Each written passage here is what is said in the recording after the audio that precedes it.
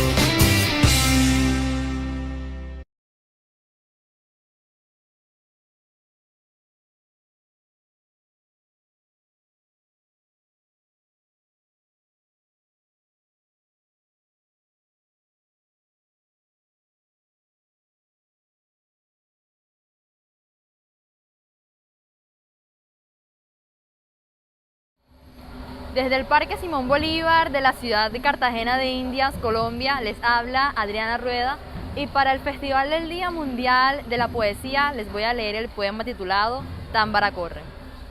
Támbara corre, pero ya no huye. Abraza, ahora sin despedidas. Ama, ahora sin restricciones. Porque el valle se despejó de cascos, porque las botas ya no están al revés. Baila, támbara, baila. Támbara, tambora, a la salsa, al son, al bolero, a la hora. Corre tras el río riendo ante el agua que te salpica, sin el miedo de la noche y de la luna. Támbara, dile a mamá que hay aguacates de frutas y que ya no tiene que entornar los ojos ante el bosque, a menos que busque el mamey o la naranja para el desayuno. Dile a papá que vuelva, que ya el río no es rojo, que el cielo volvió a ser azul. Corre, támbara, ríe, támbara, duerme, támbara. Nada volverá a perturbar el sueño de tus hermanos. Ya sabes, támbara, no sonarán más gritos en el guamo. Poema titulado Un beso en claridad. En paz me voy, en paz te quedas. En el silencio tranquilo luego de la revolución. Besas mi frente y mis manos. Ya no me escondo en casa. Ahora bailamos en las esquinas y tu sonrisa me anima a pedir más. Calla la bala que atravesaba mi corazón. Tus brazos pasaron de ser mi escondite a mi claridad. Ahora te vas, ahora te quedas. A donde quieras, ahora marcharás. Llévame contigo, mi amor, llévame contigo a vivir sin soledad. Poema titulado Encierro. Tal vez volví rebelión mi encierro y luché en silencio y bajo cuerdas contra el poder que me mantiene atada. Tal vez decidí crecer hacia abajo, en lo invisible, en lo profundo, sembrando raíces que resurgen a 10 metros, en lugar de dejar crecer las ramas con frutos que tanto me cortaban hasta quemar el crecimiento. Tal vez me volví más experta en el encierro que mi propio carcelario. Ahora, él no sabe qué hacer. Conozco los caminos mejor que él. Ya no corro, pero él ya no me puede detener. Poema en honor titulado María. Hace un tiempo atrás hubo escasez de flores. Justo el día que todos querían adornarte de rosas blancas y margaritas multicolor. Guardé una, la rosa y la amarilla. No se marchitó. Quedó como tú y como yo, atrapada sin aire en medio de páginas de un libro que ya no recordamos, flotando acostadas en historias que no sucederán jamás. La escasez de flores dolió más. Poema titulado Enero. Hoy me acordé de ti y espanté el halo con un vuelo de mano. Vi el cielo azul y el pasto verde. El agua bailaba al son del viento y no pude evitar pensar en ti, en caminar a tu lado, rápido por tus pasos largos, tan veloces que me encontraron a un segundo antes de irme sin ti, para que en 2 pisadas más me dejaras ir. Hoy me acordé de ti, de una herida ya cerrada, pero aún rosada, que me recuerda los besos que faltaron, la despedida que sí se dio y el corazón que rompiste en 2. No pienso volver a acordarme de ti. Dejaré que te disuelvas como un papel sobre el agua cristalina que simbolizó nuestra primera aventura, pero que marcó el olvido en mi memoria. Al final, como era de esperarse, es tu historia.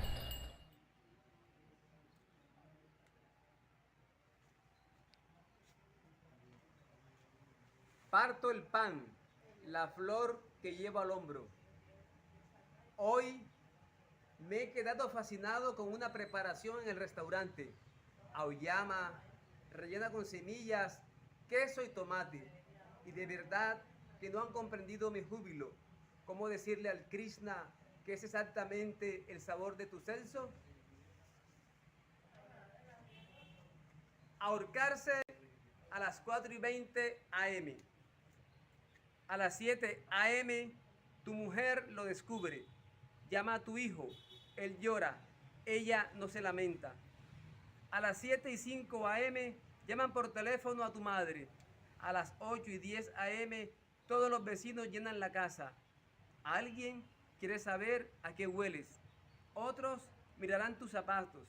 Por eso, para ahorcarse, lo mejor es bañarse, tener un vestido nuevo y lustrar los zapatos. El siguiente poema es una carta a Jesús Coscauce, un poeta de Santiago de Cuba. Jesús, el Quijote Negro. Sepa que una botella de vino y su libro han caído sobre mi pecho. Ahora sé lo que es amar un hombre, amar un libro, el brillo de una nostalgia. Su tristeza nos acompaña en este año que termina, otro año para mostrar nuestra angustia, nuestros ojos cansados. La muerte viene a ser la otra esperanza, el verdadero amor. Aquí no hay jazz, pero los hombres negros se divierten en el puerto. Yo también me divierto, yo también soy negro y olvido como cualquier náufrago en la orilla de la playa. El mar nos ha ido. Don Daniel nos enseña su verso. Desearía encontrar otro silencio para cristalizar esta ternura. Sepa que río y lloro sobre estas palabras. Aquí lo espero en un barrio súbitamente humano. Su gente no conoce a Thelonious Monk ni a Duke Ellington, pero también saben ser tristes y alegres como en un concierto de jazz. Vaya Trocadero y róbese el retrato desnudo del profeta sabio y bueno. Traiga su salso, el parque y la brisa se lo agradecerán.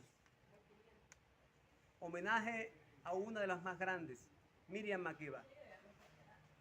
Lo triste no debe ser tu sagrada presencia, la compañía del pájaro y por supuesto el vuelo que alimenta la mañana. Todo vuelve a su centro y el vértigo acomoda la felicidad de los llantos. Sí, a una presencia de los orillas, la dulce luz de quien inaugura la bendición. Continúa, demuestra que la vida canta y las voces del ausente son un límite de agua. Abre tu vientre para que nazcan los olvidados. Pedazo de algodón, dime de Cos, de su mirada y sus poemas. ¿Qué ternura aborda? Te abraza, se inclina ante ti. Ya seremos la gran rebelión de las nubes. Bot, el gran Bot de Tansei, el gran reencuentro de los mares, la gran familia de los perdidos, de los que encontrarán la sonrisa del Babat, el baile del moco yumbi, la soledad necesaria, la mano sobre el tambor, el sudor que es lluvia, redención espiritual en el centro de la noche y un continente de hombres y mujeres que saben bailar sobre el cielo y la tierra. No más travesías ni puertos con olor a sangre, todos los lenguajes posibles para decir Soweto Blue. Y termino con poemas que no son de mi autoría. Dice Fernando Pessoa, como hierba fui y no me arrancaron. Dice Raúl Gómez Hattin, como hierba fui y no me fumaron. Dice Juan Manuel Roca, estoy tan solo amor que a mi cuarto solo sube peldaño tras peldaño la vieja escalera que traquea. Y termino con un fragmento de un poema de Daniel Lemaitre Tono. No me depara el destino la quietud de la montaña, ni ninguna tierra extraña que tenga un solo camino. Quiero mi ambiente marino que a toda evasión convida, y amo su canción sentida, porque en horas de pesar, solo la canción del mar me pone en paz con la vida. Soy Martín Enrique Salas Ávila, desde el Festival Candelario Beso en Monpós. ¡Oye, compadre Mato! Reciban un cordial saludo desde mi querida Colombia. Les saluda la poeta y escritora Damaris Castro Ospino.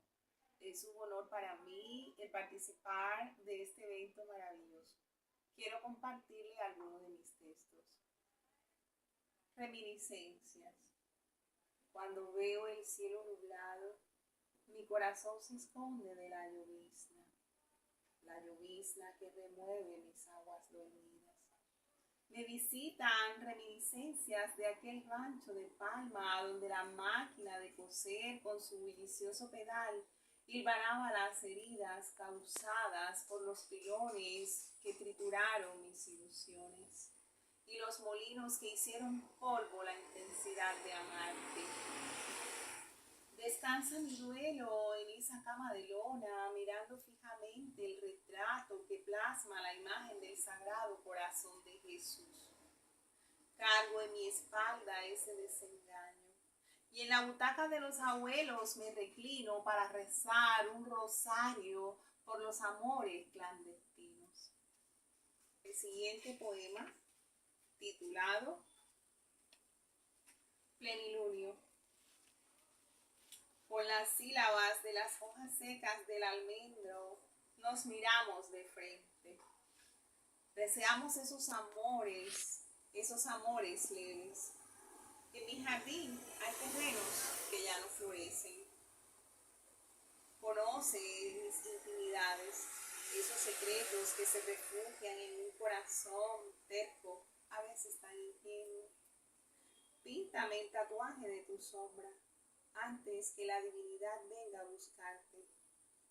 Espérame un momento, voy por la copa de vino para que nos confrontemos. Siguiente poema, Prudencia. La brisa duerme. Se ha perdido en las alas del águila. La cometa triste olvidó sus bellos colores, convertida en esqueleto. Su propio hilo la atrapó entre las ramas. La imponencia de su vuelo le detuvo el paso.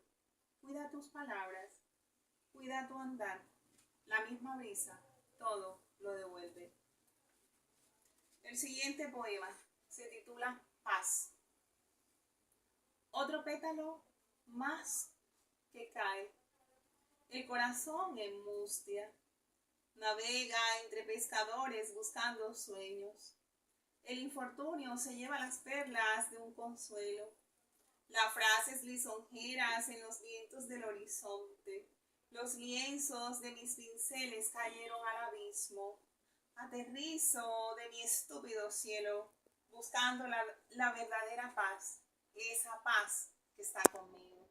Muchas gracias al poeta Willy y a todos aquellos que extendieron la invitación para participar de este evento maravilloso. ¡Bendiciones!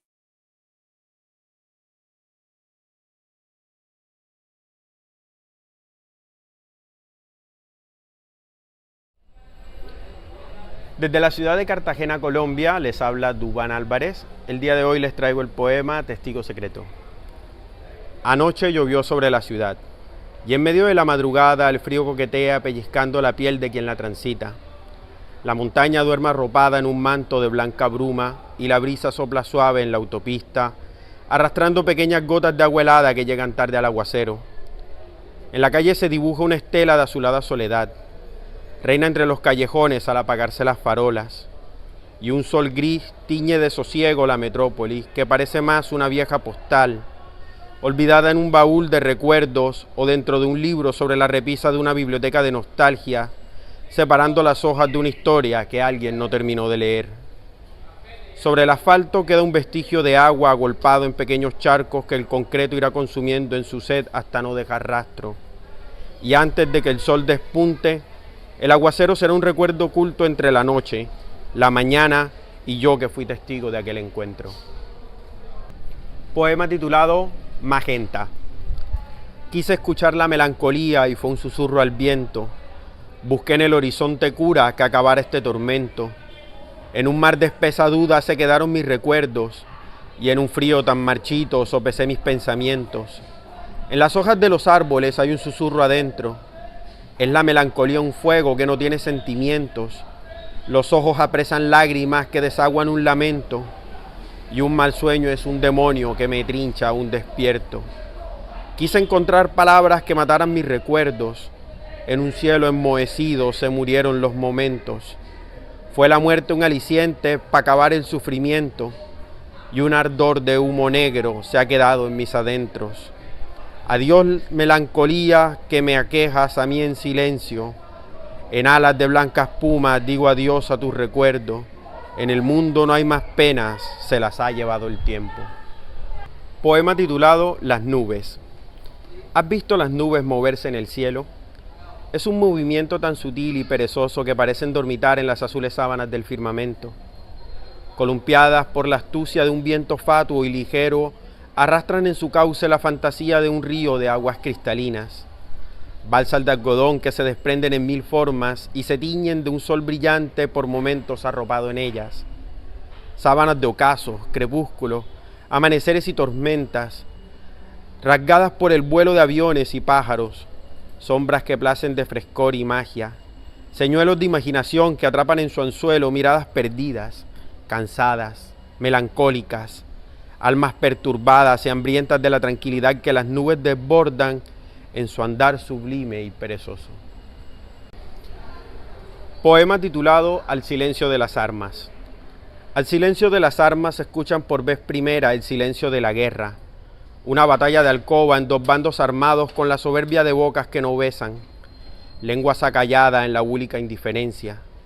Cambiaron los cálidos amaneceres por fríos despertares de alarma compañía, el abrazo del deseo por el espacio vacante junto a la silla de un vagón que no va a ningún lado, las miradas del amor en el contemplar vacío de objetos que pasan sin forma en una ventana sucia llena de palabras que quieren decirse y que mueren en la humareda de mirar a otra parte. Esta es una guerra sin cuartel ni victoria, soledades que masacran y se autoflagelan en las trincheras del orgullo, de vellos que se erizan queriendo tocarse a la distancia. Al silencio de las armas esperan el grito que ponga fin a la gresca, o el funesto presionar del botón que lo consumirá todo. Todo, menos la tristeza de quien quiere odiar aquello que aún ama. Poema titulado Defensa propia. Cuando la soledad ataca en los oscuros callejones del alma y la tristeza se encasilla en los rincones de un corazón atormentado, no le queda más a uno que el amar. Es un acto de legítima defensa, un acto de defensa propia. Hola, soy Andrea Padilla, soy de Cartagena, Colombia, y leeré para ustedes Ana no volvió. Hoy, después de 10 años, he decidido revisar sus cosas. La primera mañana te guardé el desayuno. Llegué a pensar que había salido antes de levantarme. Salí por las compras del almuerzo. El tendero me dijo: lo siento mucho, su esposa aún era joven. Corrí como nunca, mientras recordaba que habías muerto. Ayer te había enterrado y hoy olvidé ese detalle. Volví a casa. Ese día no almorcé y no fui capaz de tocar tu desayuno. Eso estaba servido para ti, mi amor. Te hice el chocolate como te gusta y tosté pan, porque no te gusta que esté blando cuando lo sostienes. Pero Ana, tú nunca llegaste, ni a desayunar, ni a almorzar, ni a cenar. Calenté tu lado de la cama porque esperaba verte llegar sonriendo, mientras me agradecías porque la cama no estaba fría. Amor, me abandonaste. ¿Y ahora qué le diré a los niños? No he sido capaz de sacar tus cosas. Ya lavé lo que tenía sucio, organicé tu desorden, pero no puedo hacer más.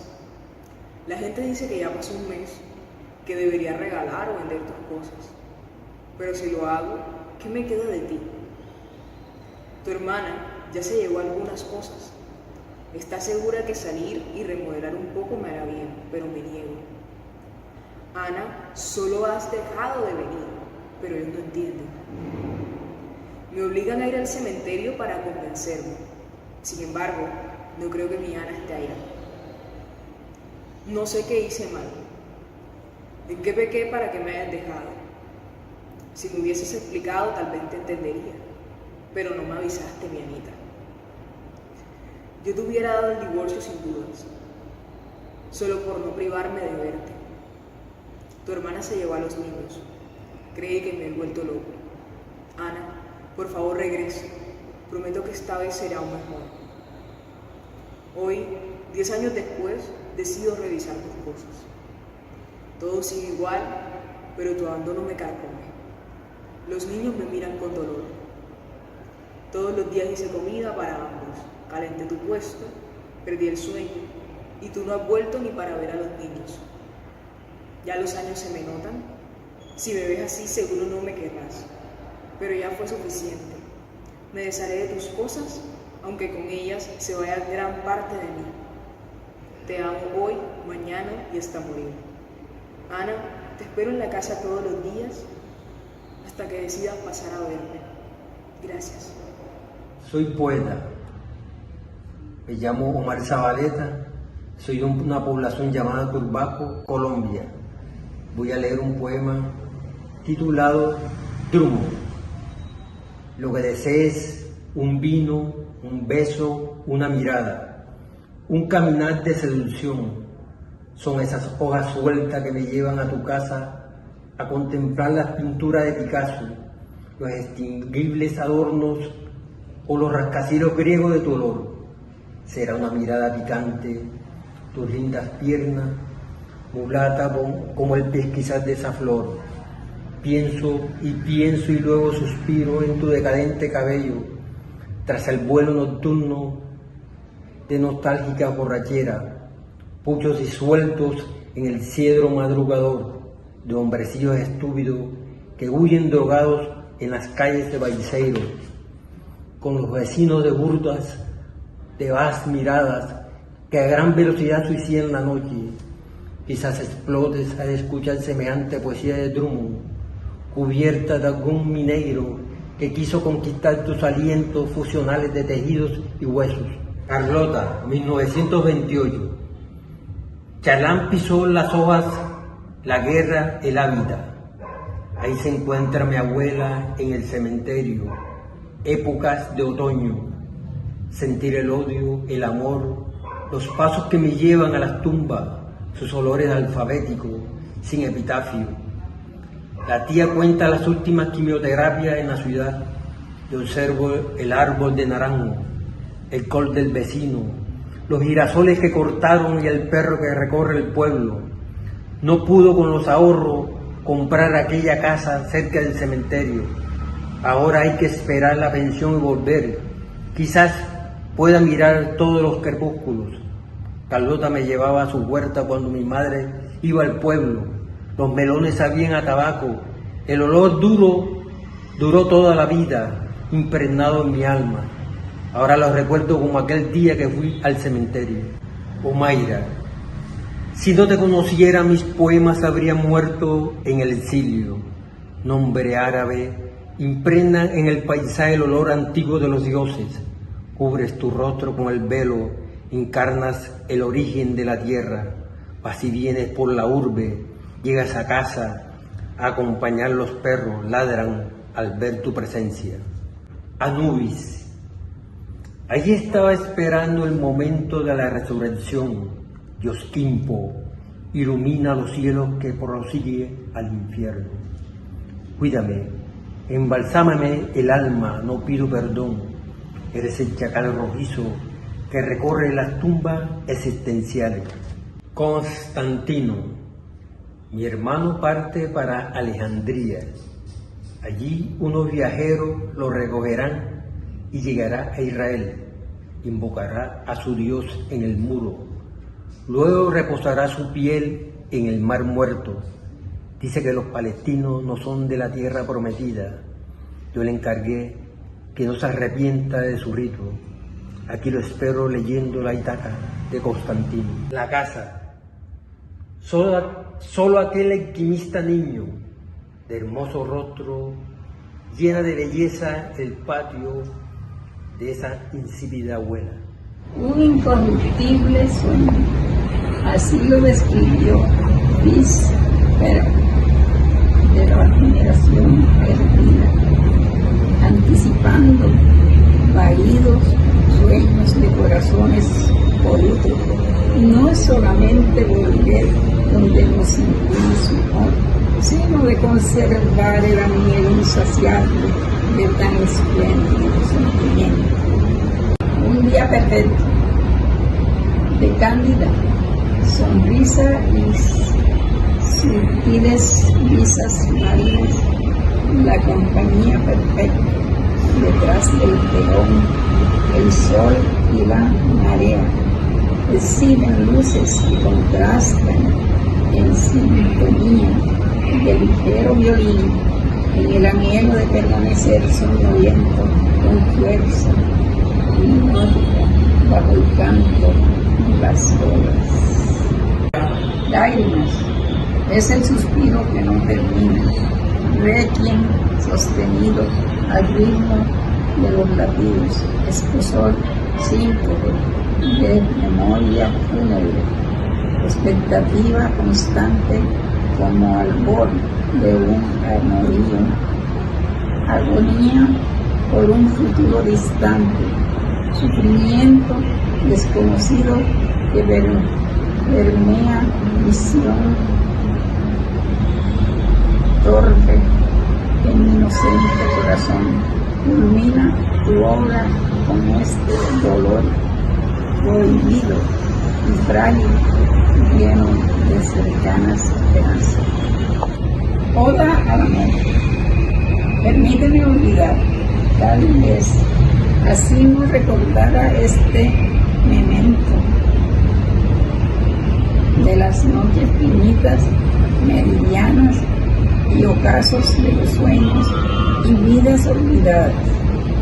El diapasón agotado de una vieja guitarra con lágrimas y desdén por tu lóbrega presencia de belleza abrumadora y por las incontables historias fracasadas de alcanzarte.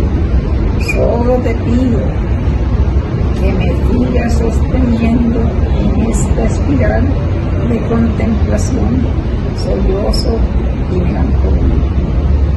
Aquel amor, del amor nos entusiasmamos, cual asombro experimenta la inocente alma vívida y eufórica sed insaciable en el dulce satisfacción que alimenta el ego con el tiempo desvanece,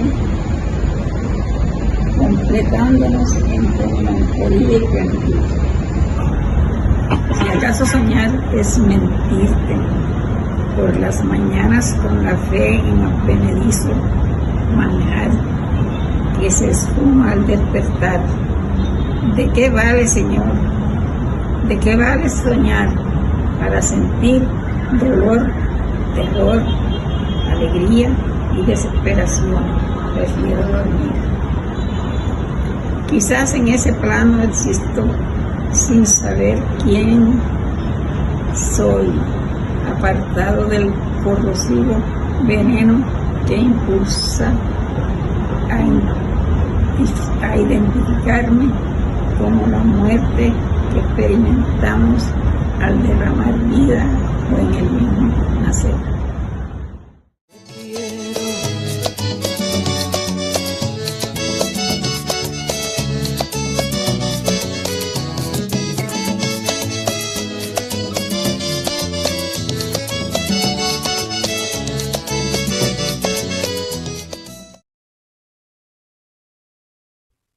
Hello, dear friends. I'm Kiều Bích Hậu, a writer from Vietnam. Today, I'm very glad to read for you my two poems. I have published 22 books in Vietnamese, English, and many other languages. And today, the first poem I will read in English. The anger. It's all right. Just let it out. Shout at me. Release the blind rage that has long built up in your heart, your mind, your every cell. Just shout at me. In your angry eyes, use the fire with the light that burns my skin, my hair, my soul. The anger of this earth, the anger from pain and despair, from repressed feelings, from bearing the sins of being humans. And you are free, and I will hug you in my trembling arms, and all tears will flow in a current into the blue Danube, into the red river, into all, and we melt into that river, remaining forever, flowing into the universe. We are a giant tear, scattered in the universe. And now I read this poem in Vietnamese. Cơn giận. Được rồi, buông đi anh, hét vào mặt em cũng được. Cơn thịnh nộ mù quáng, nén nhịn bao lâu rồi, trong tim, trong óc, trong mọi tế bào của anh. Hãy hét vào mặt em, hãy nhìn em bằng đôi mắt này lửa ấy, thiêu cháy em, ánh sáng ngọn lửa ấy. Thiêu đốt làn da, mái tóc, tâm hồn em. Cơn giận của trái đất này, cơn giận trong nỗi đau và tuyệt vọng, từ cảm xúc nén chặt. Từ đa mang tội lỗi loài người, và anh được tự do. Và em sẽ ôm anh trong vòng tay run rẩy, và tất cả nước mắt thế gian tuôn chảy vào dòng Danube xanh, vào dòng sông Hồng đỏ, vào tất cả dẫu là.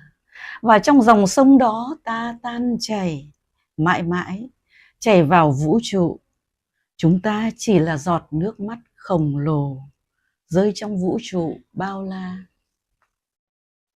And the second poem with the title, How to Hold This Longing. I wish to store all these tormented memories in a secret box, hide it inside me, so I can live normally. But every night it wakes me up in a sweet, painful longing for you. Why we are together, at the same time, very far away.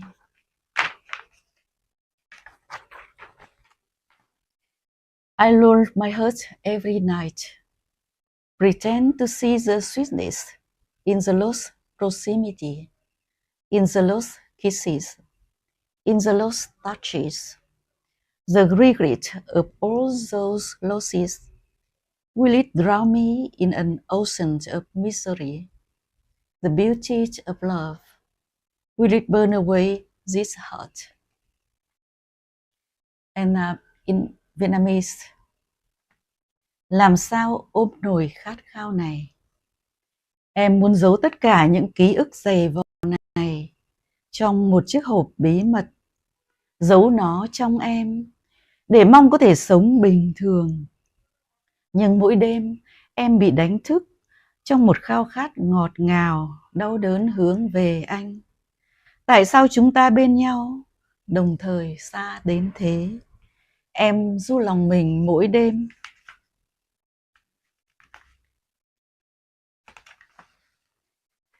Giả vờ chạm sự ngọt ngào gần gũi đã mất, trong những nụ hôn đã mất, những vuốt ve đã mất.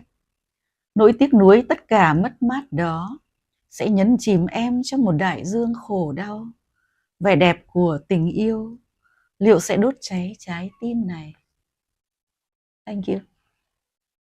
Xin chào. Tôi là Bàng Ái Thơ, là nhà thơ, họa sĩ, nhạc sĩ của Việt Nam. Tôi đã có 3 giải thưởng văn học và 4 giải thưởng âm nhạc cùng các cuộc triển lãm tác phẩm hội họa của tôi. Và tôi đã có 8 tập thơ. Tôi xin đọc một tác phẩm thơ của tôi gửi tới mọi người. Đó là bài thơ Không giờ đã là đêm trưa. Giữa vòng quay thế kỷ, tôi như kẻ lạc loài, lại mỗi ngày cùng chân mình quanh quẩn. Con tim nhạy bén, cơ hồ như đã mất, mắt khô đêm, nghe tuyệt vọng giằng co. Đêm mòn hao ai tước đoạt mất gì, đêm cồn cào bởi đêm chẳng loãng. Ôm ước mơ chân thật mà cô đơn thảm loạn, sự sợ hãi nào làm rêu phong đời tôi. Đành quên dần những cảm giác nghỉ ngơi, điểm từng canh, buông mình trôi trên phố. Chợt nhớ về những bước chân đã lỡ, để quên rồi xưa phố thoảng hoàng lan. Níu giấc mơ nuối tiếc lại vuột tan, gom hối hả chuỗi sâu thành mộng mị. Giữa sống đời đặt mình trong hạn chế, tôi giấu tôi vào kiêu hãnh mặt đời. Úp lòng tay lên mặt, cạn khô ý nghĩ rồi, đêm thật đêm xin một lần về lại. Tôi sẽ bước vào lòng đêm ấy, giành lại những sát na siêu nhỏ trốn hoài nghi, lấp đầy những khoảng trống trái tim. Mai trở dậy niềm vui không phờ phạc. Đợi không giờ, đợi đêm, loài sâu rên mê mệt, phố ứa đêm, sao vẫn trắng mặt người.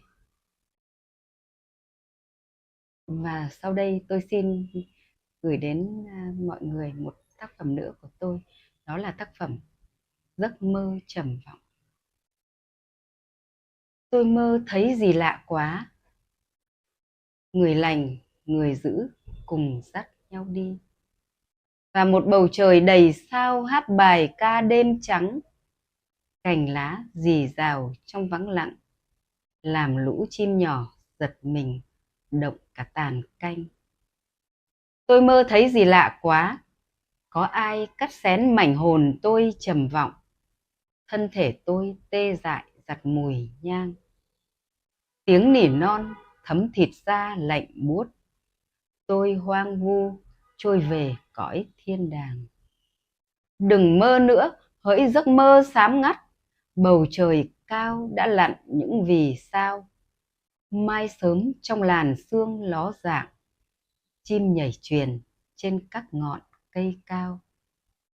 Tiếng gõ nhẹ cửa phòng tôi vui vẻ, nào dậy đi, một ngày mới bắt đầu. Nào dậy đi, phía bên ngoài cánh cửa có những gì không phải giấc chiêm bao. Cảm ơn. Thank you. Xin chào, tên tôi là Khánh Phương, tôi là nhà văn, nhà thơ. Sau đây tôi xin đọc bài thơ của mình. Cho tôi xin nương nhờ chút sai lầm, làm điểm tựa cho nàng thơ chắp cánh. Cho tôi quên vụng dại thuở bát đầu, để nỗi nhớ lên ngôi khi cách mặt. Cho tôi nương nhờ chút hư hao, cảm xúc mạnh giảm dần theo năm tháng. Cho tôi quên nghẹn ngào thuở ly biệt, để nỗi buồn thay thế một niềm tin. Cho tôi xin nương nhờ chút bình minh, dọi tâm hồn nơi u mê ngự trị. Cho tôi xin tình yêu lý trí, để nỗi buồn thay thế một hồi sinh. Xin cảm ơn ạ. Thank you very much for listening. Hello from Vietnam. My name is Vũ Thị Minh Nguyệt. My pen name is Nguyệt Vũ. I was born in 1963 and being a member of Vietnam Writers Association. I started writing love poems in 2005, and I have more than 100 of poems published in many literature newspaper in Vietnam. I have 4 private books. The first is the Dance of the Moon. The second is Oh My Love. The third is The Lover in Dream, and the fourth is White Dew on the Poplar. Today I would like to read some of my poems and would like invite you to listen to me. The first one is Spring. Xuân, người đàn bà trong em đã ngủ yên rồi, bất chợt thức bởi mùa non nõn lạ, vầng trăng xanh và dòng sông yên ả, lại bồi hồi, lại rạo rực yêu. Em đã lơ ngơ, lạc lõng những buổi chiều, bất chợt chạm nụ cười anh, chàng hoàng tử ngang qua vườn cổ tích. Trái tim ngày u tịch, chợt bừng lên tia nắng phiêu diêu. Người đàn bà trong em đã ngủ quên rồi, bất chợt hót chú chim sâu nho nhỏ. Bên cửa sổ phím đàn piano bỏ ngỏ, nốt nhạc khẽ ngân lên. Mùa xuân đang dâng hương, trái tim tuổi hoa niên lại náo nức mùi thơm cỏ dại. Giọt sương trên môi trong vắt, phấp phồng mùa xuân. Và tim em có suối nhạc trong ngần, người đàn bà xuân thì bừng lên khao khát, như lời bài ca chưa kịp hát. Đêm ngập ngừng bung cúc ngực tròn căng. Bài thứ hai là Mặn. Có những lúc ưu phiền, có những lúc nhớ tưởng chừng không sống nổi. Đứng lại ngồi lệ đắng tràn mi, tôi hét lên với những đám mây xám xì, trái đất này sao cần nhiều nước thế? Trời mỉm cười lặng lẽ, các người cần nước mắt để yêu. Long lanh dưới chân, cỏ đẫm sương chiều. Có những lúc ưu phiền tưởng chừng không khóc nổi, tôi ào ra trước biển gọi tên người, không có tiếng trả lời, úp mặt xuống biển khơi. Biển ngơ ngác hỏi, ta chưa đủ mặn. Di trên cát những vệt buồn loáng nắng, đất sững sờ, yêu như thế, ta ghen. Bài thứ 3, ánh chiều vàng. Dường như trong gió mây bay, một lời nói thoảng rót say đất trời. Dường như một thoáng trong đời, tay người chạm ấm, tay tôi dịu dàng. Dường như trong ánh chiều vàng, vườn yêu sao động mơ màng men môi. Dường như người đã xa rồi, xế chiều tắt lịm, vương rơi ánh vàng. Xin cảm ơn ạ. Thank you.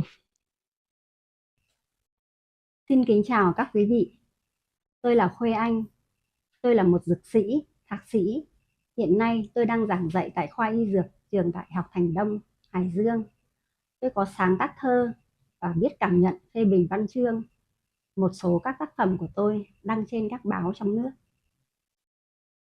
Tôi có nhận một giải C do Hội Nhà văn Hà Nội tổ chức vào tháng 2 năm 2024 về trình diễn thơ và một giải 3 báo chí toàn quốc năm 2023.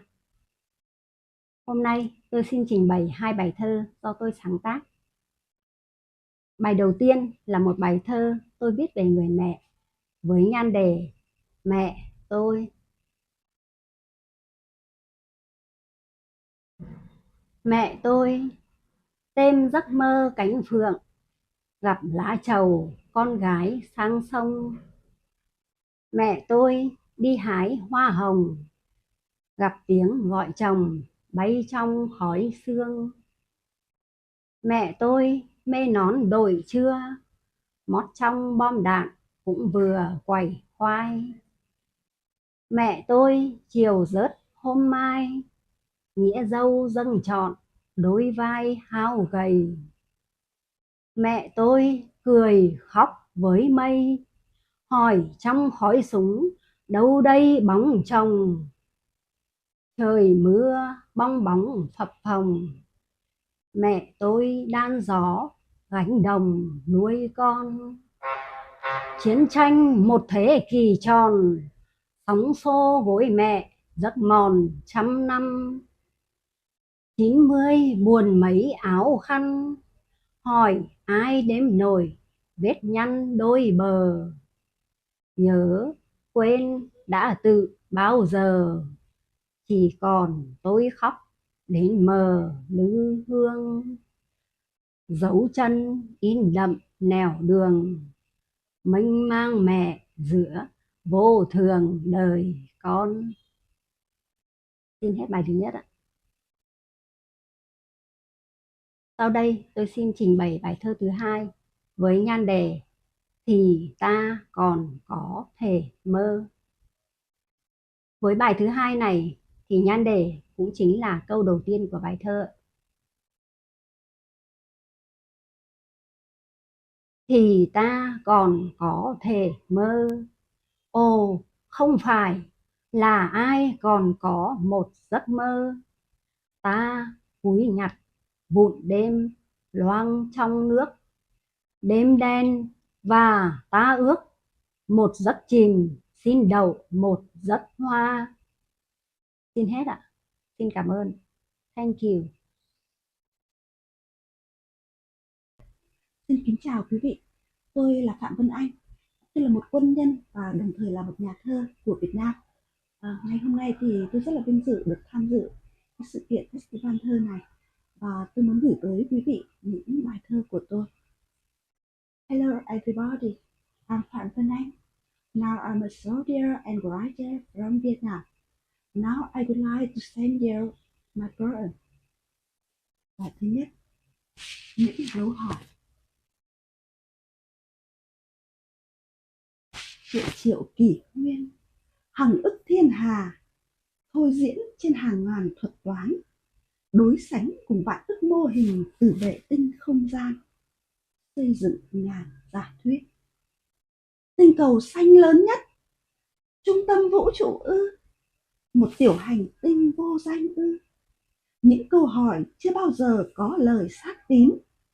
Nền văn minh cận đông cổ đại hình dung trái đất là chiếc đĩa dẹp. Người của xã hội tiền khoa học gọi tên chiếc bát của bầu trời. Chúng ta như loài chuột hamster chạy trên vòng quay định luật. Tựa vì sao trên quỹ đạo bất biến. Trái đất chính là nó, lỗ hổng Guatemala.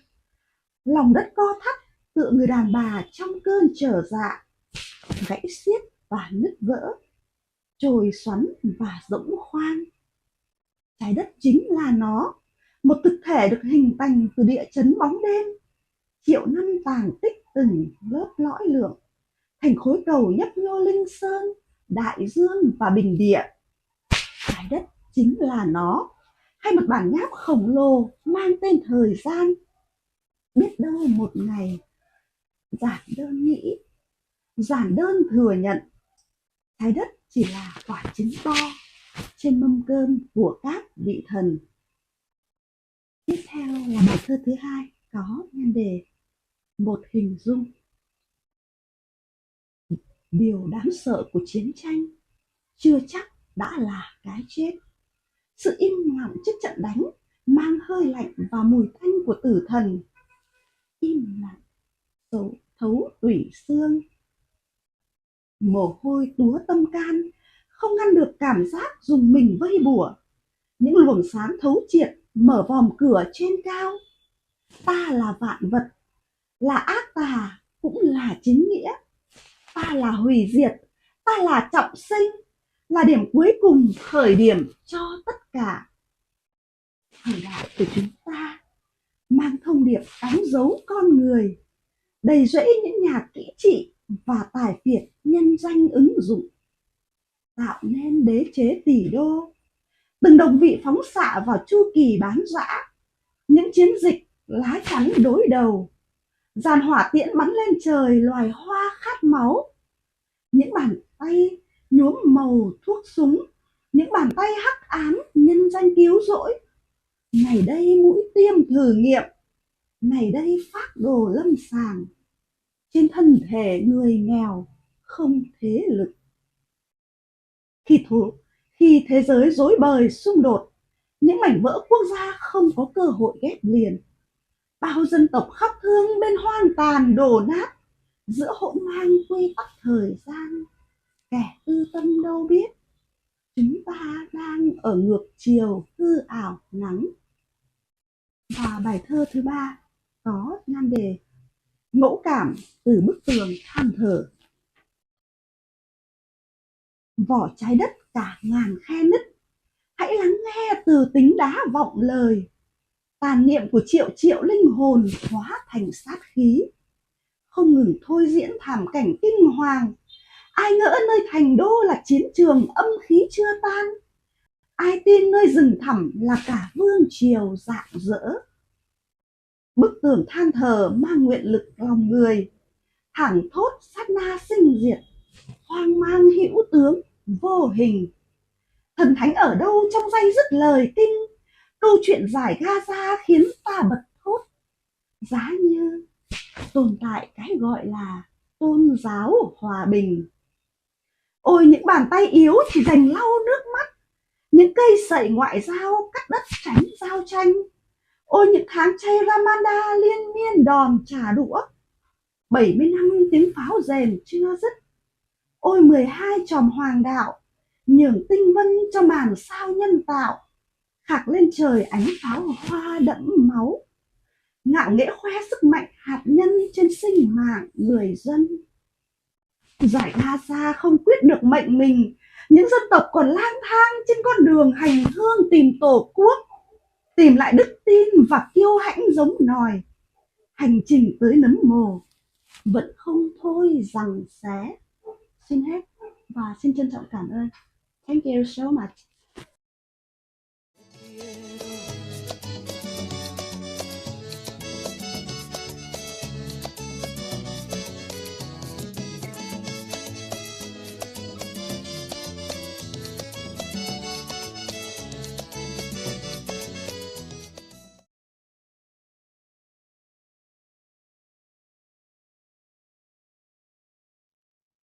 Muy buenas noches. Good evening, everybody. We return now to moving from Vietnam, well, first from the Dominican Republic, then to Colombia, then to Vietnam, and now to New Zealand. I think that we have 1 minute, perhaps, before we enter. No, let's just move on. What do you think, Marianne? Should we go ahead with the group of New Zealand? Michael, I see that the group is there, only that I don't see Fiona Kidmans. Is Fiona around? Oh, they don't have the microphones on. Oh.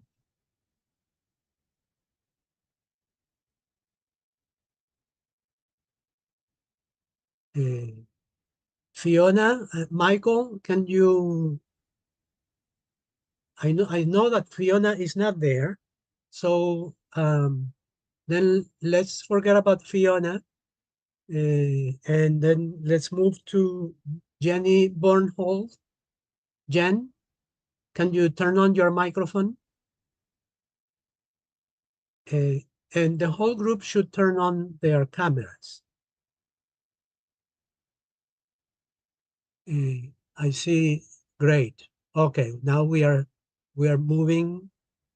Michael, you should turn on your cameras, remember, and not open your microphone until it is time for you to read.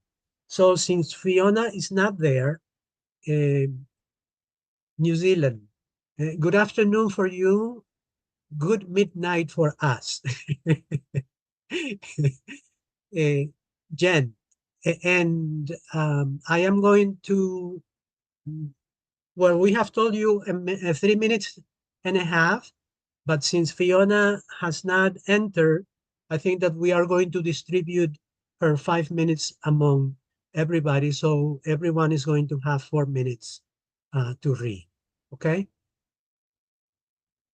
Jen. Kia ora tātou. Hello, everybody. I have 3 poems. The first poem is called May. Outside, the cold is startling, visible. One tree broadcasts red among its neighbours. Not lovely exactly, just not green. A gecko in the washing, crumpled like a glimpse of slate sky through a cloud of sheets. Perfect piece of winter. Despite all night in the machine, not dead, just shocked and clean. And us, our limbs in bed like those of startled horses, skittish, mad for warmth. And even though there's no snow this far north, I like to think of Rabelais, who wrote in his Pantagruel of battle sounds trapped in the ice. When spring came around and thaw began, they once again were heard. Us, what would we preserve?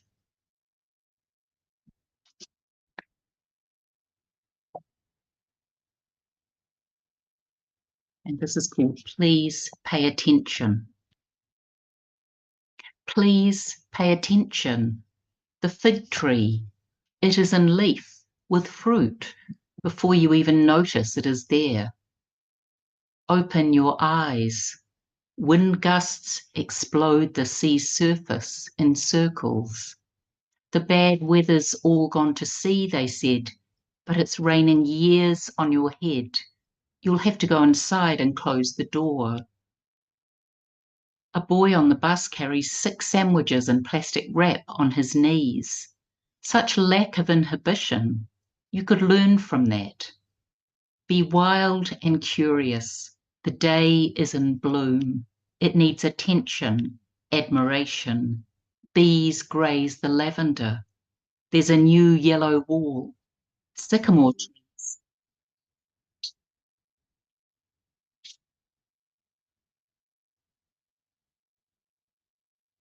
And my final poem is Weighing Up the Heart.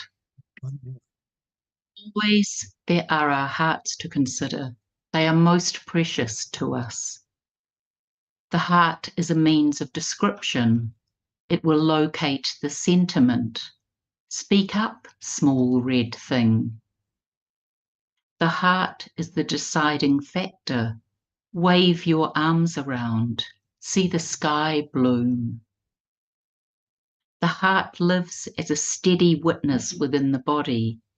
We would hope for a rigorous sympathy, for the heart to remember the reliable place in which it dwelled. Always refer back to the heart. It is where the world began. Thank you. Thank you, Jen. And what we will do is we will make this round, and then if we have time, we will have one poem. Everyone will have the chance to read a short poem at the end, if we have the time. Doc, it's so good to see you. Kia ora koutou katoa. Thank you very much. Happy World Poetry Day. Yeah. Now I'd like to take you on a tour of the world through short Japanese poems called haiku. Starting in New Zealand. The god of earthquakes wakes from a flying dream in his mother's womb. Lithuania. A statue of Frank Zappa replaces Lenin singing revolution. Hungary. A frog statue doesn't jump into the pond, the sound of silence. Austria. Converted monastery. Hailstones fall on the military base. Bulgaria. Two guitars play beside the Black Sea. Orpheus echoes. Italy. Etruscan frogs croak of the river's loneliness. Ancient songs of love. Belgium. Tintin in Brussels. Cherubs on a fountain pissing chocolate. Catalonia. The naked torso of Salvador Dali's wife, Abraham Lincoln. Cuba. The heart of Cuba beats inside the people, children, cha-cha-cha. Japan. Before dawn, in the land of the rising sun, a phoenix sings. Romania. Dracula's castle. No sign of vampires, only geraniums. Greece. Midnight in Athens. A junkie finds his vein in the neon light. Istanbul. The scent of a woman outside the sweet shop, Turkish delight. Empire of strays. Street cats. Meow. Under the cafe table, talking politics. Florida. Ripples of sunlight on the swamp of my childhood, fishing with my sons. Grenada. In Nicaragua, always the sound of music and always dancing. San Diego. Girl wearing headphones. Her cap says, I don't need you. I have Wi-Fi. Mexico. Puppet theater. A giant green crocodile eats the head of death. Day of the Dead. Parade of the Dead. Two well-dressed skeletons dance the fandango. Hot Springs. Divided country. There's no purple between red, white, and blue. El Salvador. Eating pupusas. They taste much better than they sound. We'll finish in China. Guangzhou. In Guangzhou City, Our tour guide keeps on saying, in Guangzhou City. On Shi, Sunday afternoon, woman picking snake beans in the pouring rain. Guizhou, ancient pension tree, over 1,000 years old, only 2 feet tall.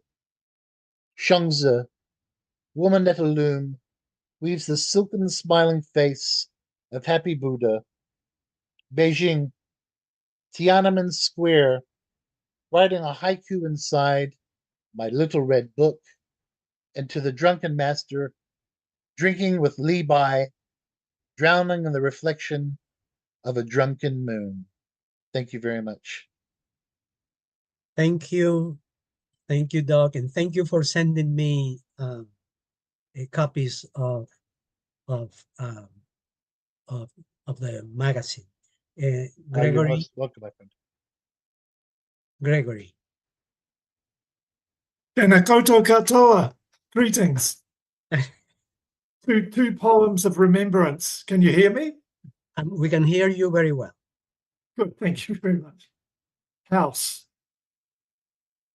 A man or woman might be remembered as a house, the living room immense with their breathing, the staircase a spine, and the kitchen an ear listening to all the other rooms.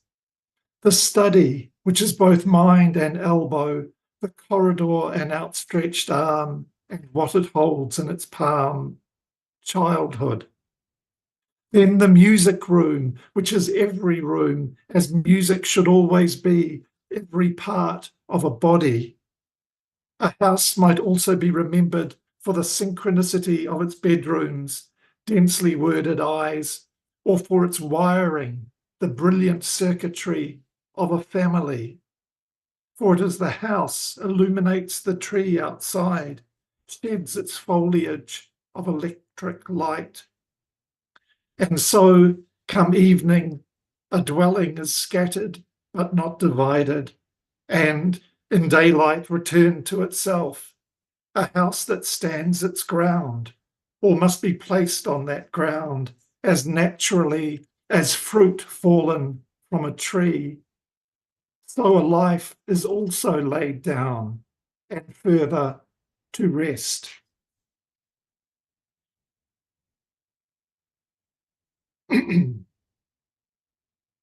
Mihi, the birds and animals of our mother's land greet the birds and animals of your land.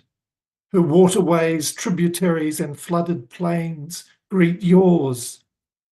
Now she is gone, she joins the dead of her tribe in greeting your dead, and her dead birds and animals offer this their heartfelt address to your dead birds, animals. And to the living, her constellations greet your constellations, and if they happen to be the same constellations, they wrap their arms around themselves. Her fruit trees in season greet your fruit trees, their fallen fruit. Our mother's clouds and insects fly to embrace your clouds and insects. Her architecture, roads, bridges, and infrastructure rush to greet yours. Her molecules on their upward trajectory entwine with yours, the colour of her eyes, hair, and skin. Her language, with its past participles, figures of speech, the sounds and tremors which are its flesh and bones. These words go out to greet your words and to greet you, these words which will never leave her. Thank you. Thank you, Gregory. I see that Fiona is in, and she was supposed to be the first one. So if you don't mind, we will go back to her, and then after Fiona, we go to Elizabeth Smith. Is that okay? Fiona. Yes. Hello. Hello. Greetings, everyone. The Midnight Plane. Here it comes, swooping against the stars, perfectly poised above the unruly winds that sweep across Whanganui-a-Tara, above the shadowy sea, over the cliffs at Massey, above the lids of pastel walled houses like mine. It comes every night, the last plane before curfew. I like to watch people at airports reuniting with those they love. There was a girl I remember at International, bearing a red balloon floating on a string painted with the words, I love you. Her anxious smile hovering and wilting as one person after another emerged from customs until at last he was there, lifting her aloft in his arms, and the way the whole crowd of us began to cheer because it's human to long for love to be requited, for us to witness the evidence that there's a payoff for hope. And so I lie in this midnight hour, in this cavernous house, thinking that out there in the dark, some people will be coming home. Thank you. Thank you, Fiona. You're done? Okay. Elizabeth? Elizabeth? Is Elizabeth Smith here? Is Elizabeth here? No, I don't see her. I can't hear you. No. Then we go to Michael. Michael, turn on your microphone and your video. Michael?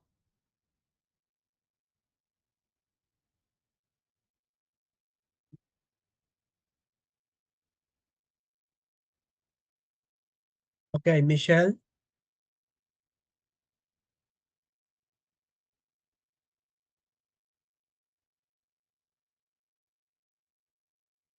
There you go. Greetings. Greetings, everybody. Greetings. I'm Michelle. I have one poem and it's called Iridescence. Iridescence. I am a Kennedy, says Eileen, blue-black eyes gleaming. The homeless are raised up. The lonely head for shelter in a theatre basement with 1,000 women and children. We are a security council, and I am your president. They will break the mold after me. Sweeter than honey from the rock, shouts Christina, and most like leaping flame. A feather falls, neither blue nor green, iridescent in the smoky air. Tore her gown and soiled her stocking, twitched her hair out by the roots, and stamped upon her tender feet. We come to this table not to eat, but to hold counsel. And is there not one who would weep for this woman, asks Anna. She is shadowed by Iris in the trackless woods, who brought a daughter out of Siberia. The voices converge, and he weeps. You spun in that court, and you sang on that square. We boiled the coffee grounds in an unkempt pot, sighs Diane. I put away my Artemis bow and tried to forget about love. It didn't work. I come to the table with my winged sisters. My tongue's libation fluid is pure insect. I am a dragonfly. And when you have forgotten the bright bedclothes on a Wednesday and a Saturday, says Gwendolen, shimmering in an old wrapper, there is blue air with a hole in it. There is a smashed building without a roof. There it lies on the floor, my little presentiment that the war should be over before they got to you. Though earth and moon were gone, howls Emily, and suns and universes cease to be. An edge, a chasm, an abyss, and she is spitting defiance under the aurora. No coward soul is mine. a line of women look for a green corridor. 6 poets flash and gleam in a dark world. They are Eileen Miles, Christina Rossetti, Anna Akhmatova, Diane de Prima, Gwendolyn Brooks, and Emily Bronte. Thank you.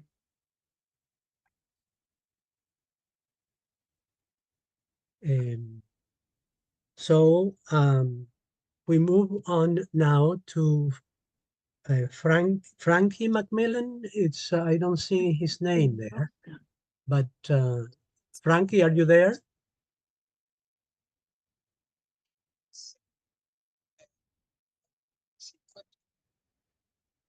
Okay. Okay, we have yes, go ahead, Elizabeth. Hello, thank you. Reading. I see myself in the pages of a book. Its pose as poetry or prose. Something in my still arms, holding the pages apart, the ribbon placed. It is such a book with grace, like a tongue before it speaks. I see behind my pose another and another, far back.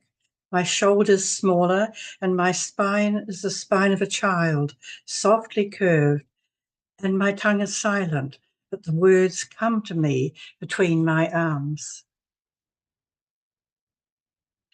Ruby approaches the cello. Half time at the Baroque concert, we stay in our seats. A little group forms around the principal cellist. Ruby gets up, straight as a wand, to be snapped over an interment where women and girls are not allowed. The cello is all those miraculous curves, and when a woman or a girl plays it, it looks like horseback riding, mane and tail far flung in music. I see Ruby's hand stretch out. She asks permission to touch the golden bounty as if it is the future of her body. She asks if she can hold the bow, and it seems as if the cello has taken off its hair and she is holding in her hand a comb. With deep reverence, she hands it back. Interval is over. Ruby resumes her seat for Monteverdi, Corelli, and Rameau.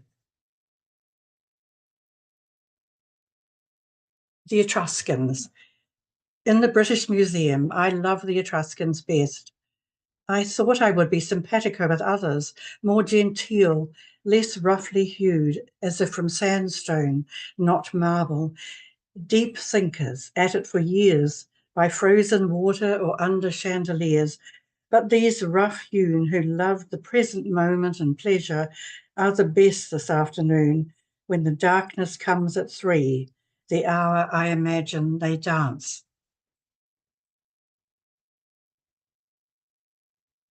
The car park prayer. What I say when you suggest all the circling cars are saying, Hail Mary, full of grace, please find me a parking space. Which one will be answered? Will it be the Mini Minor, modified, or the huge SUV whose wheels are up to your waist, that sighs as if it hasn't eaten when it's parked? Will it be the largest or the sweetest that the prayer facilitates? Remembering Tony Hoagland. At the festival in King's Lynn, on the little smoking train to take us to King's Cross, our carriage held 8 poets, an Irish poet on his own, drunk and talking to a passenger, the rest silent, ruminating on anything but poetry.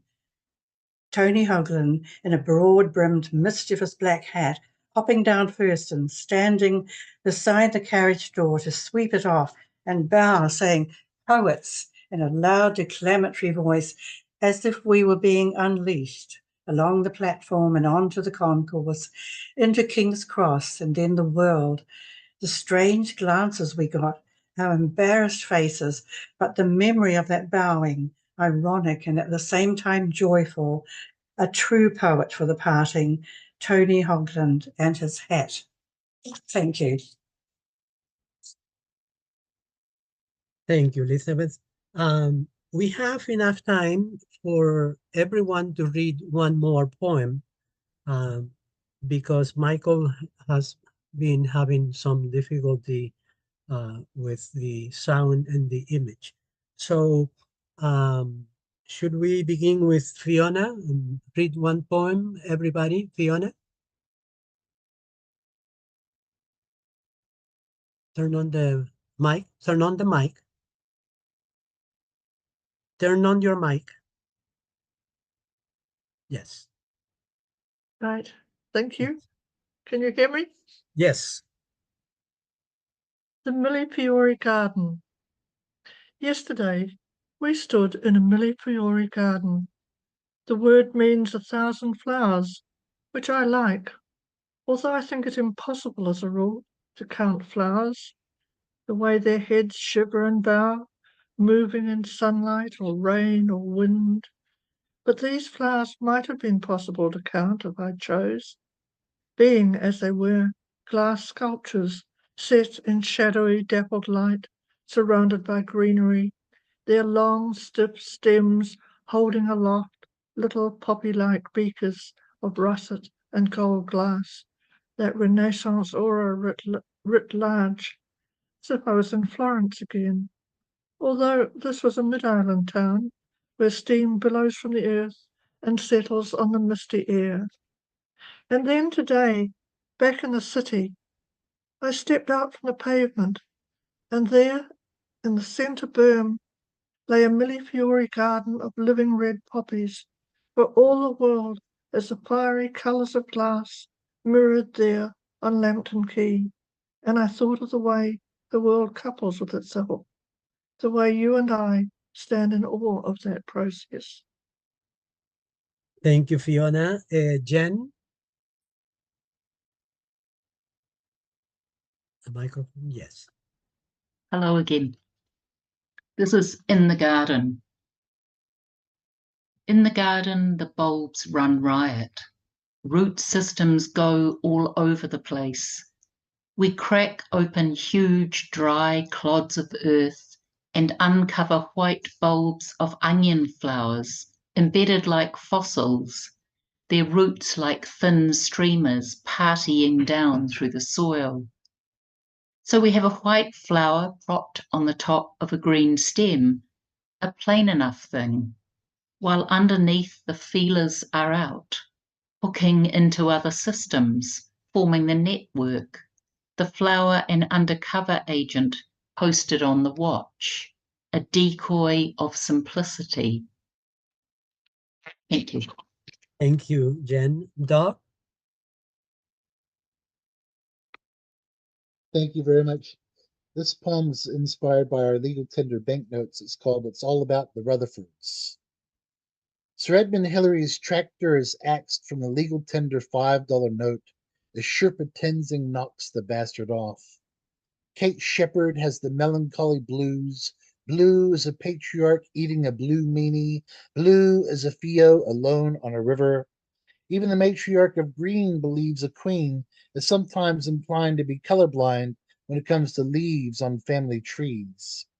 Saraparananata is tongue-tied on a spaghetti western welcome waiata, while Kokako, Korero, hey tangata, hey tangata, hey tangata. We can split atoms until the cows come home, but all the brawlers and shot callers in Aotearoa know it's all about the Rutherfords, baby. Thank you. Thank you, Doc. Gregory?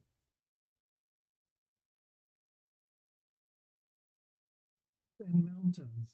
Sound? As the Okay. streets and mountains. As the cloud reads the orchard, a swimmer reads the curve of the bay. An ice skater reads the surface of the half-frozen lake. And in season, a fisherman reads the pattern of seabirds. As a chair reads its position at the table, an aeroplane reads the evening sky and finds a way through.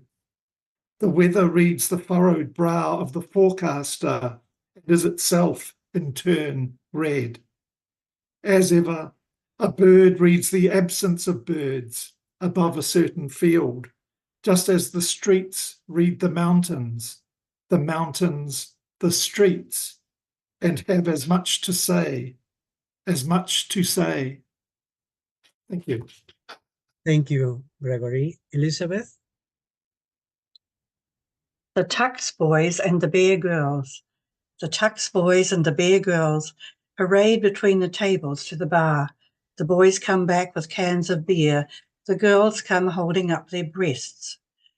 An exposure of shoulder and neck against a white shirt and a bow tie, a slit alongside a trouser length, two breasts escaping from a dress. One tall girl holds her hands beneath an overflow like running milk and teeters as she follows her tux, who will return and bring her drink. Thank you. Thank you, Elizabeth. Michelle? Thanks for the invitation, but I'm going to give my turn to somebody else. I'm enjoying this. Thank you very much. Well, you are going to relinquish the minute that we have. Thank you, New Zealand. Thank you for this celebration. We have about half a minute left, so I don't think we are going to be able to move on.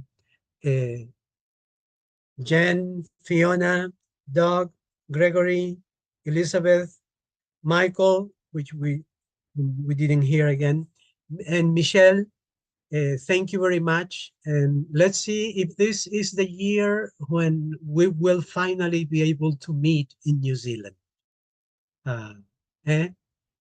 Thank you.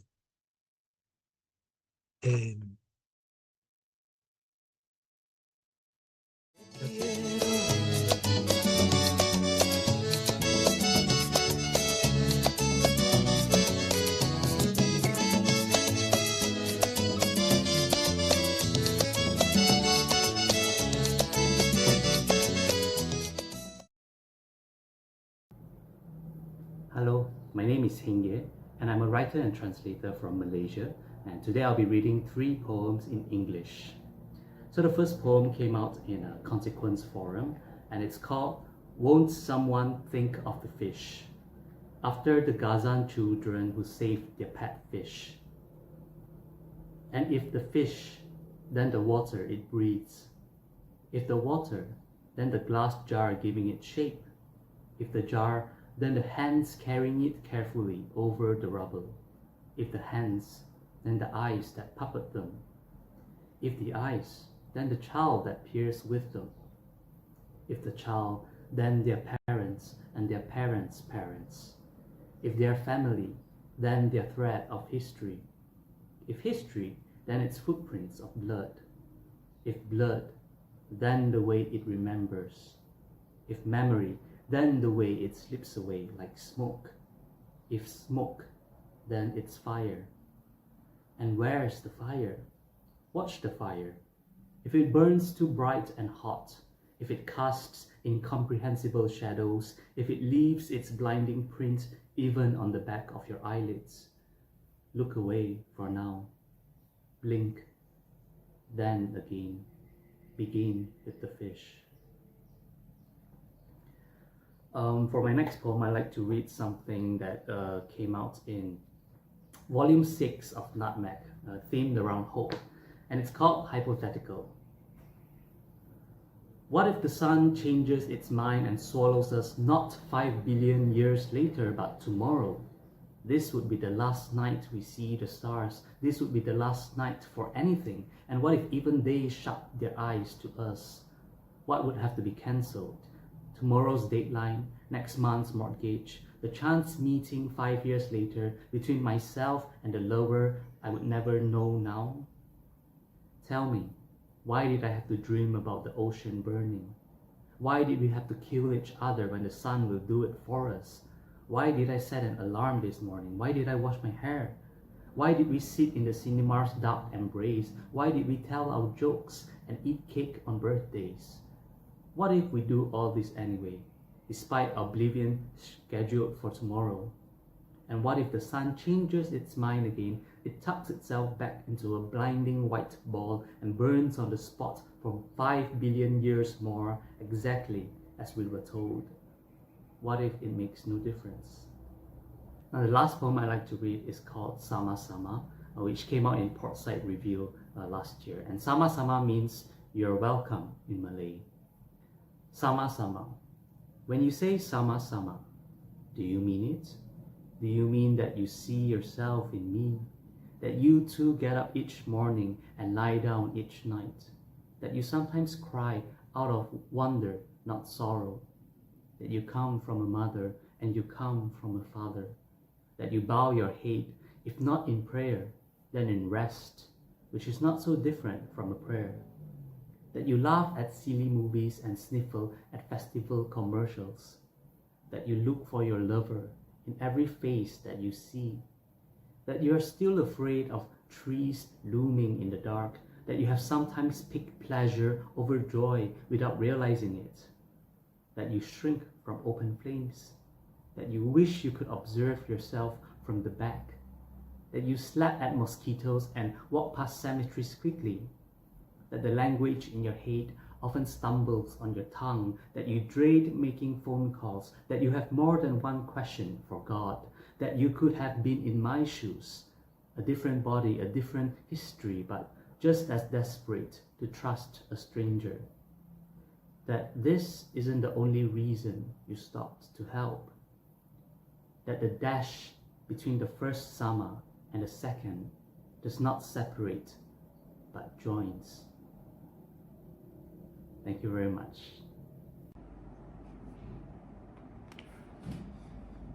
Hi, I'm Malachi Edwin Vedamani. I'm a Malaysian poet, and I'm very happy to be part of the World Poetry Day event 2024. Today I'll be reading 3 poems from my collection. The first poem is from my latest collection called Rambutan Kisses. The title of the poem is Price of Peace. Peace is a gentle brook, natural and real. Peace is not things to come, not imagined.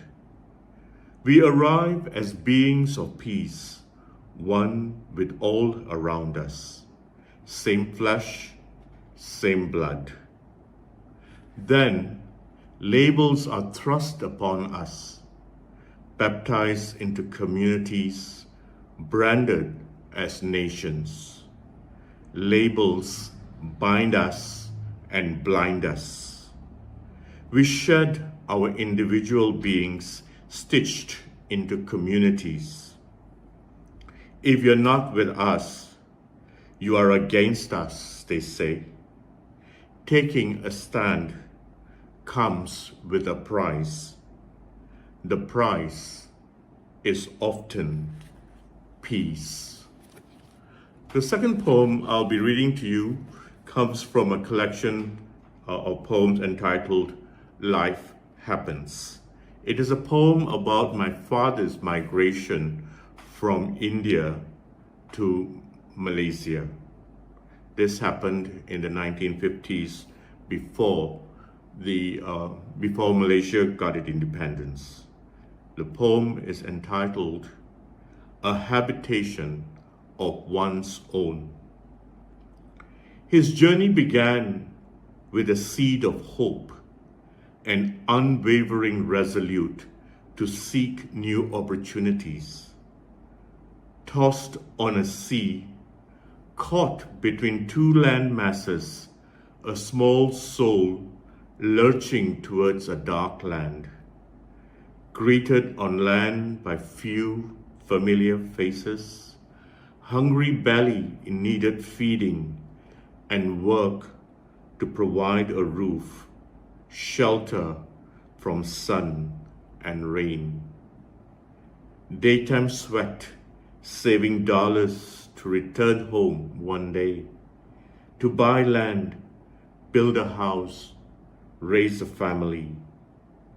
The journey home, constantly deferred, soon blurs familiar family faces. Now, news from home arrive with newcomers, few and far between, scant and sketchy. Life takes a new turn and begins to take root in the once harsh, friendless, orphaned land. The years pass on. The world encroaches upon little lives, deaths and disappearances. A sudden change of masters, abandoned by the white man, terrorized by Japanese swords, heads on stakes. Survived to hear the shouts of Merdeka, gave little cause for rejoicing. Received a red identity card, labeling him a foreigner. His labor, faith in his God, hope for his children remains resolute and unyielding. The change of masters has meant little for his lot. Still, second-class citizens meted out meager morsels. The land that had drawn the father now pushes his children away. They seek new shores. They now depart to distant lands, leaving father and mother like their father once had. Tirunelveli, Madras, Penang, Kuala Lumpur, Malaya, Malaysia. All the places my father passed through, then resolutely remained, refusing to return. Now he lies in Cheras, at his final rest, all labors done in Malaysian soil with a blue identity card. My final poem is entitled Sanguine. Embrace your silence, you will hear a stillness. Embrace your pain, you will taste peace. Embrace your anger, you will receive release. Embrace your fear, you will discover freedom. Embrace your loneliness, you will cherish solitude. Embrace your hunger, you will find fulfillment. Embrace your being, you will know love. Thank you very much. Hi everyone, I'm Maginthara Naumani, working as a school inspector under Malaysian Education Ministry. So far I have published a book entitled Kadavulin Tugal about Tamil poems. Today I would like to present the two poems that I have written so far. Nudharkan Kadavul Nuvandra Tamile Mudharkan Vanakamunaka Nan Magindira Navamani. Malaysia Kalvi Amichil Pali Ainaraga Paniyachi Varikiன்றேன். பள்ளி காலம் தொட்டே கவிதைகள் சிறுகதைகள் என மொழியின் கரம் பிடித்து இலக்கியத்தோடு பயணித்திருப்பதில் எனக்கு மகிழ்ச்சி. இந்த வேளையில் கவிதை வாசிக்க இந்த வாய்ப்பு கிடைத்திருப்பதிலும் மகிழ்ச்சி. முதலாவதாக என்னுடைய முதல் கவிதையை வாசிக்கின்றேன். வெறுமை படர்ந்த குவளையில் சொற்களை நிரப்பி சென்று இருந்தான் அந்த கவிஞன். வெறுமை படர்ந்த குவளையில் சொற்களை நிரப்பி சென்றிருந்தான் அந்த கவிஞன். மிடறு மிடராய் பருகிட சுவைமொட்டுக்கள் கிளர்ச்சியுற்றன. வெளிகள் கரைந்து விரிந்தது பிரபஞ்சம். நித்தம் ஒரு வானமாய் நிறம் மாறி திறவாத திசைகளை திறந்து கொண்டிருந்தன. முந்தைய பருகளின் சுவையை காட்டிலும் வசீகரமானதொன்றாய் இதழ் அவிழும் சொற்களை நெய்திருந்தான். பாசி படர்ந்த குளத்தில் தவளை குதித்தெழுப்பிய சலனமென சொற்களால் சட்டென நெகிழ்ந்து இளகுகிறது மனது. பாசி படர்ந்த குளத்தில் தவளை குதித்தெழுப்பிய சலனமென சொற்களால் சட்டென நெகிழ்ந்து இளகுகிறது மனது. நுரைத்து தழும்பிய சொற்களை தேநீர் குவளையிலேயே மிதக்க விட்டு எங்கோ பயணித்திருந்தான். நுரைத்து தழும்பிய சொற்களை தேநீர் குவளையிலேயே மிதக்க விட்டு எங்கோ பயணித்திருந்தான். வழியெங்கும் அவன் தூவிய விதை சொற்கள், வழியெங்கும் அவன் தூவிய விதை சொற்கள்.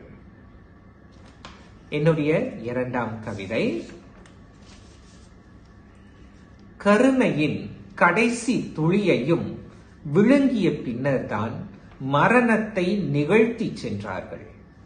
கருணையின் கடைசி துளியையும் விழுங்கிய பின்னர்தான் மரணத்தை நிகழ்த்தி சென்றார்கள். துருவேறிய ஒற்றை சொல்லாகவோ வேர் தின்று அரிக்கும் செயலாகவோ மரணம் வடிவெடுத்திருந்தது. ஒரு முறை மறுமுறை என தொடர்ந்து மரணங்களை நிகழ்த்தி நின்று கழித்தார்கள். ஒரு முறை மறுமுறை என தொடர்ந்து மரணங்களை நிகழ்த்தி நின்று கழித்தார்கள். மீண்டும் மீண்டும் இறந்த பின்னர்தான் அவன் உயிர்த்தெழல் நிகழ்ந்தது. ஒவ்வொரு மரணத்தின் இருமைக்கு பின் இறுகி இருந்தது தசை. ஒவ்வொரு மரணத்தின் இருமைக்கு பின் இறுகி இருந்தது தசை. அழுத்தமாய் பதிந்தன சுவடுகள், வெளிச்சமாய் விரிந்தது வானம், கூர்மையாய் ஒளிர்ந்தது மொழி. எரிதழல் வெப்பத்தில் கரைந்திடாத இதயம் இசைத்தது. மரணம் பிரிதொன்றின் தொடக்கமானது. அதோ மற்றுமொரு மரணத்துடன் நெருங்குகிறார்கள். அதோ மற்றுமொரு மரணத்துடன் நெருங்குகிறார்கள். மீண்டும் ஓர் உயிர்த்தெழலுக்கான ஆயத்தத்துடன் குறுநகை மலர்வித்து காத்திருக்கிறான் அவன். மீண்டும் ஓர் உயிர்த்தெழலுக்கான ஆயத்தத்துடன் குறுநகை மலர்வித்து காத்திருக்கிறான் அவன். நன்றி. Hi, I'm Kulig Rasi. I'm a poet from Sarawak, Malaysia. I'm Iban, so I'm going to read one poem in Iban and Malay entitled Sedang Pungkak Lelaki. It's from the books, the anthology of incarnations. So this is Sedang Pungkak Lelaki. Jakuk geliga bangan, macau iki, lebah ricah nyungkit pemban. Bawa tali mali. Berjagang bakang karung konuan. Bukan puru bulan belagu telentang. Hanyut sekawan. Penjuluh terang batu kerangan. Tedung sungai mengasah lidah anak seluai. Beralah pada takdir, bermenang pada nasib. Bana tak berakit, belengsir raja sadua. Disambut dulang belulang, balik kedua nama rupa. Dir usia sumpah setenun, di keranjai tidak mati. Berjagang bakar rusak konuan. Tanduk muda terkait, racau bilau selulit periuk kera. Penyuluh arang api ansah parang hilang. Semain hentak kaki landak, liga perut dicincin gelong orang. Sekembal saga penapak jari, berhutang keringat, longlai rusuk besi. Aneh tak sendu, belian lelaki berdekah jahanam, menangis sembunyi, menangis sembunyi. Berjagang bakal gerasi konuan, beringin ranting bertali berma, kayut lidah mencurah benih muka, ratih di kiri, rawi di bahu kanan, usah negadah sedahulu depan, sadapan sekian. Sirih bemerah belikat, seteru tanah rangkang, wah patuk tanah, leleh liogasi, tuka manikam, anak pedani, ai sadui-dui, ai sadui-dui, ai salama-lama. Thank you. Salam, hi, my name is Jack Malik. I am a poet from Ipoh, Perak, Malaysia. I am part of an artist collective called Project Rabak. I'll be reading a poem in English, the title Deliverance. They were afflicted by hardship and suffering and were so shaken down that the messenger and those who believed with him began to say, "When the help of Allah will come, behold, the help of Allah is near."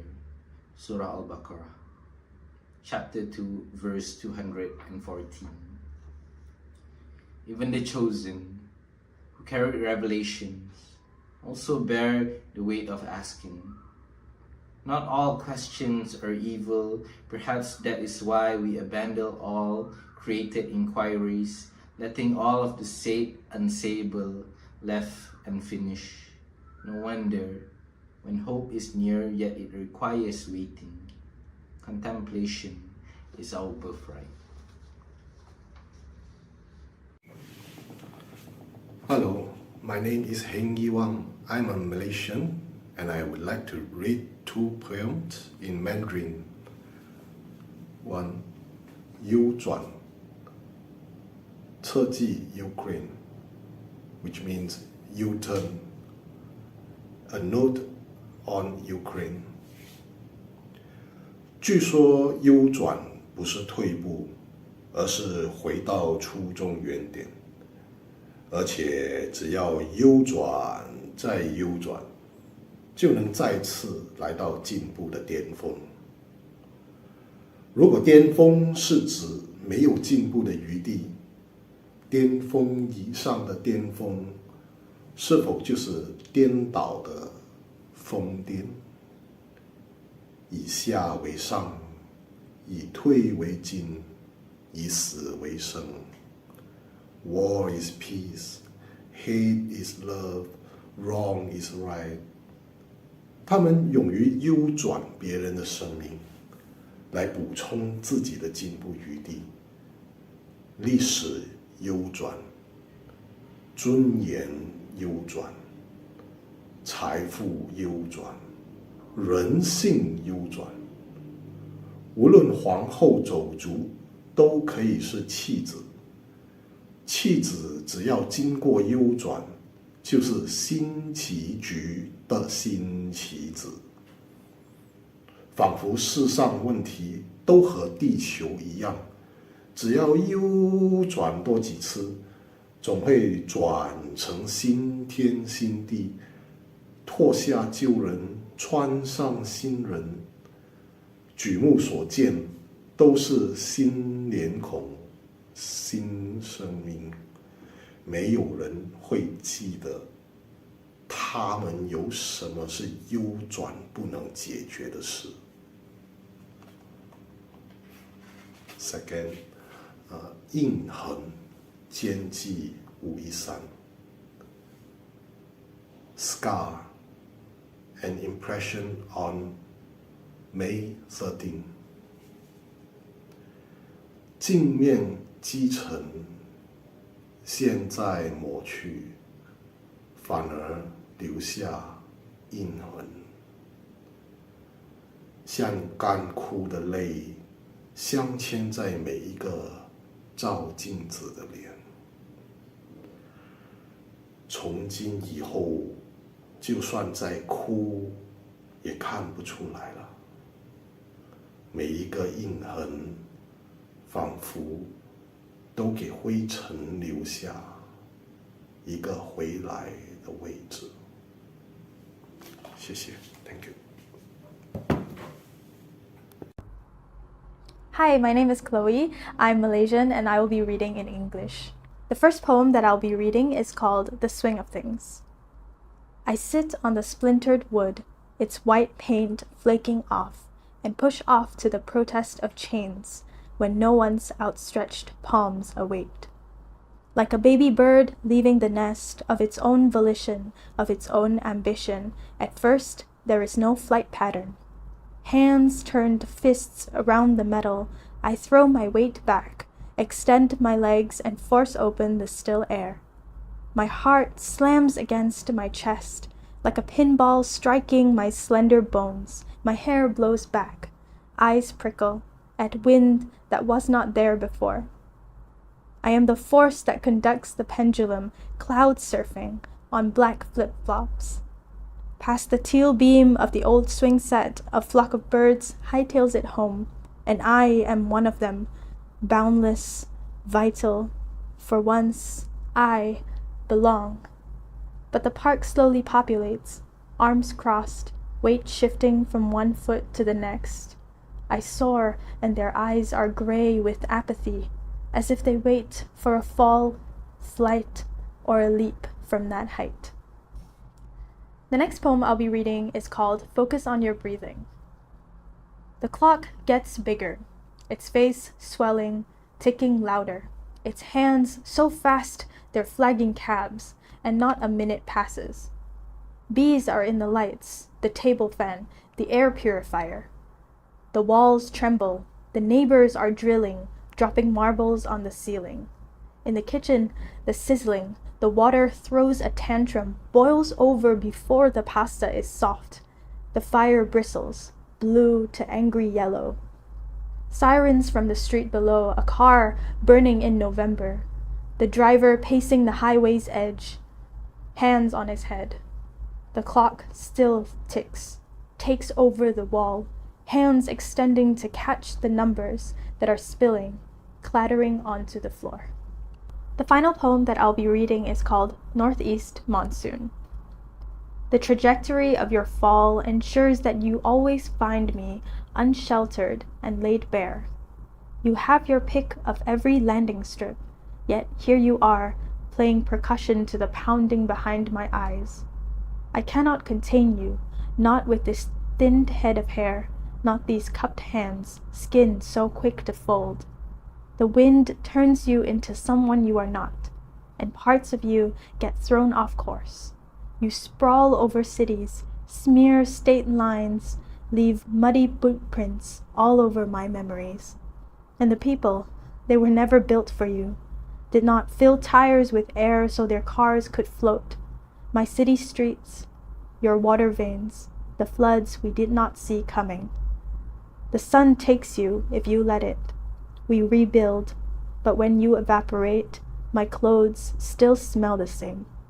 The sky is empty, but I know you are always lying in wait. Thank you.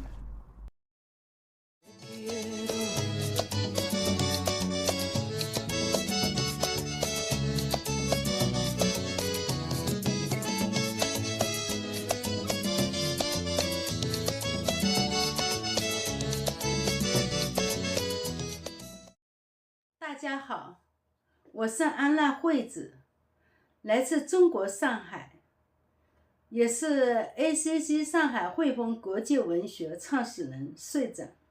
今天我为世界诗歌日读一首中文诗，标题叫《不可思议》，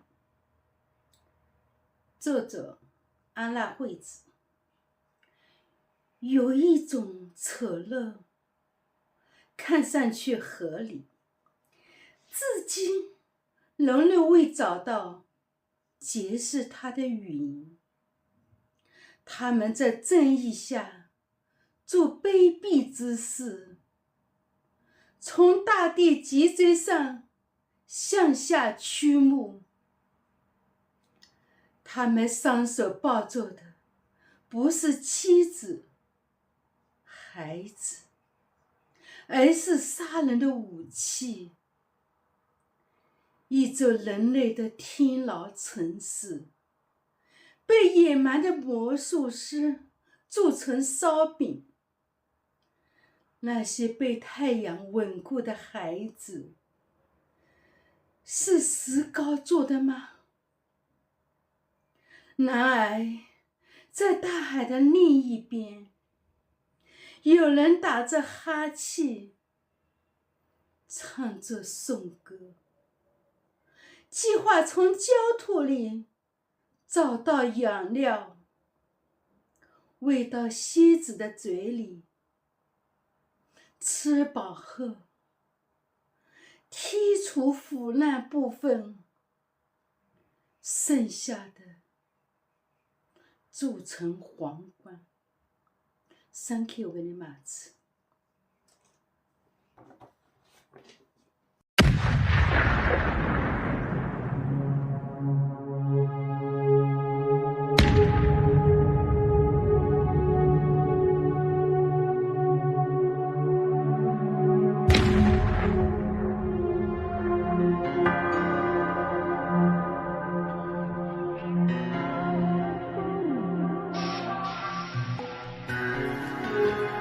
ফিরে চাই ফিলিস্তিন।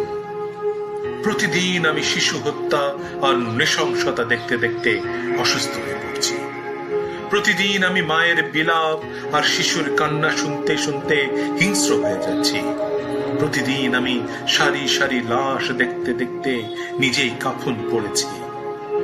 দিনের পর দিন, বছরের পর বছর এই একই দৃশ্য দেখতে দেখতে প্রাণী থেকে আমরা নির্বাক, নিঃসার, নির্জীব কাঠামোয় পরিণত হয়েছি। প্রায় চারদিক থেকে অবরুদ্ধ জীবন থেকে মুক্তির আকাঙ্ক্ষায় উদ্গ্রীব। রামাল্লাহ, গাজা, জেরুজালেমের প্রকৃত বাতাসে ফিরে চাই, যে বাতাসে পাখি মুক্ত বিহঙ্গ হয়ে উড়ে বেড়াবে, যে বাতাসে জলপাই পাতারা আন্দোলিত হবে নব আনন্দে। ফিরে চাই সেই ফিলিস্তিন, ফিরে চাই সেই ফিলিস্তিন। হায় ফিলিস্তিন, তুমি আজ নিজেই পরাধীন। প্রায় পুরো পৃথিবী আজ মূক বধির। অন্তর্জালা পৃথিবীর সর্বত্র, কিন্তু সরব নয়, ভীত সন্ত্রস্ত হয়ে চুপচাপ বসে আছে, হয়ে যেতে যেতে নিঃসীমতায় পৌঁছচ্ছে। হায় ফিলিস্তিন, আমাদের ক্ষমা করো। আমরা তো তাদেরই দলে, যাদের দেশ থাকার কথা নয়, যাদের প্রাচীন ইতিহাসে অভিশাপ বহন করার কথা, তারাই আজ তোমাকে অবরুদ্ধ রেখেছে। যারা উদ্বাস্তু হয়ে এসে নিজেরাই হিটলার বনে যায়, আমরা তো তাদেরই দলে। হায় ফিলিস্তিন, আমাদের ক্ষমা করো। মহানুভবতার পরাকাষ্ঠায় বৃদ্ধাঙ্গুলি দেখিয়ে একের পর এক শিশু হত্যা হচ্ছে। গুনে গুনে মাথা উঁচু করে দাঁড়ানো অট্টালিকার ভিত ধসে দেওয়া হচ্ছে। দেখে দেখে বিদ্যায়তনগুলো ধ্বংস করা হচ্ছে, যাতে তুমি চিরকাল অশিক্ষার গ্লানি বয়ে বেড়াও। হায় ফিলিস্তিন, আমরা বুঝেও না বোঝার ভান করছি। কি চতুরতায় তোমাকে সব দিক থেকে ঘিরে ফেলে নিশ্চিহ্ন করে দিচ্ছি। হায় ফিলিস্তিন, ক্ষমা করো আমাদের।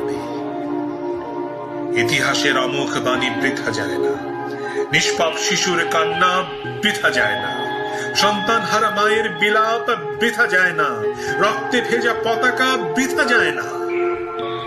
জেরুজালেম, গাজা, রামাল্লার মাটি কেঁপে উঠবেই যতই আমরা অস্বীকার করি। ভূমধ্য সাগরের পানি ফুঁসে উঠবেই যতই আমরা চোখ বুজে থাকি। গাজার পবিত্র মাটি তো তোমারই রক্তে রাঙা। ফিলিস্তিন, ক্ষমা করো আমাদের। দেখো দেখো, সারা পৃথিবী আজ জেগে উঠেছে। আর কতদিন, আর কত বছর এই ক্ষয়ে যাওয়া, ক্ষয়ে ক্ষয়ে নিঃশেষ হওয়া। মানবিক পৃথিবী আজ জেগে উঠেছে। পৃথিবীর সর্বত্র আজ তোমার সপক্ষের ধ্বনি। ফিরে চাই ফিলিস্তিন, ফিরে চাই ফিলিস্তিন। আর কটা দিন, আর কটা দিন ধৈর্য ধরো, আর কটা দিন বুকে পাথর বাঁধো। তোমার মাটি তোমারই হবে, হতেই হবে। ইতিহাস তাই বলে, সত্য কখনো মাটি চাপা দেয়া যায় না। পুরো ফিলিস্তিন জুড়ে যেদিন সমুদ্র পাখিরা উড়ে বেড়াবে, বন্ধু আমাকে মনে রেখো, আমি তোমাদের সাথেই ছিলাম। পুরো ফিলিস্তিন জুড়ে যেদিন পপি ফুল ফুটবে, বন্ধু আমাকে মনে রেখো, আমি তোমাদের সাথেই ছিলাম। পুরো ফিলিস্তিন জুড়ে যেদিন জলপাই বাগান ভরে উঠবে, বন্ধু আমাকে মনে রেখো, আমি তোমাদের সাথেই ছিলাম। এ আমার ফিলিস্তিন, এ আমার পিতৃপুরুষের ফিলিস্তিন, এ আমাদের ফিলিস্তিন। ফিরে চাই ফিলিস্তিন, ফিরে চাই ফিলিস্তিন, ফিরে চাই ফিলিস্তিন।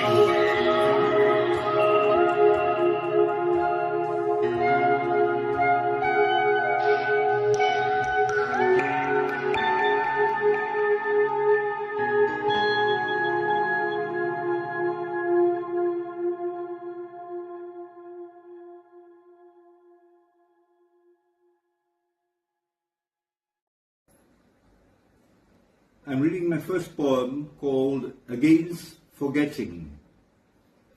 Of memories and experience of the sublime and a journey through the webs of time, a relentless pursuit of dreams and visions against all thorns and hurdles, emerging from circles of fire, and from the labyrinth rising up triumphant, burying all the pettiness and insecurities of a love lost and a history regained.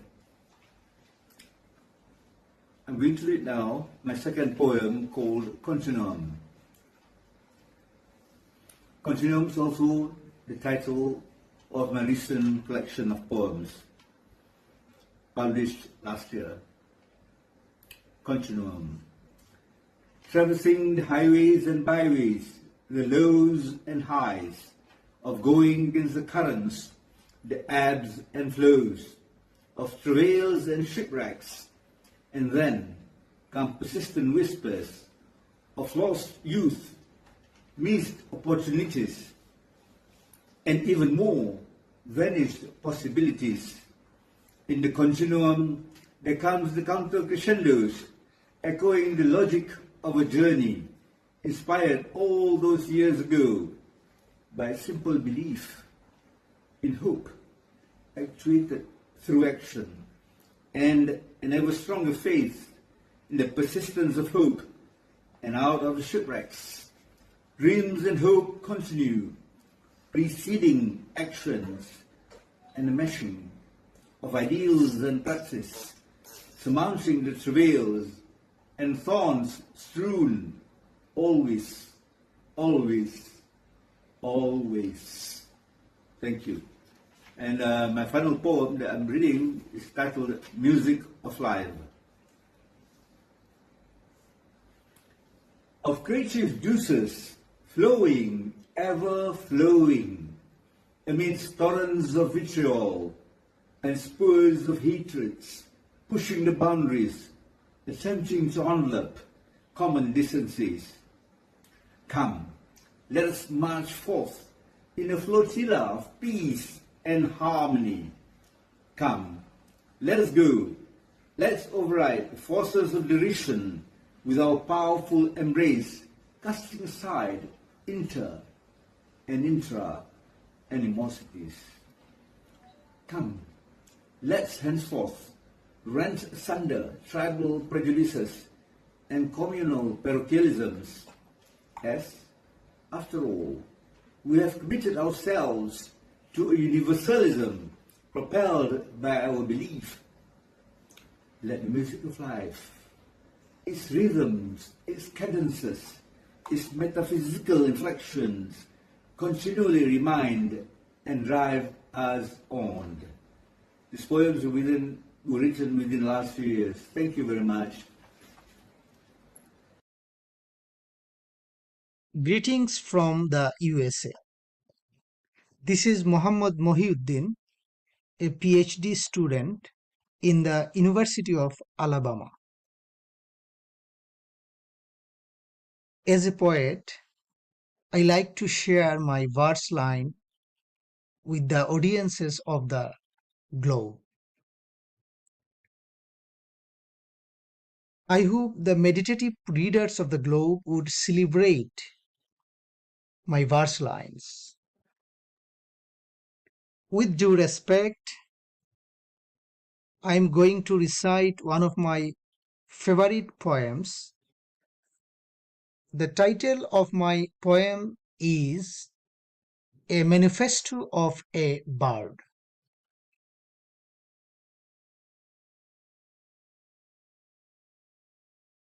Let the birds soar in the sky.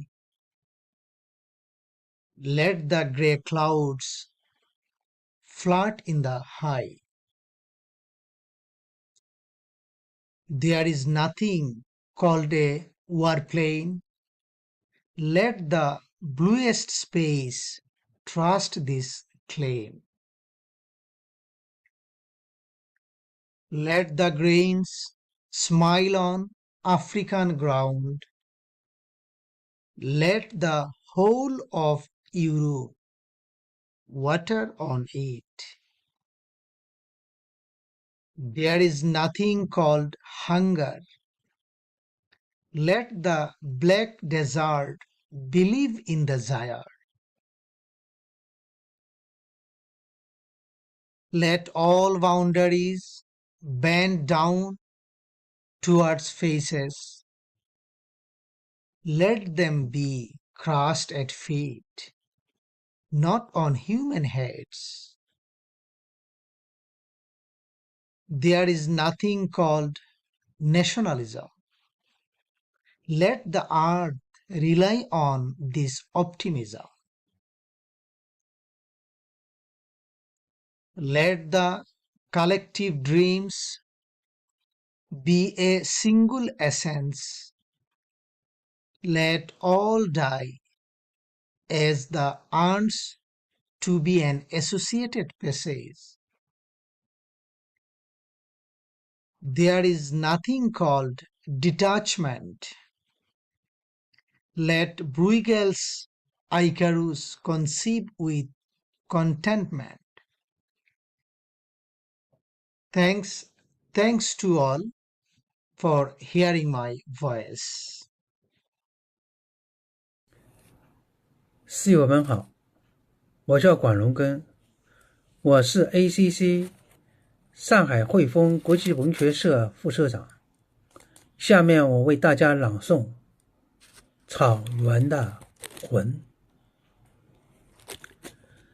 草原的魂，舞台上那位琴师着一身蒙古服装，他闭起眼睛，心神合一，以一种不易琢磨的虔诚亮相，手持一根弓弦，引出马头琴的低沉，缓缓地牵出一片大草原，牵出辽阔宽广，牵出奔腾的万马气象。这是谁的天堂啊？腾格尔的苍茫之音回荡在蓝天下，环绕在凹包房。谁不思念祖先的辉煌？承接诗汉的马蹄在天堂上，横扫欧亚的战刀祭祀于大漠之疆。莫名的套马杆是否还能套住帝国风光？草原的额脊日夜呼唤，回来吧，蒙古的英魂，这里是天堂，你们出生的地方。还是牧羊吧，这里水清草旺。还是赛马吧，这里一马平川。春天已经来了，葱葱的草原是锦绣地毯，采一束鲜花给心爱的姑娘，骑上马还要带上一群羊。蒙古的汉字有喝干马奶酒，挥起膀子摇晃草原，直至太阳落荒。待到黎明，又见鸟儿衔一丝奶香。傍晚，毡房坠入霞光，一切顺其自然，如乌尔盖河在心中流淌。马头琴人在青树，转眼秋凉草黄，如泣如歌，如诗如画。远在天边的鸿雁，怎能不回望？回望。谢谢。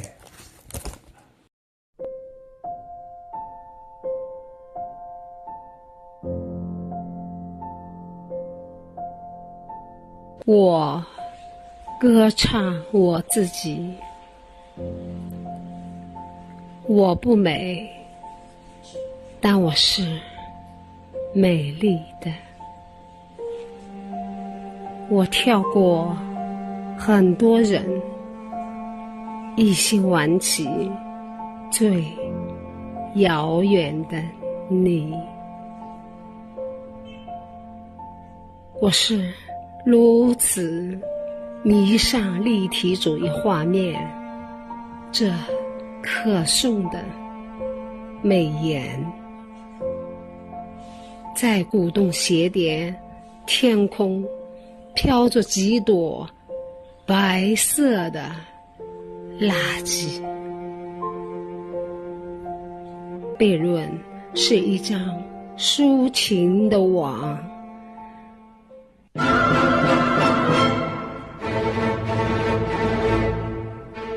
我是如此拉风，却又时常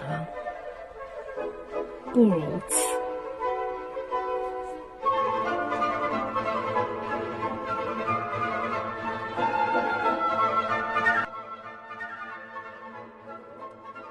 I think of myself.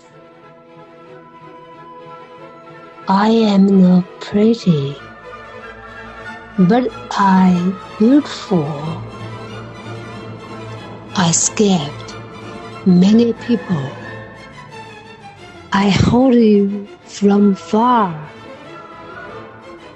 I am so.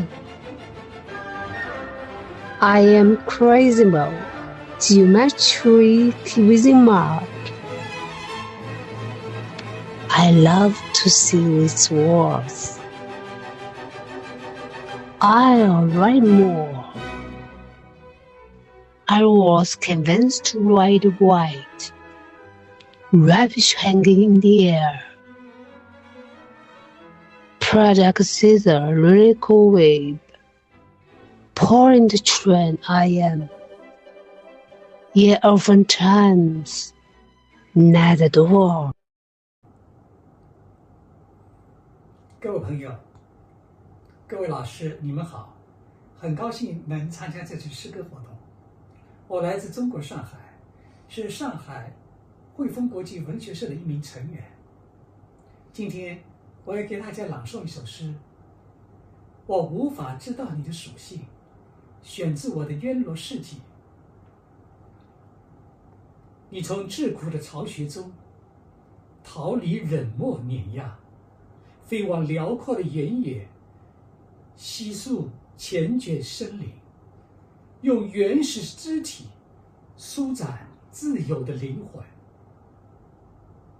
你收紧翱翔的翅膀，像鱼儿沉入澄澈河流。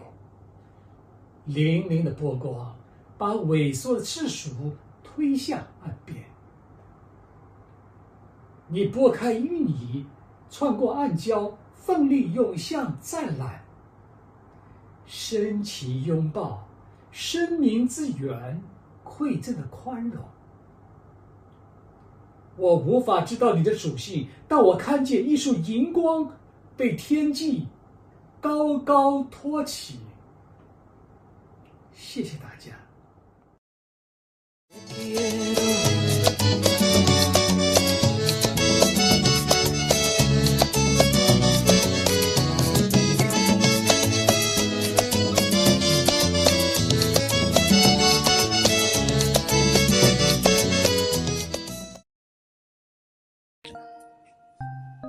Hi everyone, here's Christine Chen. I came from New Zealand, Auckland. Today is such a pleasure and honor to be here to present Oceania team. This is our third time to take part in World Poetry Day program Moonlight Festival. Today we bring child poets. Actually, it's 5 from Australia, 2 from New Zealand, and 4 from China, 1 from United States. We recite our own poem by Chinese, by English. We pray peace and love come to this world in brand new 2024 year. We pray everyone take care of each other and the war stop. Let's pray together. Hopefully you all enjoyed it. Thank you. 尊敬的旅客您好，欢迎乘坐本次列车，列车马上就要启动了，祝您度过本次愉快的旅行。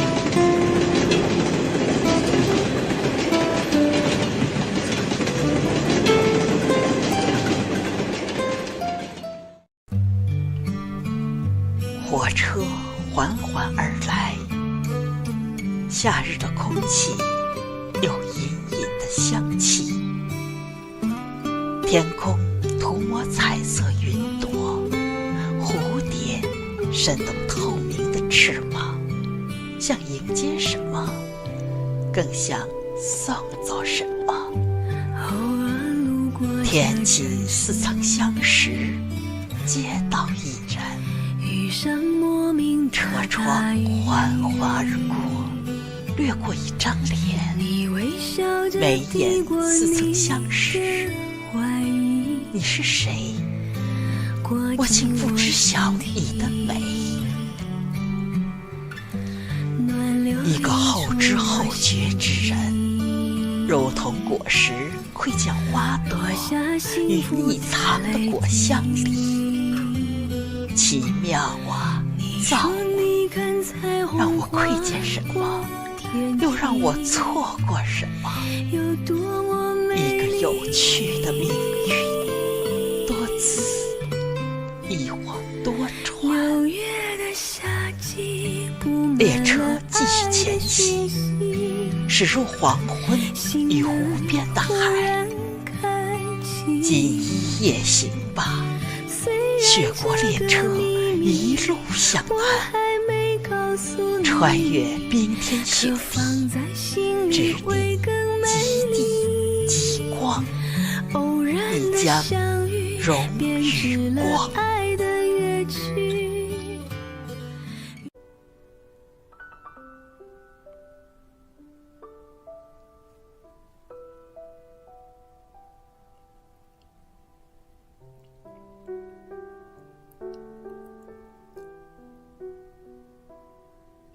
8月的梦，我和你一起跌落在午夜的月亮河里，切入骨髓的圣洁呀，我心底的冰清，是那褪尽荒凉的思念。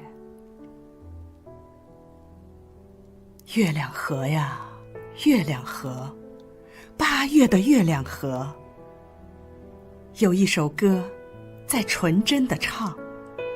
歌声里小船悠悠，歌声里双桨荡起梦，歌声里有一群童年的伙伴，歌声里我们播下稚嫩的种子。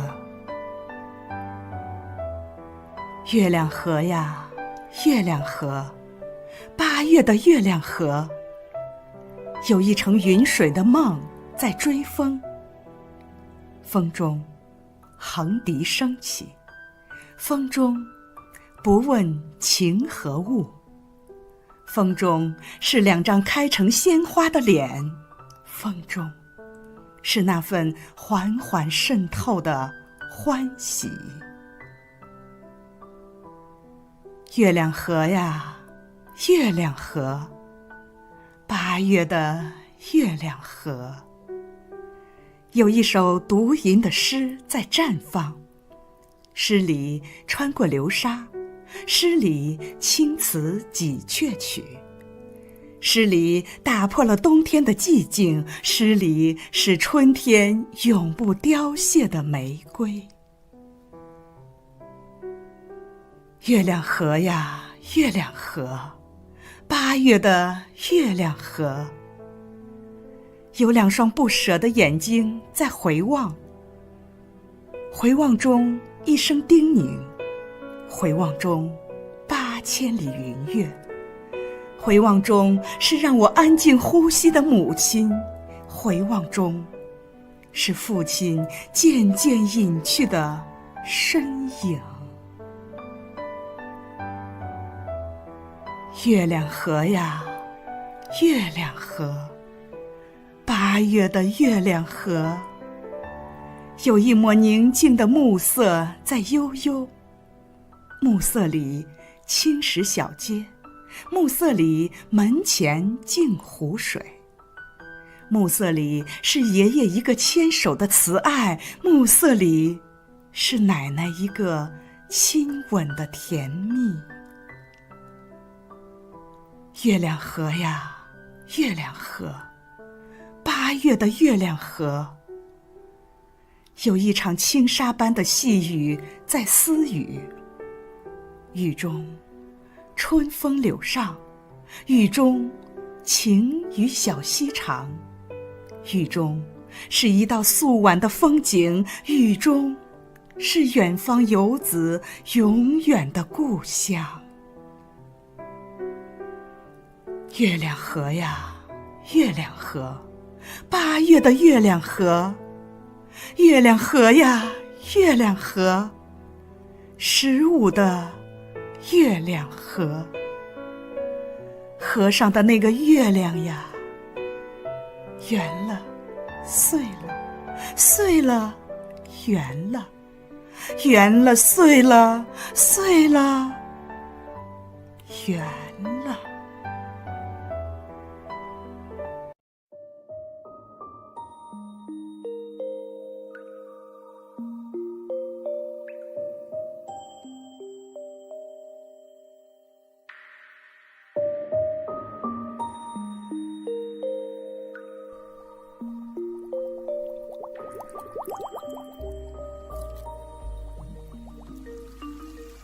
嘿，美丽的悉尼港，你的浪花惊艳了我的惊艳，惊到了我心底无眠的惦念。你清澈透底，透到我心间。我站在海边这块古老的砂岩上，透过红红的平刷花，向右一眼就可看见你清澈见底。我可不想打扰你，你呀，和你水底都别样天地。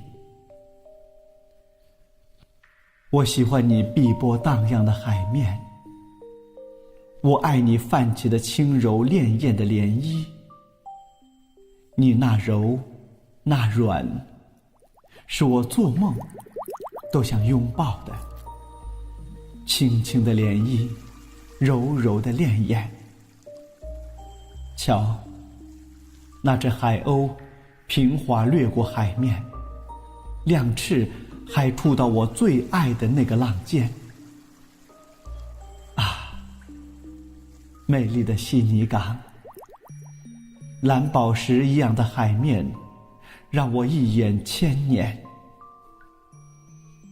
那一年，万能的维纳斯把我的灵魂封存，封存在东经151度，南纬33度55分的这块礁岩。今夜，我的血液像海水一样澎湃，从左心室静静地流，向右心房疯狂奔。是的，我已经浑身旖旎，满身涟漪，就像大海，时而巨浪滔滔，时而轻纱翩翩。美丽的悉尼港，我记得你，记得你的那个浪花，惊了我的惊艳。是的，是我的经验。它不在哥本哈根，不是花岗岩上的美人鱼雕塑的仙。它沉溺于习习海风，喜欢海面静静的波光粼粼的涟漪。它不是传说中大海里的美人鱼，它只陶醉于我所有的陶醉海风和浪尖。它吹落的香风，我曾经亲耳听见；它颤动的声音，像我钟爱的幽兰，香甜。我沉睡的细胞又被唤醒一遍。谢谢你，美丽的悉尼港。我真的爱上了你的温暖甜美的容颜。你的每一个浪花都那么轻盈浪漫，你的每一颗沙粒都有传奇人生。来吧，请你再来惊艳我的经验，我要与你一起泛起多姿多彩的浪漫情缘。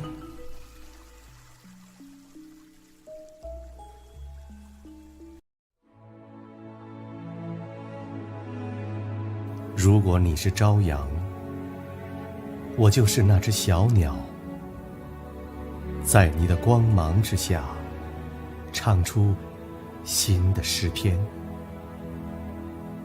如果你是火山，我就是那颗尘埃，随烟雾滚滚地升起，承受火与热。如果你要流浪，让我跟你一起走，听到风的声音，看见大地的眼泪，嘴里吹着口哨，兜里揣着梦想。如果你要贫穷，我就抛弃所有富裕，在空旷的原野之间，像个影子陪伴着你。如果你要离开，请不要忘记我，因为我深深地爱过，才知道失去的滋味，心头充满寂寞，像匹离群的孤狼，独自在山谷之间发出绝望的嚎叫。如果你是夕阳，我就是归来的燕子，在你的余晖之中感受寒冬中的温暖。如果你要牺牲，请你一定带上我，在我们的墓碑写下2个人的名字。在我生命之中，只有最后的渴望，希望将来的一天，天边还下着小雨，在我的墓碑上面插上你心爱的玫瑰。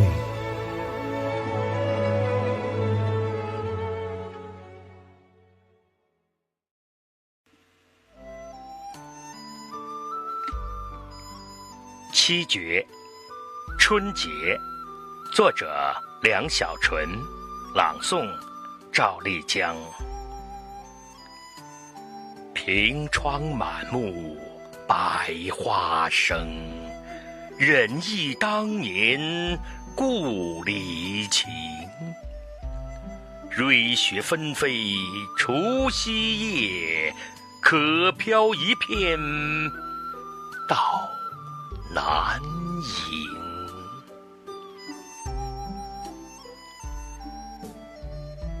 庭窗满目百花生，人忆当年故里情。瑞雪纷飞除夕夜，可飘一片到南瀛。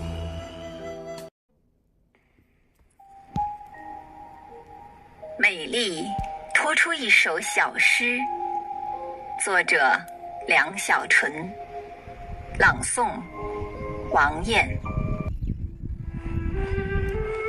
傍晚，水一样的云幕里，隐约地浮出一块沉璧一样的月亮。我和云之间是曾经的阴晴雪雨，云和月之间是银色的长梦与奇幻。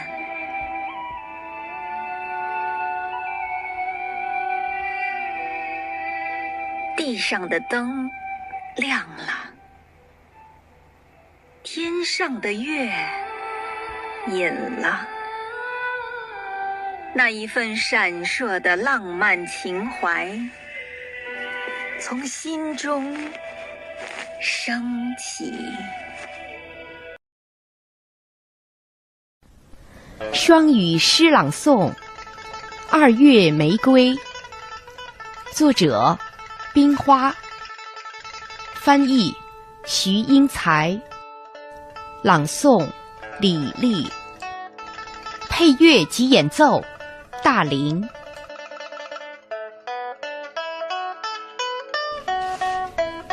我的心被2月的思念充满，想把它拿出来编成玫瑰花环，套住你的心。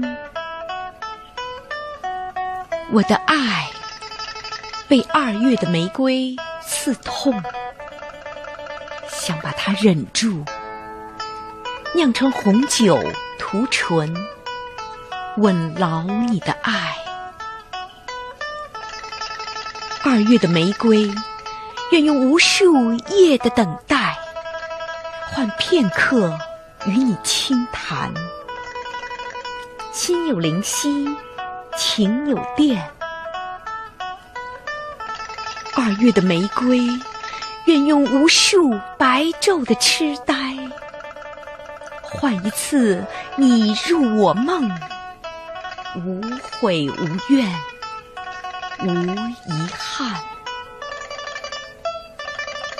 2月的玫瑰似火焰，燃暖冬夜的月寒，把灰色烧成斑斓，火焰燎原沧海和彼岸。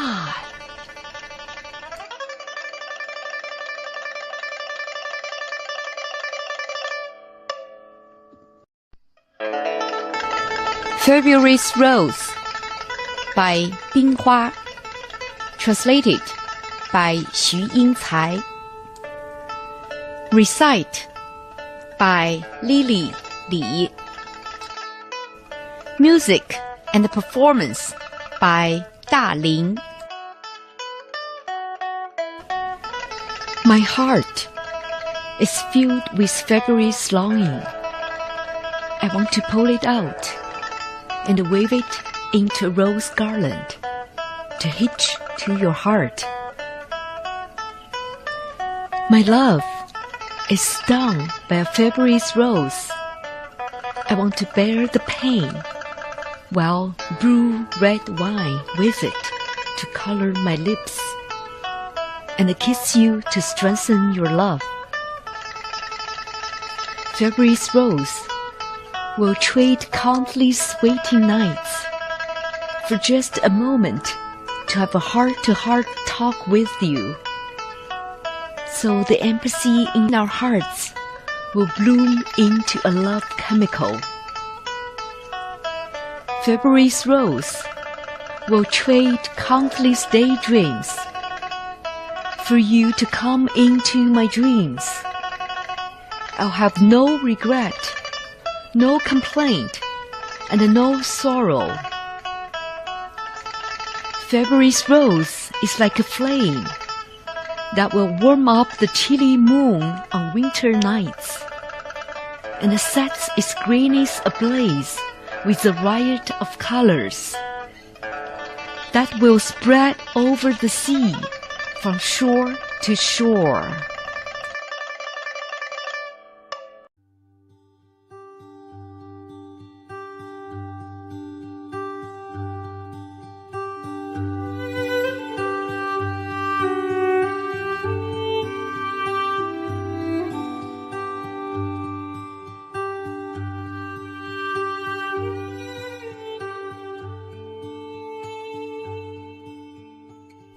埃米诺努晚岛的声音响起，我在埃米诺努门外，你在埃米诺努门里。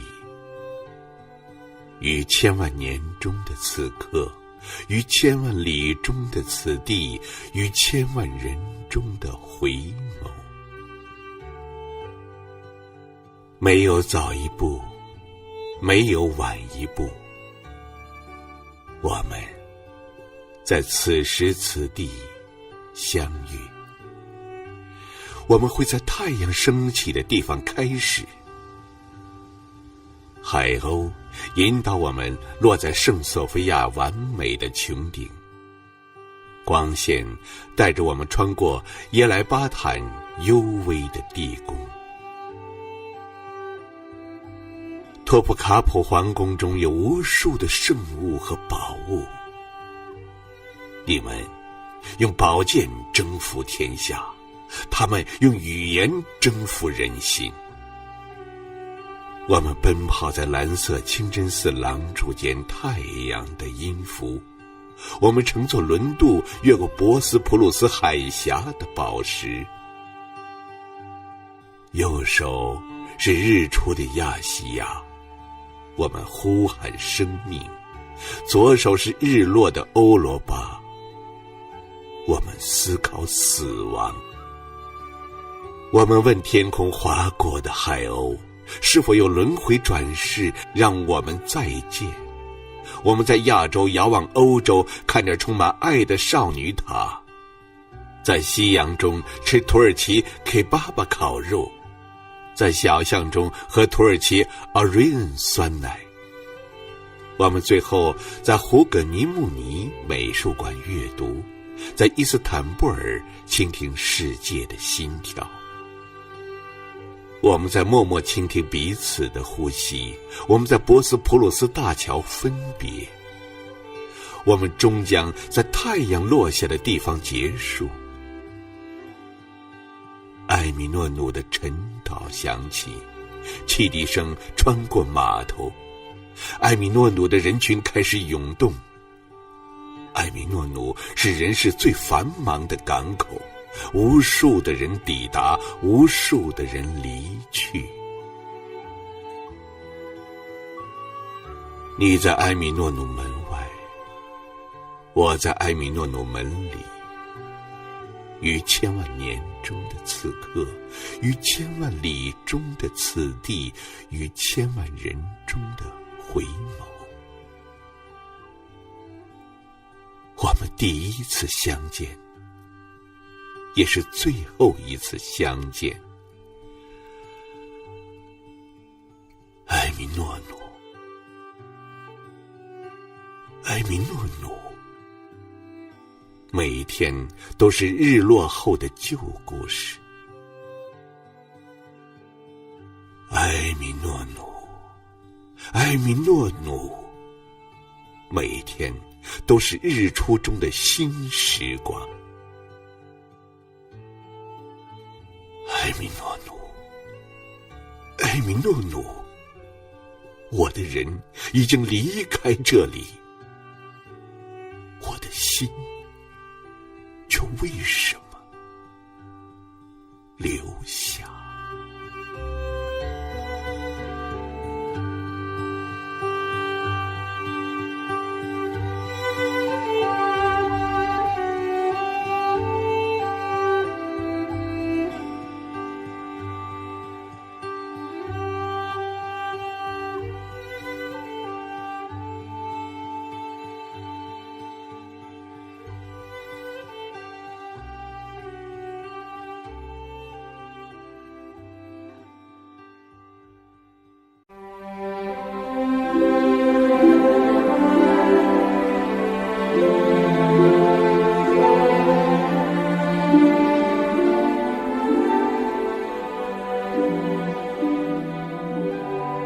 云浩浩荡荡，疾驰一匹匹白马，飞奔在波特瓦尔高原，奔进连接中巴的走廊。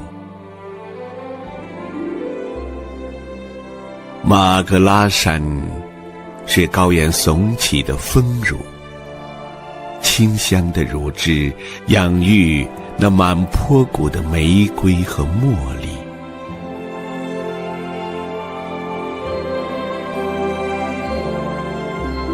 一朵玫瑰就是高原的笑容，一朵素心花就是拉瓦尔湖的灵魂。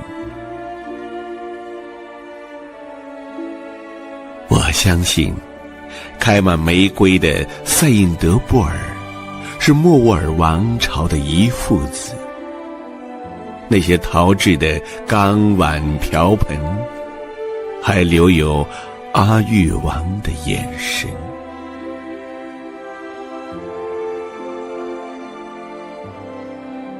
我喜欢站在云头看千年的两端，鸟瞰这片山原古老的村庄，它们苍翠的字典里没有凋谢和枯萎。满心期待云落下来，让我走进这片高原和城堡，坐在巴士的麻绳藤床上，咀嚼肥美的烤羊排，品味咖喱的辛辣浓香，赏一曲西塔琴和塔布拉鼓，继续寻找最大的落日。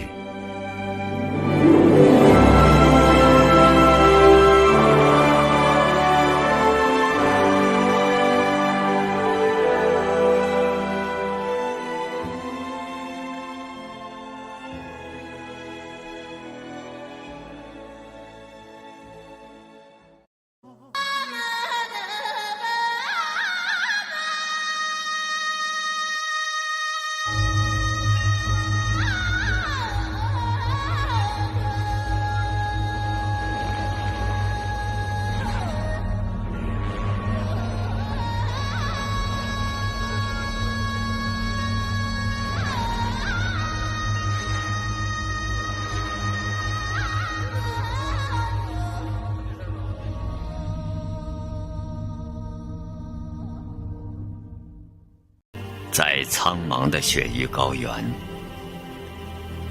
慈祥的佛祖守护着这片土地，圣洁的布达拉宫矗立于城市之巅，用玛尼石彩旗点缀着神圣的山川。遥望群山，巍峨壮观，细数古刹，金碧辉煌，伫立城楼，钟声悠扬，沉醉香飘，藏茶香浓，向拉萨的神秘美丽致敬。我不知道世界上还有什么比这里更纯净、更神圣。我用雪洗过的山峰，比一只雪豹更洁白。你的经幡比一根蜡烛更洁白，你的眼睛比一个太阳更圣洁。这是一座圣山，就在布达拉宫的正下方。我看到了雪山、经幡、圣湖和阳光。我要说出拉萨的美丽，极目天穹，星河皎洁，凝视世界，一花一草皆为菩提。在这充满信仰与希望的拉萨大地上，人们心怀敬畏和感恩，向这片美丽土地献上满怀的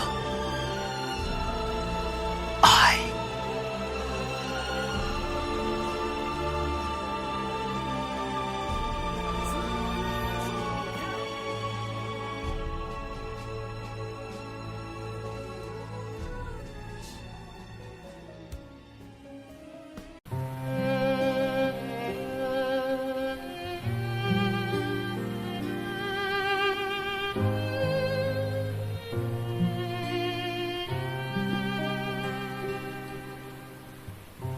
南半球的春天里，赴一场兰花楹的约会。一棵树就是一个花海，每片花瓣都是一缕相思。那满树的繁花织成了一张绵密的情网。在春日的阳光中，它幸福地昭告天下，把温柔的情话托给风。爱了，爱了，不问归期。它日夜在枝头吟唱甜蜜的思念和爱恋，树枝迎风起舞，那是他的心房为你颤动。绝望中等待爱情的兰花楹啊，你可知爱得越深，伤得越痛？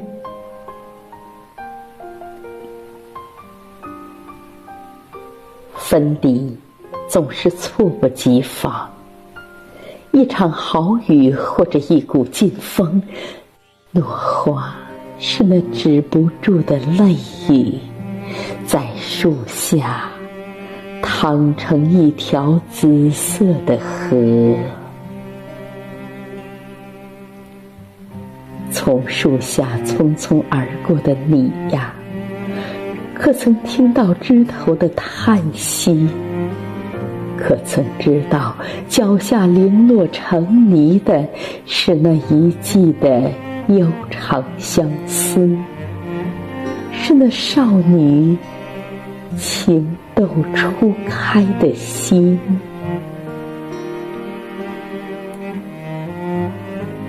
待到来年的春天，兰花楹又将重返，热烈地开满枝头，等待有情人的到来。即使注定了离别，为何还要倾力去爱？兰花楹微笑着说，真爱的片刻就是永恒。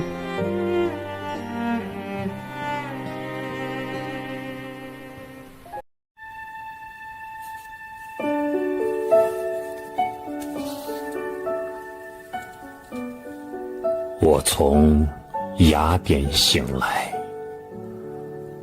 我爱着故乡，城邦和神庙在爱琴海的太阳中闪烁金光。我一直东行，倒满威士忌的神杯洒入里海，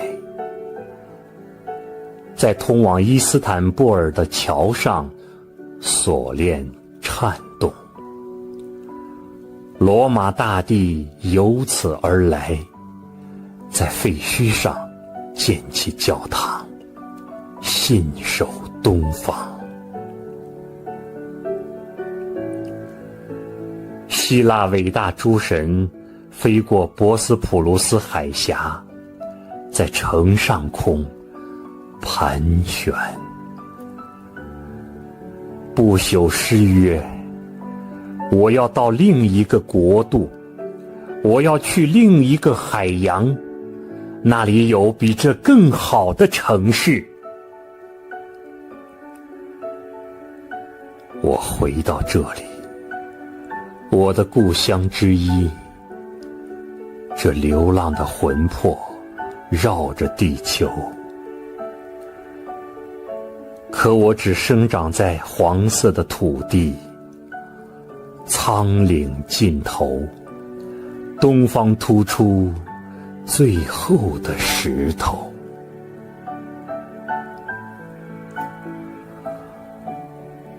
我生于长安，从未西去，止步于伊犁河谷。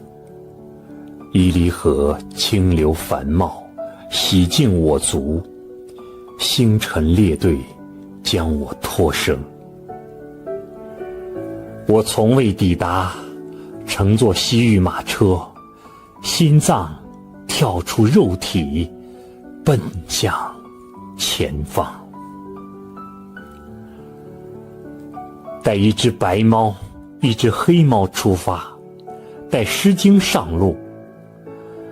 猎鹰在博斯普鲁斯海峡盘旋，自由飞翔，栖落圣索菲亚圣殿。我带上黑猫白猫前来，怀揣诗经，带上李白酒神狄俄尼索斯前来。Oh no， 是李白，狄俄尼索斯载着我，我藏在他们的口袋里，到达这里。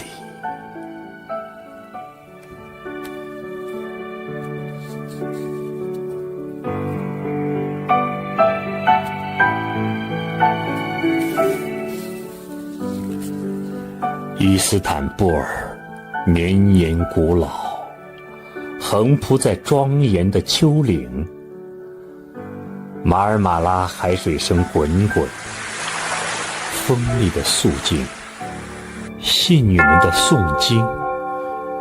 英雄此来彼往，由圣光指引四方归来。血肉神灵建造的都城，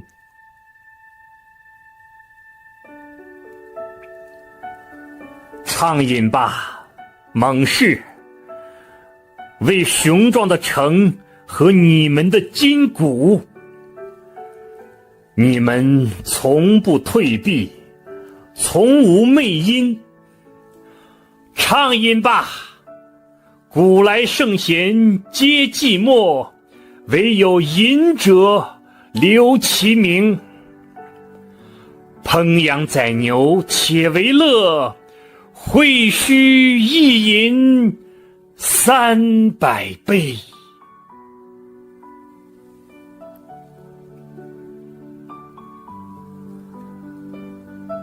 不管为谁，只为光明。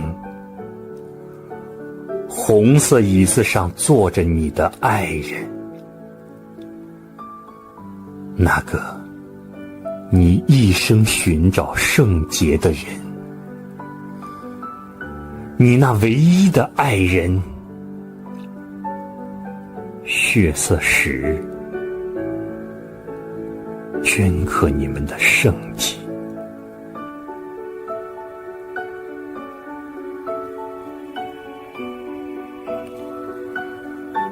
长安希望，一城隐现，圣灵闪光，遥相呼应。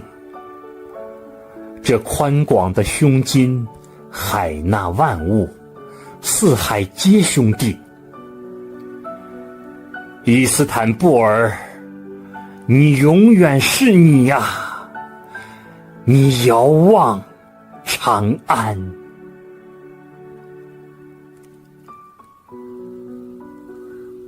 我从未抵达，乘坐西域马车，止步伊犁河谷。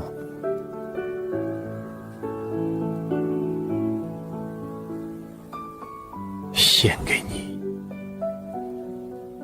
唯一的爱人。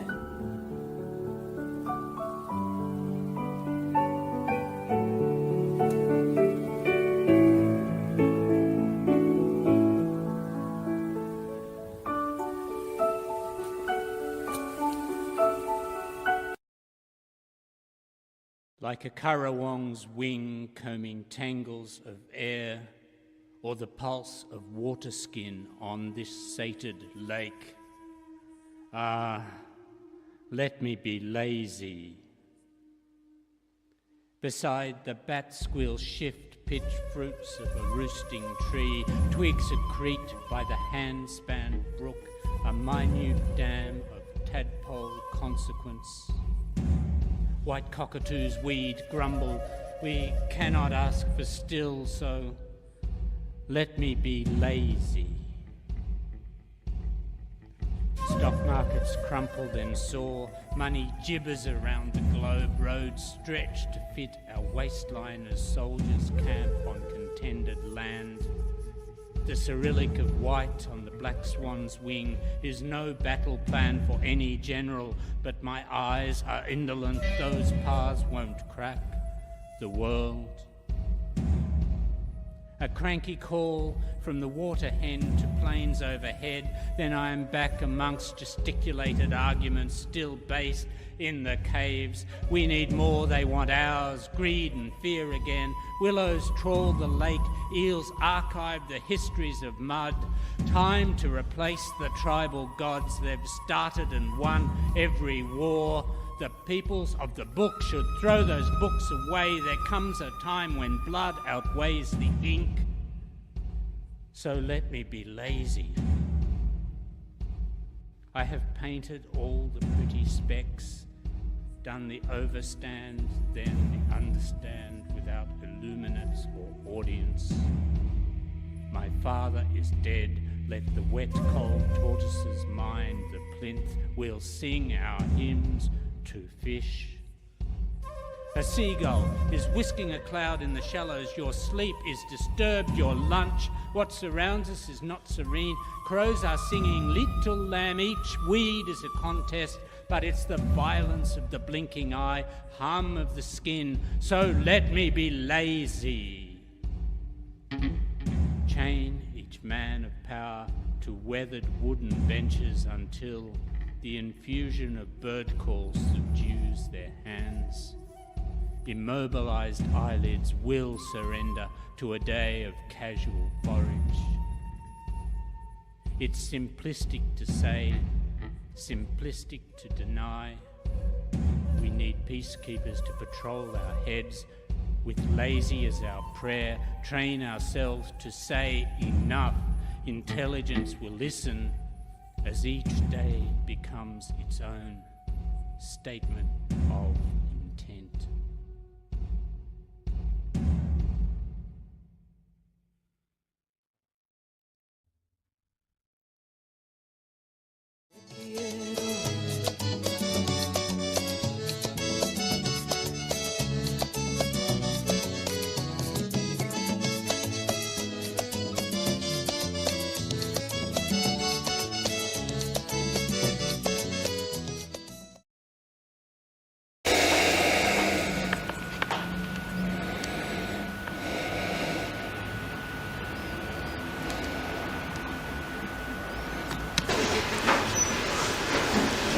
San.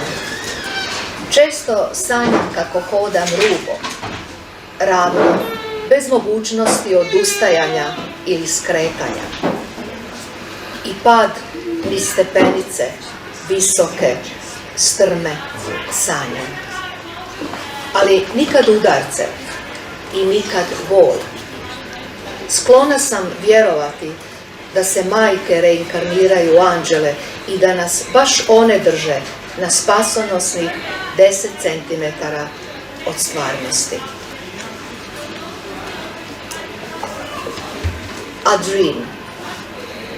I often dream I walk along the edge, straight ahead, without the possibility of giving up or returning. The fall down the stairs, high, steep, is part of my dream too. But never the blows, and never the pain. I like to believe that mothers reincarnate as angels, and that it is they who keep us at life-saving 5 inches away from reality.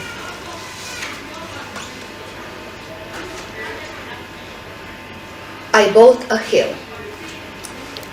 I bought a hill not a house. The house has walls, a roof, warm, family. I bought a hill, not a forest. The forest has mighty trees, branches hiding the sun, leafy shade, safety. I bought a hill, not a meadow. The meadow is flat, greenly simple, the sky drowned in it. What will I do with the hill? I stand at its top, turning to all sides. Everything is possible. The extratemporally maker announced to me, ready to help, without any tools or time on his hands. And adds, only if you know why you bought the hill. Fine, I say amicably. I am painter and I am not. I am a poet and I am not. I am a dreamer who bought the hill. I am.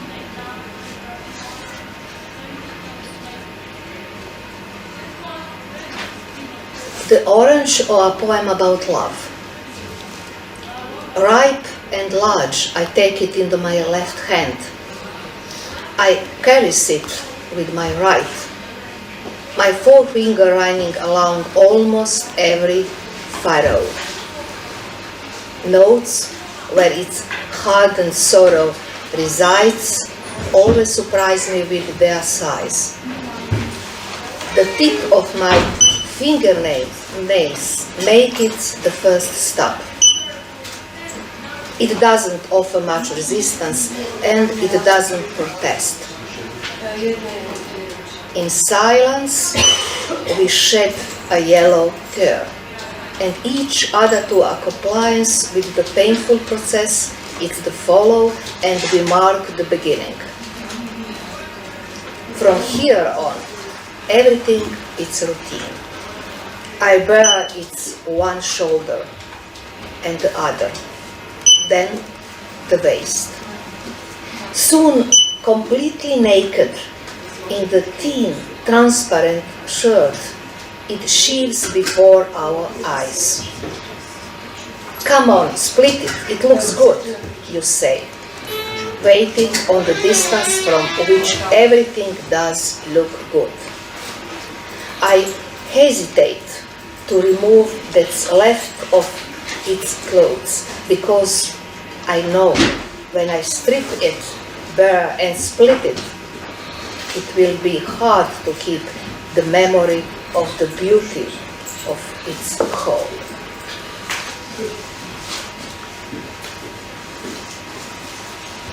Migrants.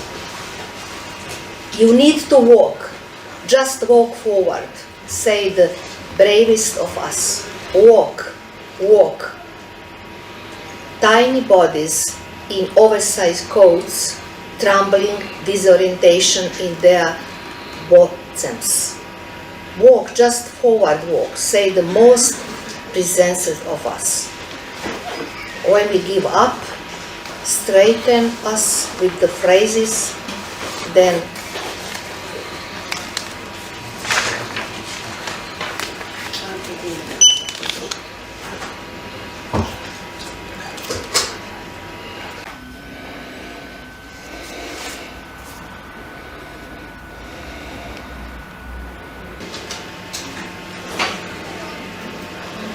kosti tišine. I tišina ima kosti. Zanima me kakav zvuk imaju i koliko reume mogu navući. Kad naiđem na masovnu grobnicu u polju, hvalim dobrohotnost ptica koje svoj pjev prevlače preko nađenih kosti kao novo tkivo.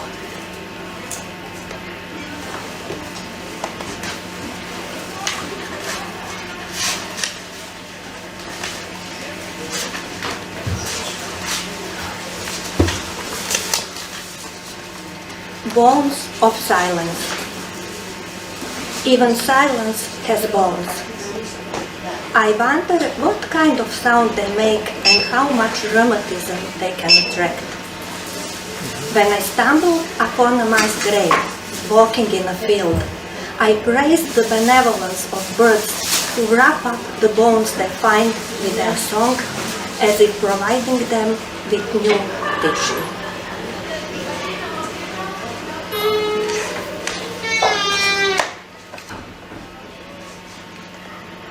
Celestial camera.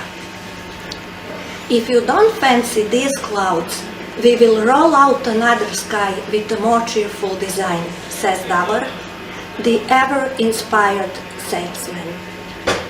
The sky itself sells the curtains, just before the storm, offering 70% discount on all samples from the old collection.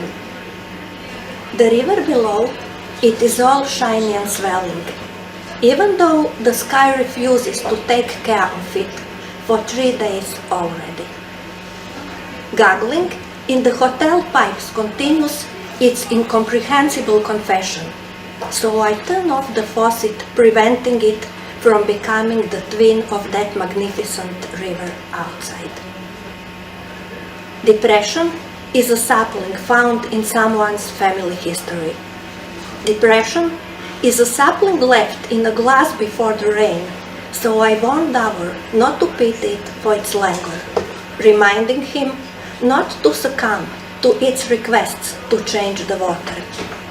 I say, your history speaks Czech, German, Hungarian and Hurricane languages. All of them sometimes express archetypal fury. With each bolt of lightning, the room lights up with celestial flash. I'm guessing, what will the journalist, having put down his camera, ask the earth?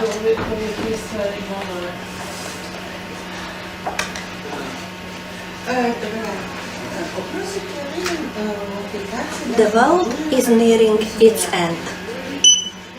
The world is nearing its end, while the boy in short-sleeved tee and Bermudas attempts to tame the wind. Spying on its rights connected with birth and burials. The tree in the yard is a black man. It has European origins but African color of skin bark. The neighbor lights a cigarette, waving with her hand, slicing the smoke. She says, I've nurtured my trees to grow slender, yet they became fat like a listless housewife. To grow forest-like, but they took the traits from my character. The world is nearing its end. Every time a mountain bursts, a volcano erupts somewhere. The dormant earth lifts its eyelid and a chasm opens. On the path from the yard to the mountain lurk many surprises. There fits a cavern, the Red Khmer and Revolution, the American Marine. While they all clutch weapons, the earth does not stop turning.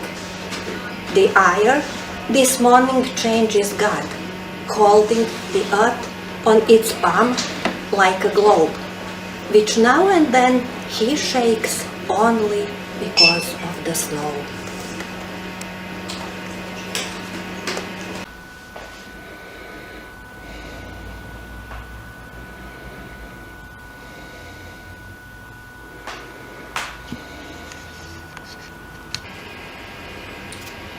I have an unsolved issue with the city. That is, I think that during the day we're unable to tell each other everything. I make up for it willy-nilly at night when the hedges draw closer and the hills start rolling beneath my feet. There are usually many drives, streets, vaults, arcades, also a lot of bronze made green by the wet darkness in the seldom mown parks. It keeps sending me on errands from facade to facade by inconveniently connected tram lines, and often it spells out the names of buildings and squares in completely arcane languages. It rolls me down sidewalks, shuns me over to entrances, hiding nonetheless its inner courtyards, the proof that it can dream lucidly, if I clamber where I have to through passages and underpasses. And then, in the morning, it makes me laugh and scoff, because I know that it multiplies braggingly in me all night long, pulling wool over my eyes, blaring propaganda, trying to appear larger, blacker, deeper, building itself endlessly, elusively, in vain.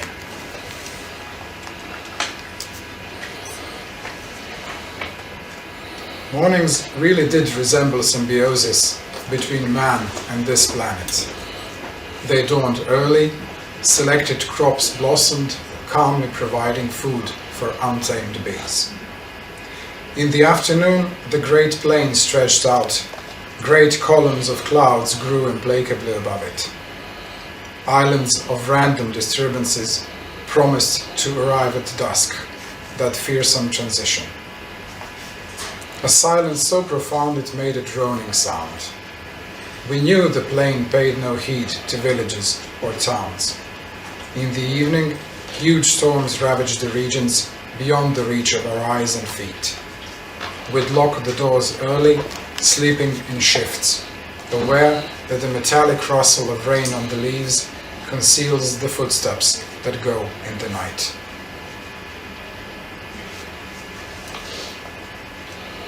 As they were preparing to abandon the city, they refrained from talking about how they themselves ruined it too in the streets, in its foundations. Perhaps in order to feel less affected, perhaps for the sheer delight they took in the utterly painless act of destruction. One could not tell anymore if they were delaying the ceremony of departure because of desire and myth, or if they were irked even by the last stone laid over stone, needing a flat and open, scorched field for takeoff.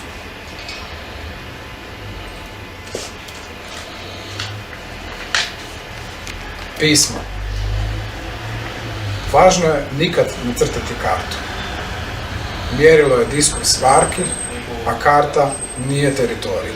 Ali ipak ne crtajte kartu, niti dajte karti da crta, niti joj darujte zemlju. Tjerajte kartu bez zemlje da potpiše veliku kartu, a onda se probudite iz rijeke i otoka. Treatise. The key is never to draw a map. A scale is a discourse of tricks, and the map is not the territory. But still, don't draw a map. Don't let the map draw, nor give it land.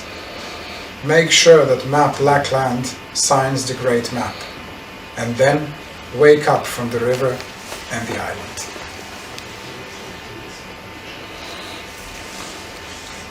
Zagreb, March. Flesh wants eternity, spring wants it too.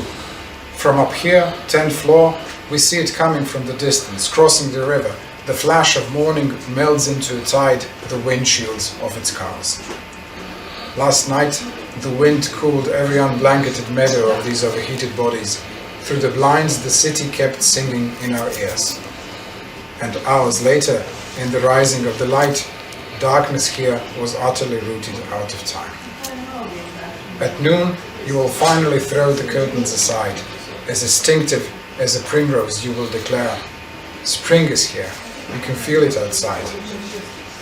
When I hug you for this, I will open wide the days, for everything brimming up for us from the deep.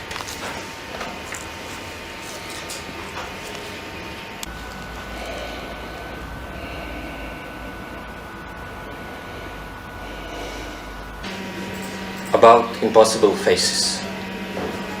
Every day I want to meet you again, talk about the universe and all those odd distances, about every possible and impossible sky, every possible and impossible love.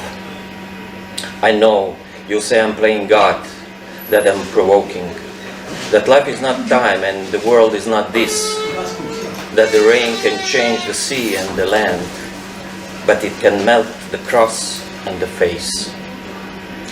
Every day I want to forget you again, not to speak about how I got lost, how you don't see me, about selfishness and my other dimensions.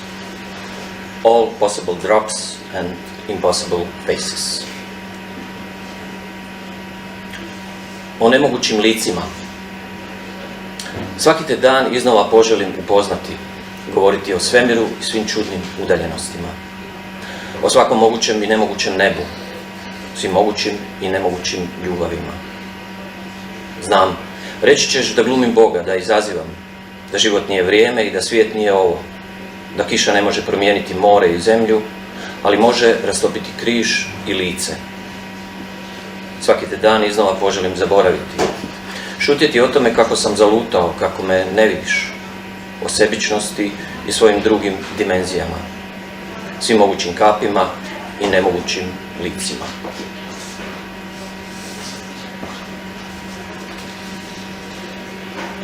Like snow. At night I can sleep, so I'll listen to rare ghosts driving time through Zagreb.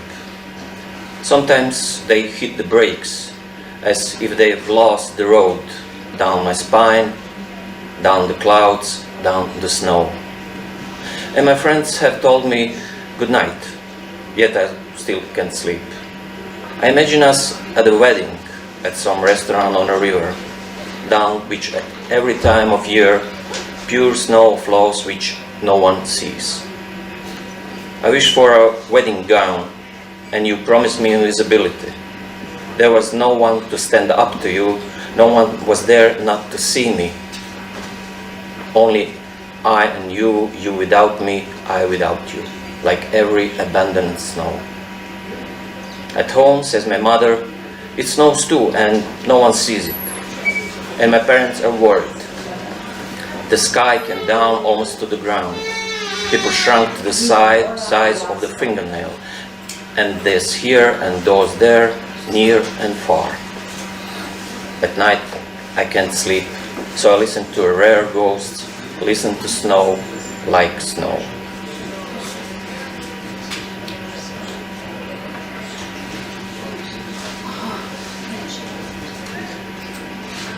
Kao snijeg.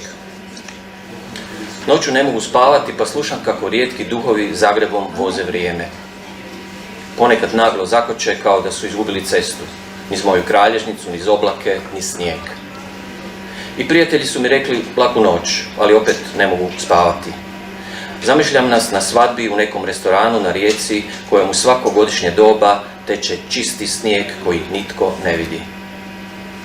Ja poželjela sam vjenčanicu, a ti si mi obećao nevidljivost. Nikoga nije bilo da ti proturječi, nikoga nije bilo da me ne vidi.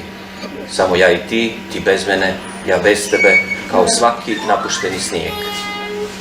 I kod kuće, kaže majka, pada snijeg koji nitko ne vidi. I roditelji su mi zabrinuti.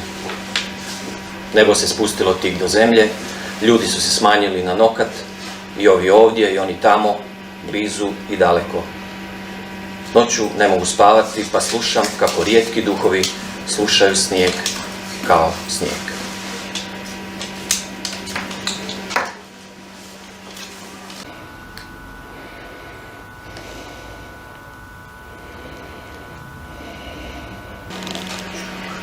The secret of miso soup. Miroslav, you are miso soup, a Protestant, a crypto-Catholic, a communist, a peeled potato, a few leaves of lettuce, a secret amount of ginger, and John Cage crazy mushrooms. Everything is clear to me about you, but please tell me how you always manage to make your potatoes sink a little bit and then rise to the surface again. Is that the secret of miso soup? Is that the secret of everything that is and isn't? A reason. My reason is good enough to beat you all up. If I beat you all up, will I be myself enough to stay and live with my reason that won't let me rest from the morn till the evening, and then I'll start the revolution, brother. Find yourself a good reason a reason good enough to unite us all who from their birth have searched for their true peace.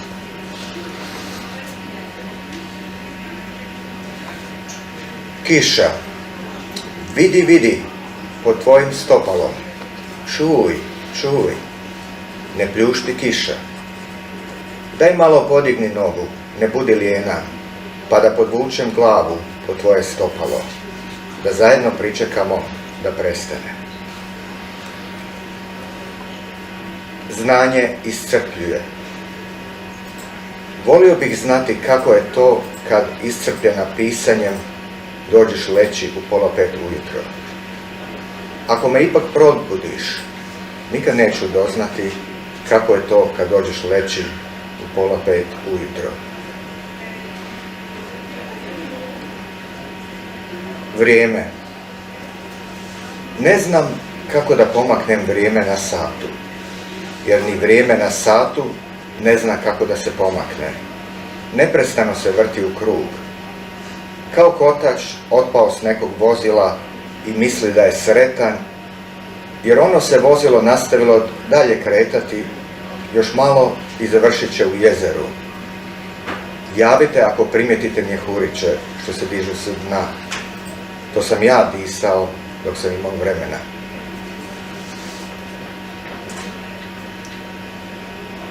Jeste li vi rekli Slavuju da ušuti? Dosađuje vam cijelu večer, a vaša ljubavna veza propada. Pa kako ste samo mogli? Izađite iz grmlja da vam mogu povjerovati. Da se sa Slavujem razumijete bez prijevoda. Da su vaše emocije jeftine i neprevodive. Da i vi pjevate kao Slavoj Žižek. Poljubac. Nelagodno mi je. Nitko ne galami u cijelom susjedstvu. Potpuna je tišina. Što se dogodilo da nitko ništa ne govori? Izađem na ulicu, krenem desnom stranom, vratim se lijevom stranom. Nigdje nikoga. Tišina. Praznina. Evo što ću, kad je već tako. Otvorim prozor i vičem na sav glas. A tišina me ljubi u uho.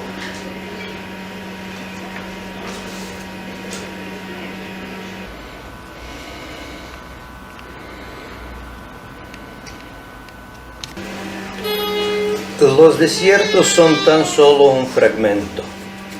Fuimos torres en el desierto, sombras que dibujan letras misteriosas. Éramos el silencio que muerde los cuerpos, el viento que sopla hacia adentro.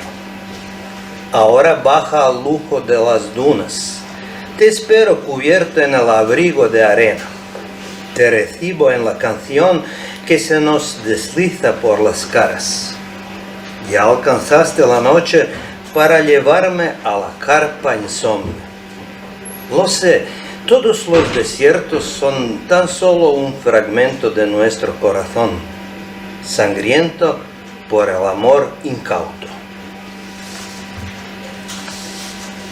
Tus palabras crean la nieve.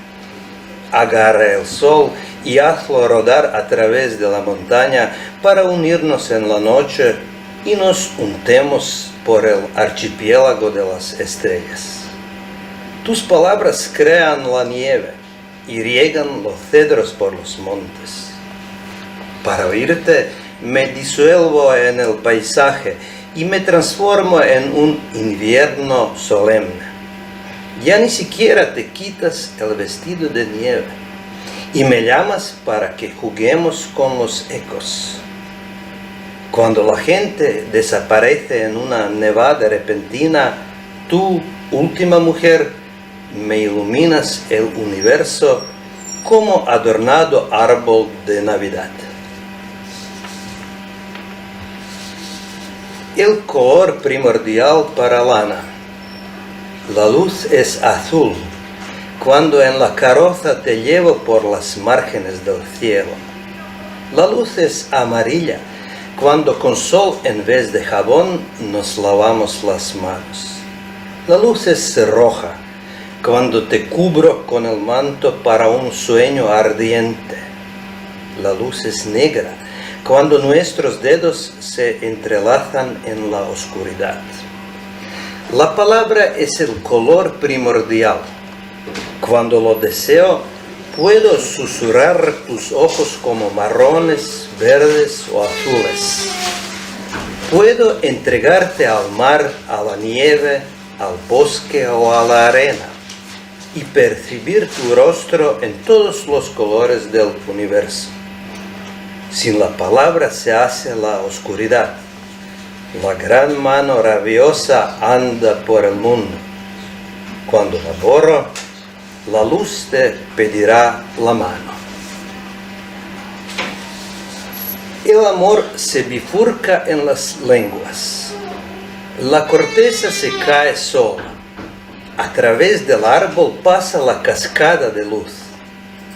El pensamiento regresa al nudo original.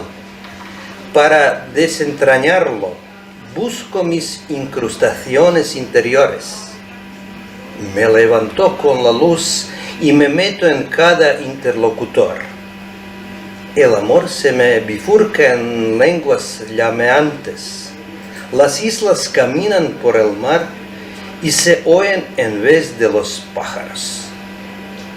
Me ilumino con una vela para recibir una cara nueva que se ríe, y cuando el mar hambriento enloquece.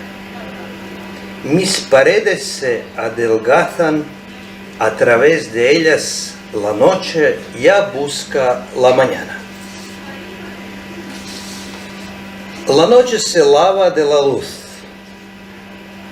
Te preguntaba de las ciudades oscurecidas cuyos ríos impedían el camino a los caminantes. Tus oídos empezaron a temblar y enseguida negaron la pregunta. La conversación se atascó entre dos casas que estaban hacia una calle cada vez más estrecha. Viste un cuervo y el gran presente se derramó por tu estómago. Tú eres la hierba que crece y sin nada más, que al sol continuadamente sugiere su verdor. Yo estoy cerca de ti, en el sonido que se mete entre los árboles, en la noche que apasionadamente se lava de la luz. Me quité los zapatos, me quité el cuerpo, doblado en el cáliz de tu flor.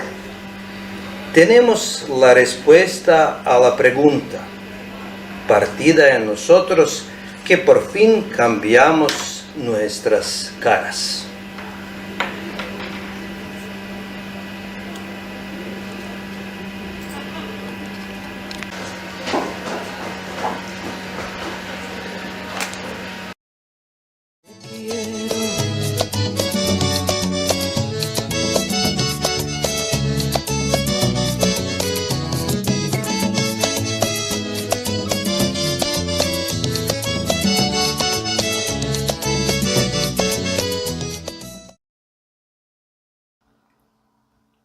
저는 대한민국에 살고 있는 김병호라고 합니다.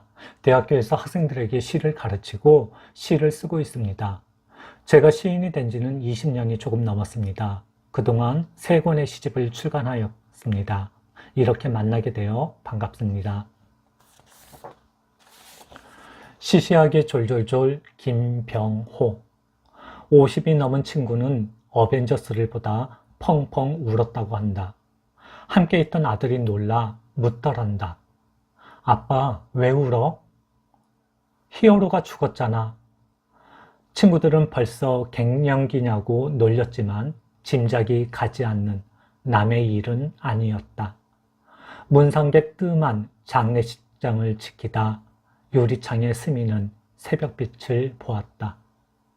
생일을 며칠 남기고 가버린 친구의 자리가 저쯤이겠다 싶었다. 출근을 핑계로 하나둘 자리를 나서다 8차선대로 중앙선에 서서 나란히 야간 자율학습 팽개치고 도망치던 그때처럼 나란히 오줌발을 날렸다. 다만 그때는 5, 지금은 4. 우리는 아이언맨도 캡틴 아메리카도 헐크도 아니어서 시시하게 졸졸졸, 째째하게 졸졸졸. 바지춤을 추스리는 사이 경적을 울리며 덤프트럭 하나가 지나간다. 제기랄. 집에도 가기 싫고 회사도 가기 싫고 그렇다고 딱히 갈 데도 없는데 제기랄. 아직 초등학생인 그 집 늦둥이는 어쩌나 싶은데 제기랄. 친구 없이도 내일이 와버렸다. 우리는 한복판에 갇혔다.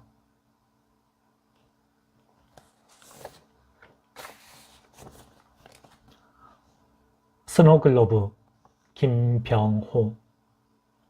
먼 데에서 안부가 도착합니다. 슬픔과 파도를 구분할 수 없는 수조 같습니다. 하루쯤 더 기다릴 게 남은 것 같습니다. 허공에 돌 팔매질처럼 비행기가 낮게 날자 창문마다 매달린 얼굴들이 쏟아집니다. 누군가 그늘 속에서 휘파람을 붑니다. 휘파람은 허공에 구멍을 파고 쓸쓸한 거짓말을 묻기에 좋은 깊이를 갖습니다. 몰래 당신을 심습니다. 밤이 새도록 덜컹거리는 자리를 두 무릎과 먼 날로 다집니다. 지워지지 않는 비행운 속엔 혼잣말과 울음과 먼 길이 가득합니다. 당신은 헤어진 적이 없는 사람처럼 먼 지평선을 걷습니다. 꽤 괜찮은 불행을 꿈꿉니다. 언덕도 없이 절벽도 없이 지평선 끝에서 지워지는 안부가 노래라는 걸 한참 후에야 배웠습니다. 불행 하나 없는 불행은 당신의 몫이라 생각했습니다. 물끄러미 눈사람을 바라봅니다. 보고도 못 본 척 도망갈 생각은 처음부터 없었다는 듯 눈빛이 달아 있습니다. 당신이 묻습니다. 아직 거기 있어요? 오래 생각하는 대답 대신 오래 슬퍼할 일 없이 그저 오래 아팠으면 좋겠다고 생각했습니다. 스노글로브 속으로 진눈깨비가 쏟아졌다 얼었다 다시 녹아 흐릅니다.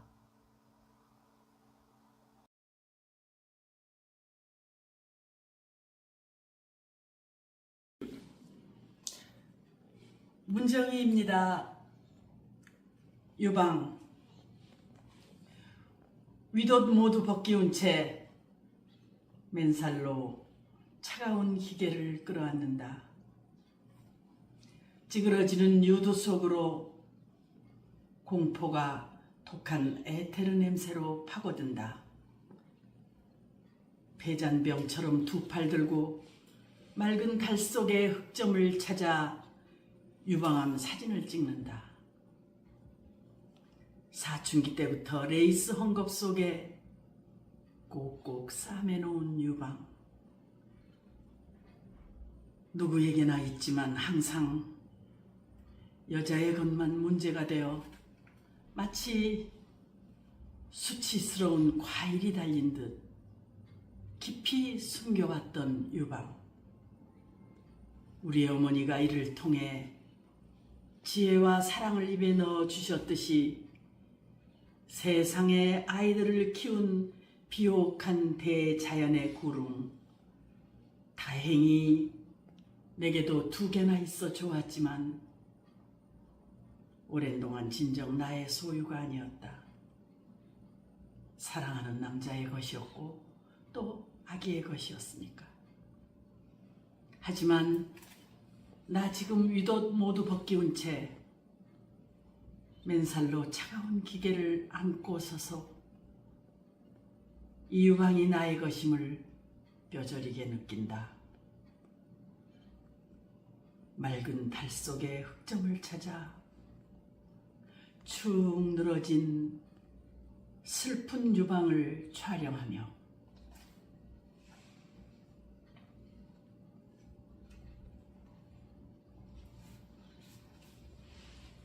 꽃에서는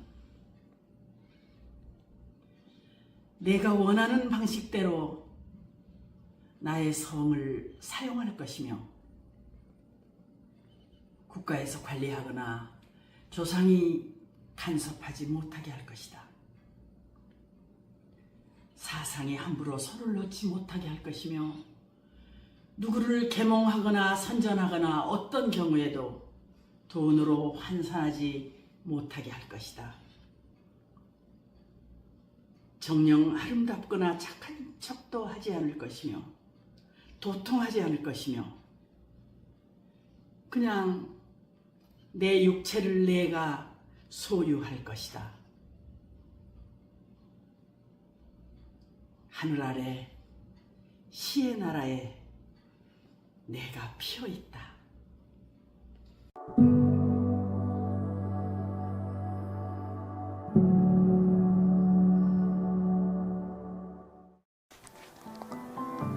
가능주의자 나희덕. 나의 사전에 불가능이란 없다. 그렇다고 제가 나폴레옹처럼 말하려는 건 아닙니다. 오히려 세상은 불가능도로 넘쳐나죠.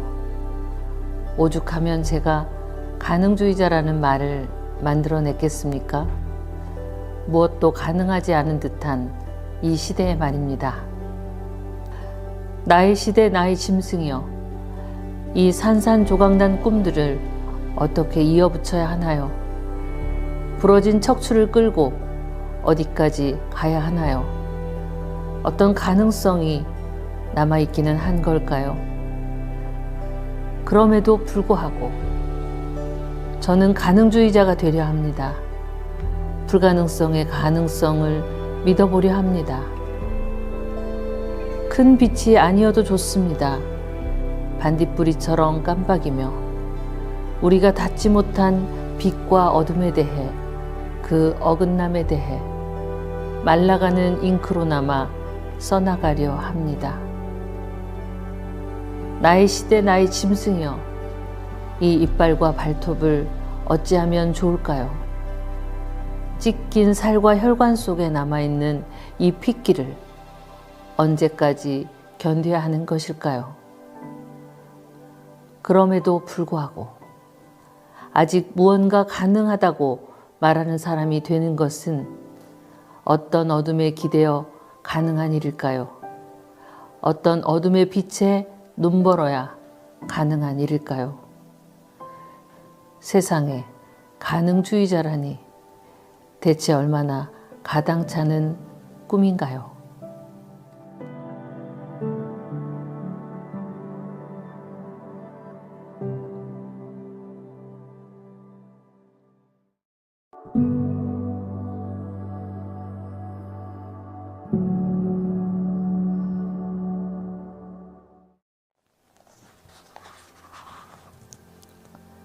입술들은 말한다.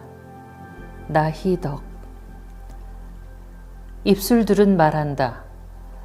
자신의 이름과 고향과 사랑하는 이에 대해, 절망과 분노와 슬픔과 죽음에 대해, 오늘 저녁 먹은 음식과 산책길에 만난 노을빛에 대해, 기후위기와 정부의 부동산 대책에 대해, 생일과 장례, 술과 음악, 책과 영화, 개와 고양이에 대해, 마을을 휩쓸고 간 장맛비에 대해, 파도 소리에 대해 얼굴도 없이 몸뚱이도 없이 격자무늬 벽에 처박힌 채 입술들은 말한다. 입술들은 대체 어디서 모여든 것일까?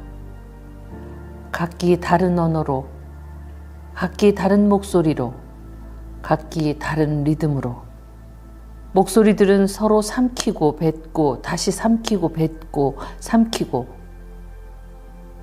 들리지 않는 노래를 너무 많이 들었나 봐. 귀가 먹먹해. 먼 들판에 풀벌레 소리 자욱해. 못이 박힌 노래를 귀에 못이 박히게 들었나 봐. 귀는 매일 투명한 피를 흘리고 닦아내고 다시 흘리고 격자무늬 벽 속에서 입술들은 말한다. 오늘도 잠 못 드는 이유에 대해, 왜 자신이 이야기를 멈출 수 없는지에 대해, 복용해온 약에 대해, 또는 피 흘리는 말, 다른 입술들에 대해.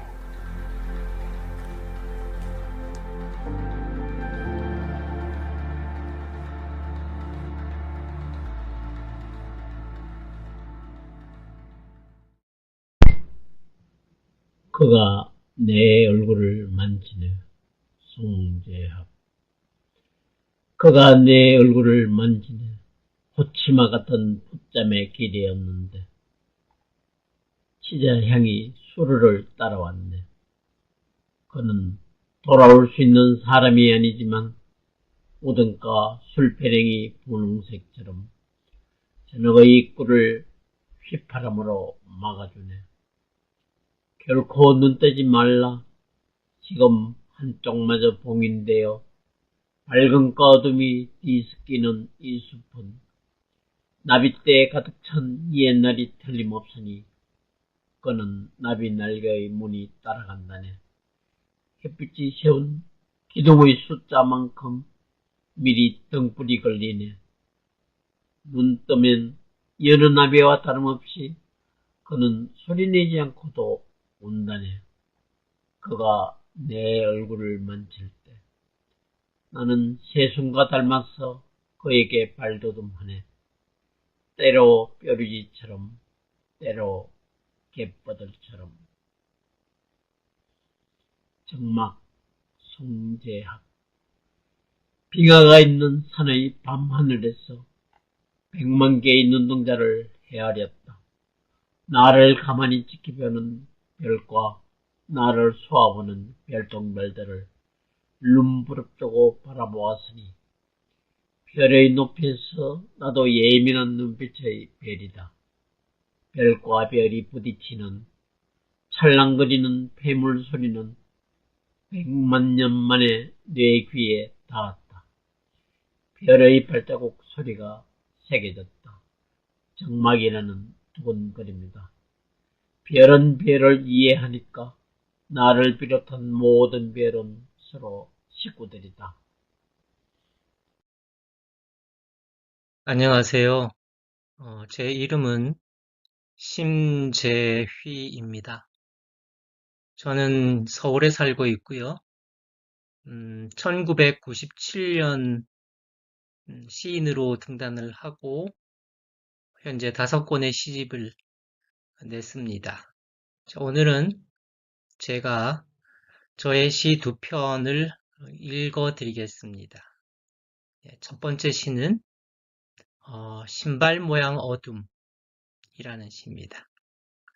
자, 읽어보겠습니다. 신발 모양 어둠. 끈이 서로 묶인 운동화 한 켤레가 전깃줄에 높이 걸려 있다. 오래 바람에 흔들린 듯 하다. 어느 저녁에 맨발로 집으로 돌아간 키 작은 아이가 있었으리라. 허공의 신발이야 어린 날의 추억이라고 치자. 구두를 신어도 맨발 같은 저녁은 울음을 참으며 집으로 돌아가던 구부정한 저녁은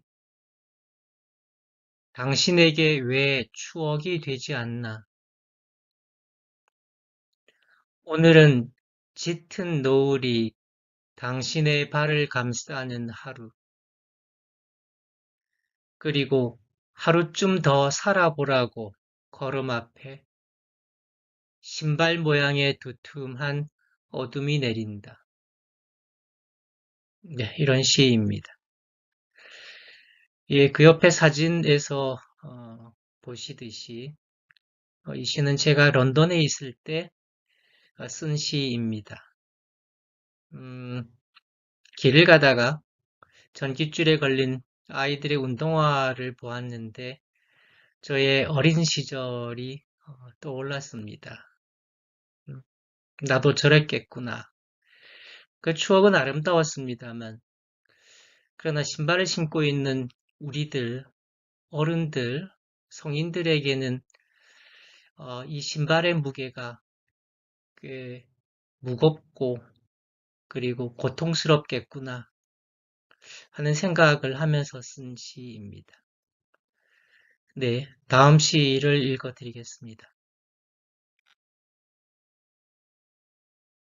두 번째 시는 겨울 입술이라는 시입니다. 자, 읽어보겠습니다. 겨울 입술. 그대를 등지고 긴 골목을 빠져나올 때 나는 겨울 입술을 가지게 되었다. 오후 1시 방향에서 들어오는 낙뢰가 입술을 스치고 갔다. 그 후로 옛일을 말할 때마다 꼭 여미지 못하는 입술 사이로 쓰러지지 못하는 빗금의 걸음을 흘려야 했다. 골목의 낮은 쇠창살들은 여전히 견고했다. 뱉어놓은 말들은 벽에서 녹고 또 얼었다. 깨어진 사랑이 운석처럼 박힌 이별의 얼굴에는 저녁과 밤 사이로 빠져나간 낙뢰가 있더니 해가 진 7시의 겨울 입술은 어둠을 들이밀어도 담을 수 없도록 기울어져서 들리지 않은 말들을 넘어지지 않게 중얼거려야 했다. 진실을 말해도 모두가 비스듬한 후회가 되었다. 네, 이 시는 사랑을 잃은 자의 고통, 비틀거리는 걸음걸이와 입에서 나오는 모든 것들이 후회가 되는 그 상황을 시로 써보고자 했습니다. 자, 이렇게 저는 제 시 2편을 읽어드렸습니다. 고맙습니다. Hello, my name is Jaeon Ha. I'm very glad to join World Poetry Day. I'm gonna reading my 3 poems, Clouds Table, My Own Life, for 5 minutes. 구름의 식탁, 하재연. 25시 슈퍼마켓의 왼쪽 4번째 선반. 푸른색 정어리 통조림이 1,400원이다. 먼지가 소용돌이 모양으로 앉아있다. 나는 10,000원을 내고 동전 2개를 짤랑거리며 돌아온다. 뼈째 담겨있는 7개의 죽음 혹은 7개의 식탁. 부엌 창 앞의 정어리들, 뾰족한 머리를 하늘로 향하고 있다. 정어리의 머리들은 전부 어디로 갔는가? 소나기와 고양이가 가끔 창문을 기웃거리다 그들의 지문을 남겨놓는다. 그러나 정어리는 고양이에게, 고양이는 소나기에게, 소나기는 정어리에게 무관심하다. 무관심한 그들의 지문을 며칠째 남겨놓는다. 나의 식탁에 가끔 초대받는 것은 구름이다. 그는 고요히 턱을 괴고 나와 나의 저녁에 그늘을 들이운다. 구름을 걷어내기란 힘이 들어서 나는 한 옆에 그늘을 커튼처럼 늘어뜨리고 깡통을 딴다. 내 부엌 창 앞의 정어리 깡통은 언제나 7개다. 7가지의 죽음 혹은 7개의 행운. 신세대 오락실의 텀블링 세대를 지나 현대 부동산 앞의 평상을 지나면 25시 슈퍼마켓. 나는 자정 이후 그곳에 가본 적이 없다. 다만 아침까지 주인에게 잊혀진 환한 간판을 상상할 뿐. 그리고 25시 슈퍼마켓의 왼쪽 4번째 선반에는 푸르게 절여진 죽음과 움직이지 않는 소용돌이가 쌓여 있다. 하나에 1,400원이다. 나만의 인생, 하재연. 내 눈동자는 나의 것, 눈썹을 깜빡이는 것도 나의 의지입니다. 고개를 돌려 당신을 바라보는 것도 나의 의지. 내 손은 나의 것, 담배를 피우거나 비벼 끄는 것은 나의 의지입니다. 연기가 피어올라 공중으로 사라져 가듯 나의 말은 나에게서 나와 당신에게로 흘러들어갑니다. 당신이 나의 말을 이해할 수 없다면 그것은 내 뜻이 아닙니다. 그렇지 않은가요? 어느 날 당신은 누군가를 사랑하게 되고 거리에 불이 켜지면 나는 거리로 나갑니다. 어느 날 가로등들이 꺼졌다 켜졌다 하듯이 당신은 누군가를 만나게 되고 나는 쏟아지는 불빛을 거리에서 맞습니다. 나의 의지는 나만의 것이지만. 5분간, 하재연. 어려운 건 결심의 문제다. 저 구름은 5분간 한 자리에 머물러 있기로 한 모양이다. 5분 후 구름은 쉬지 않고 내내 자세를 바꿀 수도 있을 것이다. 중요한 것은 내가 보고 있는 5분간이다. 바람이 구름을 지나치는 순간 구름의 모양은 흐트러진다. 그것이 바람의 힘이었을까를 생각하는 것은 어리석은 일이다. 그렇지 않은가? 그 역도 마찬가지다. 구름의 힘이 바람을 불러들인 것은 아니다. 저기 있는 구름을 결정한 것은 구름의 형태가 아니고 내가 보는 구름은 5분간 한자리에 머물러 있는 구름이다. 우리는 5분간 아주 약간 옮겨진 건지도 모르지만. Thank you for listening.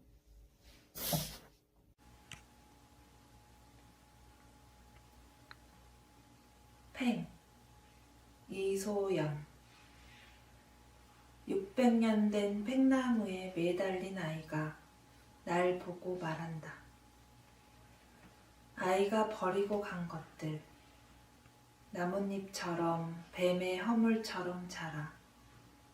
나도 너랑 600년 동안 살고 싶어. 팽나무는 아무하고도 끝까지 살지 못했대. 사랑해서 우리는 조금 더 늙어버렸지. 늙을수록 우람해지는 건 나무뿐이야. 늙어도 늙어도 더 늙을 수 있다는 건 다시 사랑할 힘을 주고. 마음은 아이가 가지고 노는 타널 같아. 죽는 나무가 있다면 타오르는 나무가 있고 오래오래 늙는 나무도 있지. 나무는 할머니가 되어도 고고해. 누구의 부축도 받지 않지. 너는 허리가 아파 누워있고 저 멀리 팽나무가 보이는데 내게는 가도 더 가야 하는 길이 남아있다. 팽, 토라진 사람을 달래기 위해 사랑을 멈추지 못하는 저주에 걸렸네. 페미니즘을 너무나 잘 이해해주는 남자라는 괴물. 빨래 잘하고 청소 잘하고 요리 잘하는 남자가 있다. 그런 남자와 연애를 하고 급기야 결혼까지도 했다면 그 남자는 아이마저 자기가 낳았다고 우기면서 거실 창으로 쏟아지는 햇볕 속에서 블라우스를 다려줄 것이다. 나는 10시까지 침대 위에 뒤집어져 있겠지. 잠은 어디로 흘러가는지 잘 알면서 남편은 어디로 흘러가는지 모를 것이고 그다지 특별한 것도 없는 여자를 위해 무섭게 아침을 차리고 아이와 함께 출근하는 남편에게 서 발각되는 페미니즘이란 의뢰. 나는 가끔 시어머니의 방식으로 신을 부른다. 주여. 떨어뜨리기 좋은 약속들을 하나 둘 청소기로 빨아들이면서 반성할 일은 하지 마라, 아들아. 요즘은 네가 흘린 부스러기가 너무 많구나. 제왕절개로 나았지. 미숙한 일이었지. 주여. 반성은 고질적이다. 변기 위에 앉아 힘겹게 빠져나가는 구불구불한 오전을 떠올리면 코끼리가 된 것 같고 동물원에서만 이해받는 코끼리에 대해서 손의 일을 앗아간 코에 대해서 손으로 짚은 바닥에 대해서 장식용 주머니처럼 달린 남자의 젖꼭지에 대해서 구실과 처세에 대해서 생각한다. 나와 함께 입덧을 하고 나와 함께 배가 불러오던 남자가 급기야 내 옆에서 라마즈 호흡을 할 때 나는 내 모든 태반을 옮겨 심었지. 할례를 하고 침대에 누운 순결한 나의 남자. 오, 나는 남자를 너무 사랑해서 내 모든 기간을 주었네. 도축을 일삼은 숱한 낮과 밤의 이야기로 오래된 예언서를 써두었네. 주여. 모든 권리를 양도합니다. 이 거룩한 아이를 가지소서. 내게서와 같이 당신에게서도 나의 일이 이루어지기를 나의 산통과 나의 내막을 나의 수축과 이완을 모두 들이오며 마땅히 나는 당신의 것입니다. 나는 지금껏 아무것도 한 일이 없고 남자의 등에 빨대를 꽂은 여자로서 아이를 낳을 때까지 임산부석 앞에 서 있다. 저녁엔 흘리지 않고는 도저히 먹을 수 없는 타코라이스를 먹었다. 턱 밑으로 잘게 썬 양상추가 떨어져 내렸다. 가을 악견산 박태일. 악견산이 설금설금 내려온다. 웃옷을 어깨 얹고 단추고름 반쯤 풀고 사랑 드문 벼랑길로 걸어내린다. 악견산 붉은 이마 설핏 가린 해. 악견산 등줄기로 돋는 땀 냄새. 밤나무 밤 가지 툭 치면서 툭. 어이 여기 밤나무 밤송이도 있군 중얼거린다. 악견산은 어디 제 저지른 아이처럼 소리 없이 논뚝 따라 나락더미 사이로 흘러 안떨가는 냇물 힐금힐금 돌아보며 악견산 노란 몸집이 기우뚱 한 번, 두 번 돌밭을 건너뛴다. 9월. 10월도 날 더 넘겨서 악견산이 설금설금 마을로 들었으면 네모 굽다리 밥상에는 속 좁은 무가 채로 오르고 근조실에 채곡체인 담배잎. 외양간 습한 볕이 물고 덜지들 발발 기는 남밭 나무씨의 고랑으로 감잎도 덮이고 덜미 잡힌 송아지같이 나는 눈만 껌뻑거리며 자주 삽장나서 덜 넘어 자갈밭 지나 검게 마른 토끼똥 만개 붉은 열매를 찾아내고 약이 될까 밥이 될까 생각하면서 악견산 빈산 그림자를 밟아가다 후두둑 산이 날개 트는 소리에 놀라 눈을 질러 뛴다.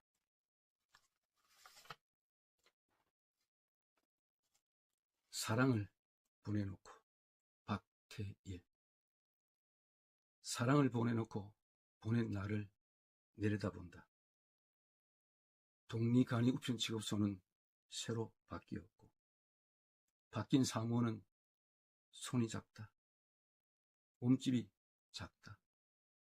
아, 이별도 작게 하리라. 사랑은 특급으로 떠났다. 특급이 못된 사랑은 행랑에 물끄러미 포개져 존다.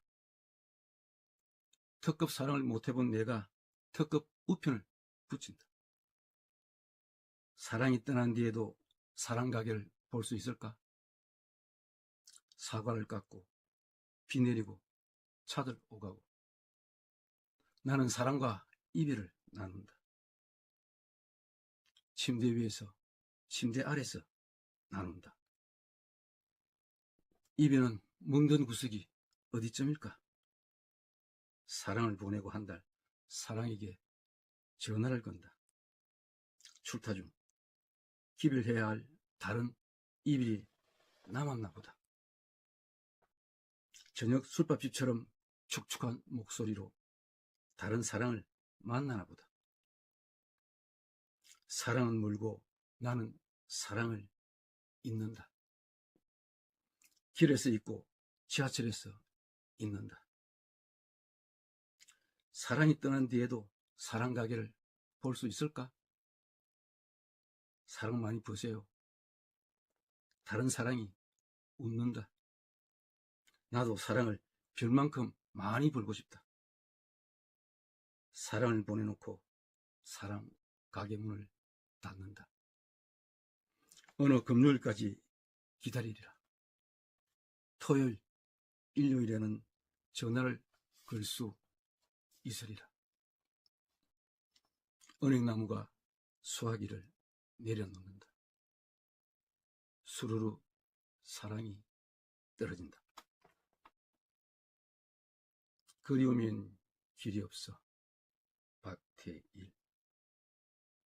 그리우면 길이 없어. 온 하루 제갈매기 하늘너비를 지는 날.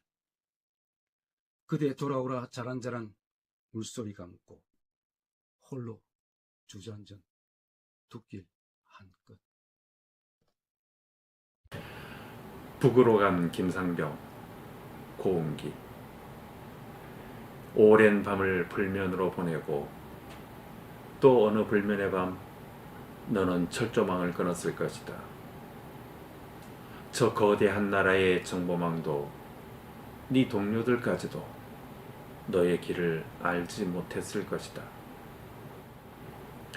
비무장지대의 기름진 땅과 갈참나무며 노루 멧돼지만 너를 반겼을까?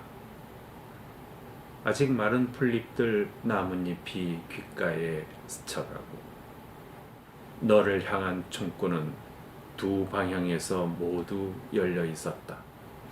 조국은 어느 쪽이나 엉거주춤한데 스스로 서지 못하는 우리의 역사만 너로 하여 한참을 흔들렸을 뿐. 너는 태어난 남쪽을 저주하고 그리운 다른 쪽을 찾아 떠났어도 비무장지대 저 푸르른 들판 어두운 하룻밤 지뢰밭을 헤칠 때 차라리 무심히 빛나는 눈동자 같은 별. 우리나라는 분단 국가입니다. 남과 북이 체제를 달리하며 나누어져 있지요. 나는 남한에 살고 있습니다. 이 시 속의 사건은 실화입니다. 내가 군복무하던 20대 후반, 인근 부대의 후배인 김상병은 남과 북이 대치하는 비무장지대를 넘어 북한으로 갔습니다. 비무장지대는 실은 가장 삼엄하게 무장된 지역입니다. 그러므로 목숨을 걸고 감행해야 하는 탈출이었죠. 40년이 지난 지금까지 나는 그가 탈출한 계기를 확실히 알지 못합니다. 생사 또한 모릅니다. 우리나라의 비극은 분단에서 시작하고 그 상징적인 상황을 나는 이 사건으로 묘사해 보았습니다. 이 시는 1995년에 간행한 나의 두 번째 시집 섬강그늘에 실려 있습니다. 고비에서 고운기. 북두칠성이 지평선 가까이 내려와 앉았다. 새벽이다. 말을 깨워라. 초원은 양팔 벌려 휘돌아도 눈이 안 닿는 360도. 다만 발끝은 검은 몸을 맡긴 진료실. 석 달 만에 정기검진 결과를 보고 의사가 말한다. 잘 버티셨어요. 이렇게 30년만 버티면 되죠. 모처럼 기분 좋게 웃는다. 석 달치 목숨을 담보받아 나오는 길. 말을 깨워라. 새벽이다. 지평선에 붙어 북두칠성과 함께 아득하자. 고비는 몽골에 있는 사막의 이름이자 한국어로는 일의 과정에서 가장 중요한 단계를 뜻하는 말입니다. 위험한 고비와 같이 흔히 어려운 상황을 나타냅니다. 그러므로 한국어로 고비는 중의를 지닌 말입니다. 50대 후반, 나는 몸에서 암이 발견되어 수술을 받았습니다. 위험한 고비를 경험한 것이죠. 그로부터 5년 전, 나는 고비 사막의 초원과 사막 경계 지역을 가보았었습니다. 사방을 둘러보아도 지평선인 초원은 경이었고 사막의 밤하늘에서 보는 별은 동경이었습니다. 나는 인생의 고비에서 몽골의 고비 사막을 떠올렸습니다. 인생의 고비를 경이와 동경의 고비와 겹쳐본 것이죠. 이 시는 2023년에 간행한 나의 7번째 시집 고비에서에 실려 있습니다. Hi, my name is Yeonho Kang. I'll be reading 3 poems today. 건강한 슬픔, 강연호. 그녀로부터 전화가 왔다. 오랜만이라는 안부를 건넬 틈도 없이 그녀는 문득 울음을 터뜨렸고 나는 그저 침묵했다. 한때 그녀가 꿈꾸었던 사람이 있었다. 나는 아니었다. 나도 그때 한 여자를 원했었다. 그녀는 아니었다. 그 정도 아는 사이였던 그녀와 나는 그 정도 사이였기에 오래 연락이 없었다. 아무데도 가지 않았는데도 서로 멀리 있었다. 전화 저쪽에서 그녀는 오래 울었다. 이쪽에서 나는 듣도록 침묵했다. 창문 밖에서 귓바퀴를 쫑긋 세운 나뭇잎들이 머리통을 맞댄 채 수군거리고 있었다. 그럴 때 나뭇잎은 나뭇잎끼리 참 내밀해 보였다. 저렇게 귀 기울인 나뭇잎과 나뭇잎 사이로 바람과 강물과 세월이 흘러가는 것이리라. 그녀의 울음과 내 침묵 사이로도 바람과 강물과 세월은 또 흘러갈 것이었다. 그 그동안을 견딘다는 것에 대해 그녀와 나는 무척 긴 얘기를 나눈 것 같았다. 아니, 그녀나 나나 아무 얘기도 없이 다만 나뭇잎과 나뭇잎처럼 귀 기울였을 뿐이었다. 분명한 사실은 그녀가 나보다는 건강하다는 것, 누군가에게 스스럼 없이 울음을 건넬 수 있다는 것, 슬픔에도 건강이 있다. 그녀는 이윽고 전화를 끊었다. 그제서야 나는 혼자 깊숙이 울었다.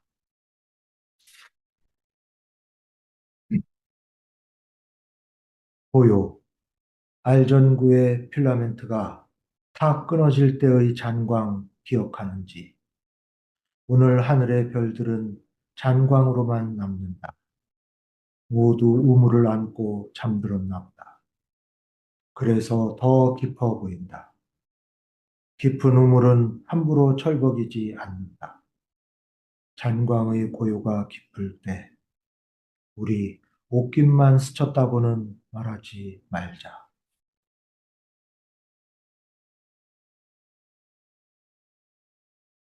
단풍지도 강연호.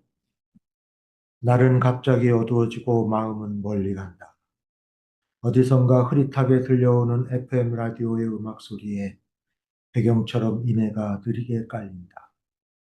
나는 오래 눈을 뜨지 않고 걷고 싶지만 내가 눈을 감는다고 세상이 감기는 건 아니다.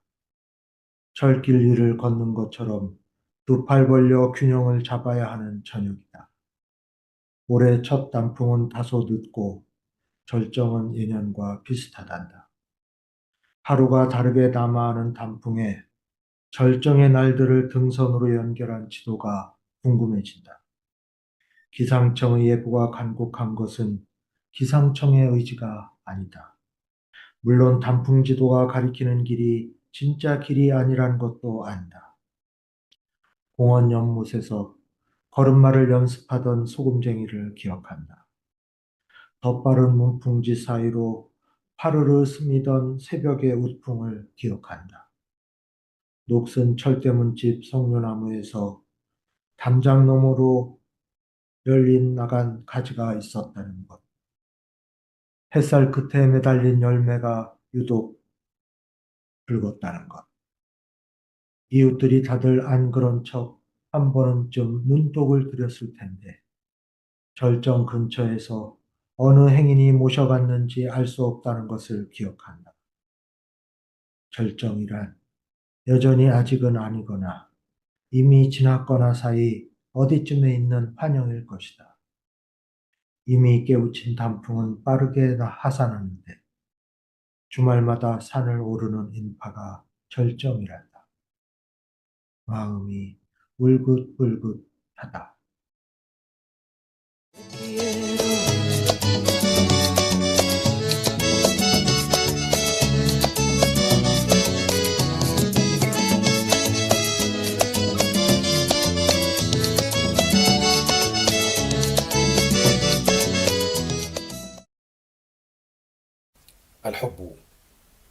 الحب كان ضربة واحدة دون فأس أو يد، كان دلوا من الماء البارد تسبح فيه الرأس والقدمان، وكان سريرا في مستشفى ودماء تنقط من الغرفة للحمام.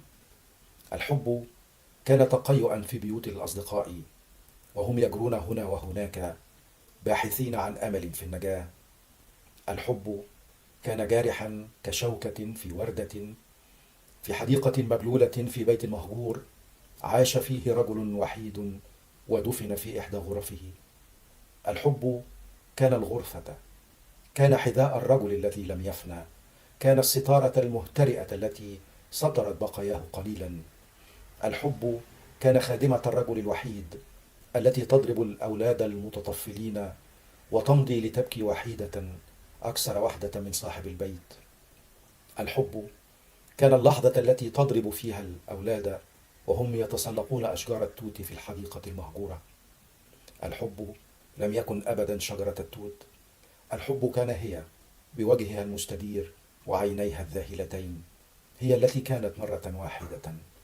الحب كان قفزة من الدور العاشر، كان تفتتا على الطريق، كان نقاط الدم من الرصيف إلى عربة الإسعاف. الحب كان الجسد النحيف الذي قذفوا به مرة من السيارة، وكان السيارة التي تخبط عمود الإنارة. الحب كان الدولاب المغلق في الغرفة المغلقة في بيت الجد المغلق. الحب كان السيجارة المشتعلة لحارس بيت الجد.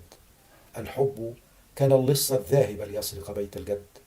الحب كان السيدة المريضة، كان الرعب من جسدها الذاوي وعينيها والطعام المسلوق الذي يحملونه إليها. الحب كان الفأس التي تضرب. الحب كان اليد التي تمسك الفأس. El amor. El amor era un solo golpe, sin hacha ni mano. Era un balde de agua fría, donde nada en la cabeza y los pies. Era una cama en un hospital y la sangre que goteaba de la habitación al baño. El amor era el vómito en las casas de los amigos que corrían aquí y allá buscando la esperanza de sobrevivir. El amor era hiriente como una espina en una rosa, en un jardín mojado, en una casa abandonada, donde vivió un hombre solitario y fue enterrado en una de sus habitaciones. El amor era la habitación, era el zapato que no pareció del hombre, era la cortina desgastada que cubría un poco sus restos. El amor era la criada del hombre solitario, quien golpeaba a los niños intrusos y se iba a llorar sola, más sola que el dueño de la casa. El amor era el momento en que golpeaba a los chicos que subían a los árboles de morera en el jardín abandonado. El amor nunca ha sido el árbol de morera. El amor era ella, con su cara redonda y sus ojos distraídos. Ella que era una vez. El amor era un salto desde el 10º piso. Era fragmentación en el camino y las gotas de sangre de la acera a la ambulancia. El amor era el delgado cuerpo que fue arrojado una vez desde el coche. Era el coche que chocaba contra la farola. El amor era el armario cerrado, en la habitación cerrada, en la casa cerrada del abuelo. El amor era el cigarrillo encendido del guardia de la casa del abuelo. El amor era el ladrón que iba a robar la casa del abuelo. El amor era la señora enferma, era el pánico de su cuerpo marchito, sus ojos y los alimentos cocidos que le llevaban. El amor era el hacha que golpeaba. El amor era la mano que sostenía el hacha. انفجارات داخلية.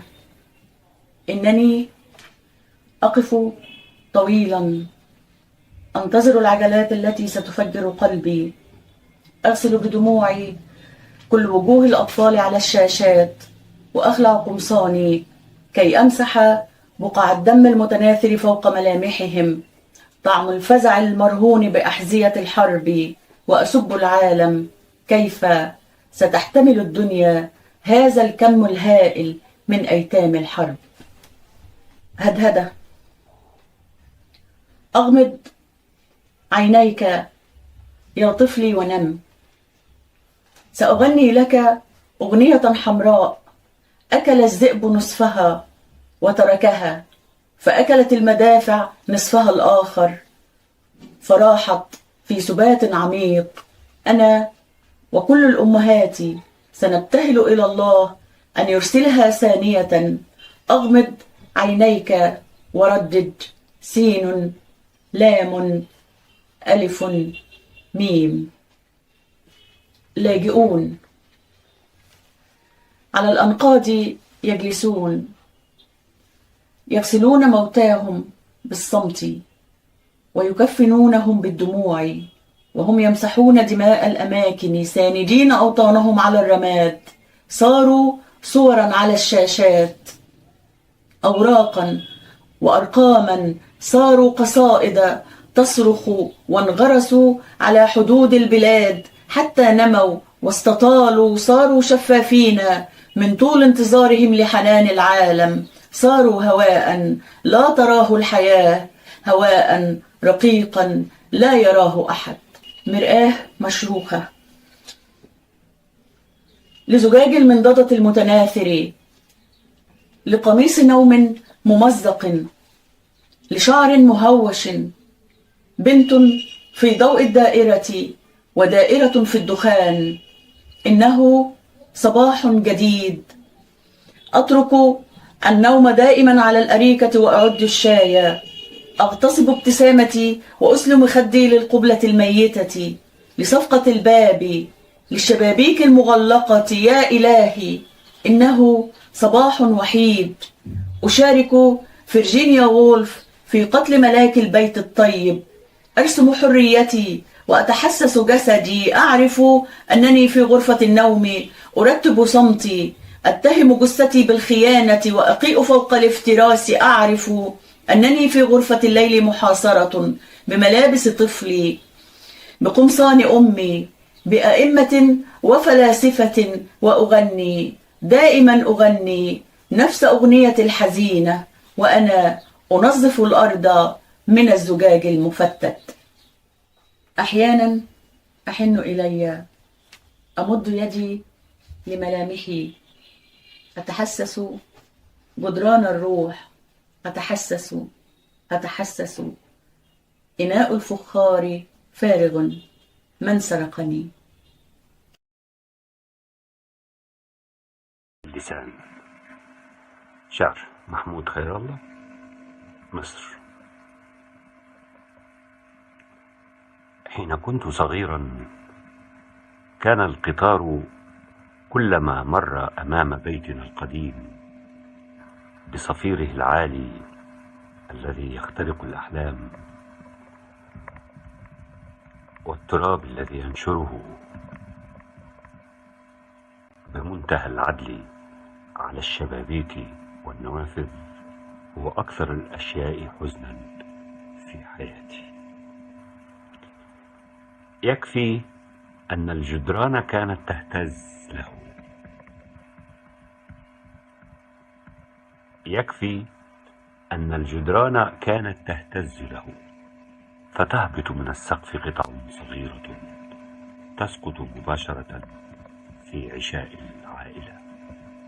الأحجار التي لن تكبر ولن تصير بيوتا كانت مرارتها من ذلك النوع الذي لا يفارق اللسان.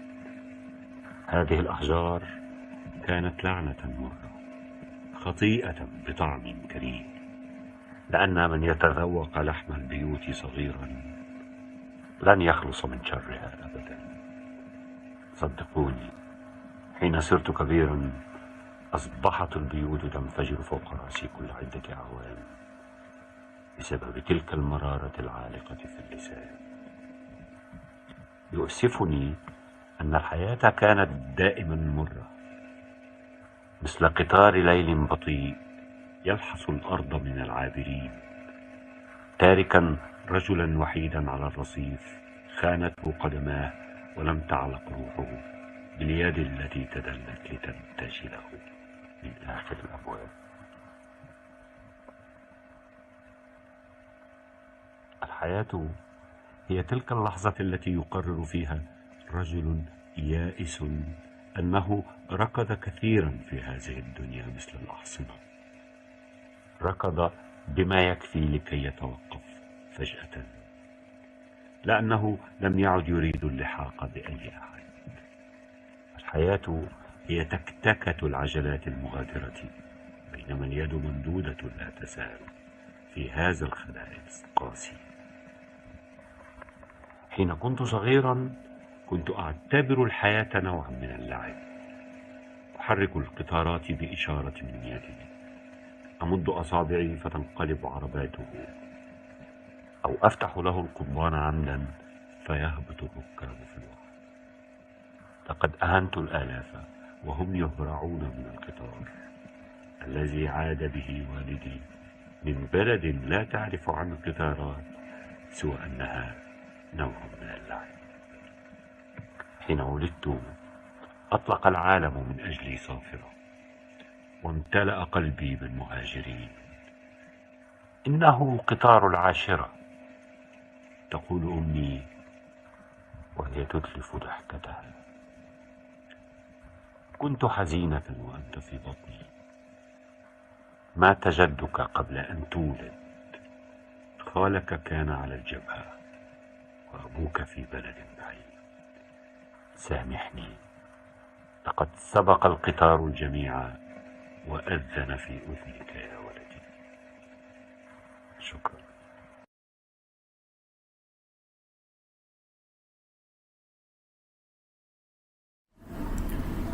مقطع من نهاية العالم. عندما دخلنا واختفينا وراء ستائر الحرب، ابتعدنا إلى الأبد عن دمنا القديم والعيون التي تشبه عيوننا والأسماء التي تشبه أسماءنا، وكان كل همنا أن ننسى في المعركة عيوننا التي ورثناها عن أمهاتنا، وشعرنا الذي ورثناه عن آبائنا، وطريقتنا في الضحك التي أخذناها عن إخوتنا، والخجل الأنثوي الذي أخذناه عن أخواتنا.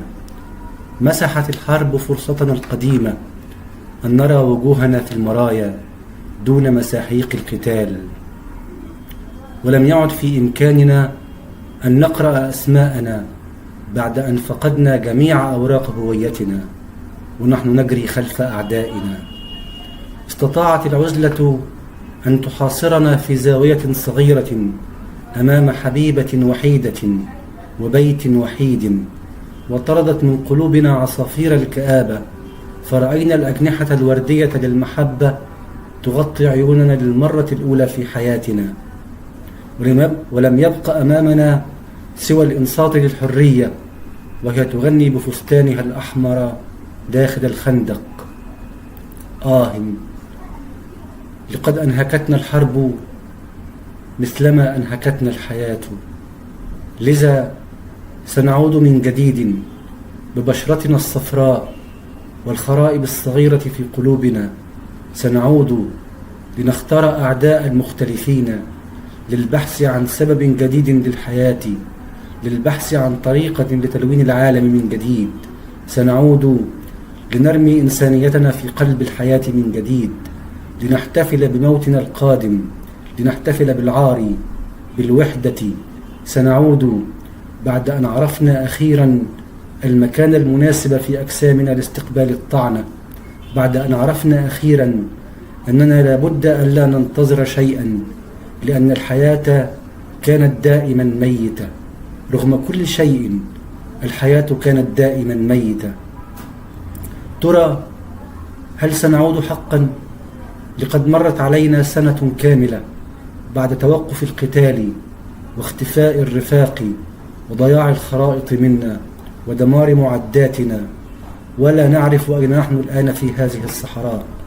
لا توجد علامة واحدة أو شجرة أو حتى نجمة في السماء تدلنا على طريق الأعداء أو على طريق الوطن.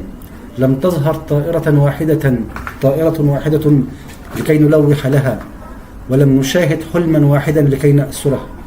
مرت سنة كاملة ونحن هنا، لم نأكل شيئا ولم نشرب شيئا، لم نمت، ولا يوجد دليل واحد يؤكد أننا أحياء.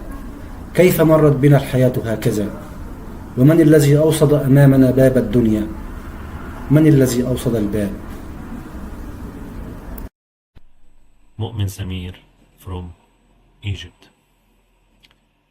In a white hand, without raising his eyesight, the death passes while I am in the window.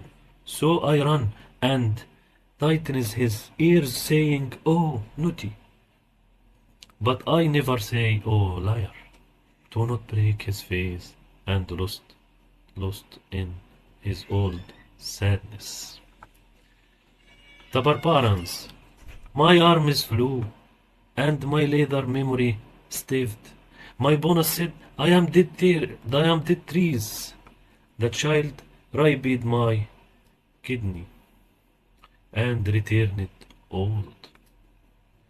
They shall pass from here, and the hope only in street trembles, and the fluctuation of our pictures in the eyes that shine us. Calendar, the first cigarette and first cup of coffee in the first cafe, the first kiss and your pain which did my fear, then the first grab. Praise, pray by fear, pray to fear, so to God your memory held it. Good evening, oh destiny.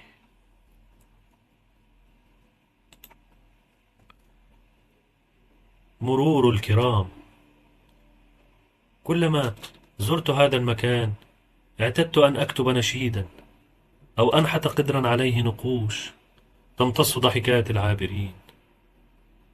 أقول لجدتي هل تعلمين يا جدة، مر اليوم على هذا المكان قديس. تقول يشبه أباك، أقول نعم. أو ربما صقر ضخم جناحاه أكبر من سطح البيت. تقول يشبه أباك، أقول نعم. لكنك تدخلين فجأة وتبتسمين، وحدك تعرفين أنني أكذب. ما جاس هنا من قبل قمر الحصاد بزرعتين إلا طيفك. كنت يومها قد قفزت من البركان، وسمعناه في الساحة الكبيرة يهز رأسه ويقول نجت وهكذا أنجو. وطرت ودرت على طرقات المدينة، فدقوا اليوم عيدا ورشموني شاعرا جوالا لا تسجنه ذاكرة.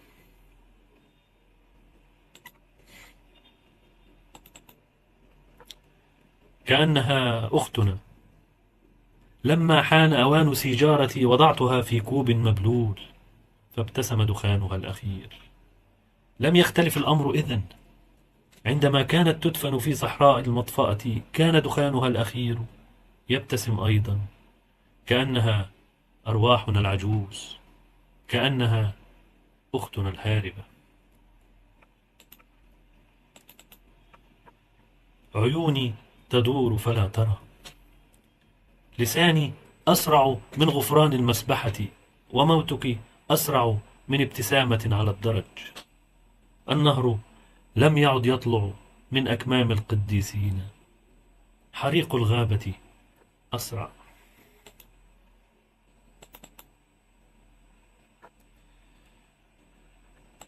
صلاة اليوم والساعة.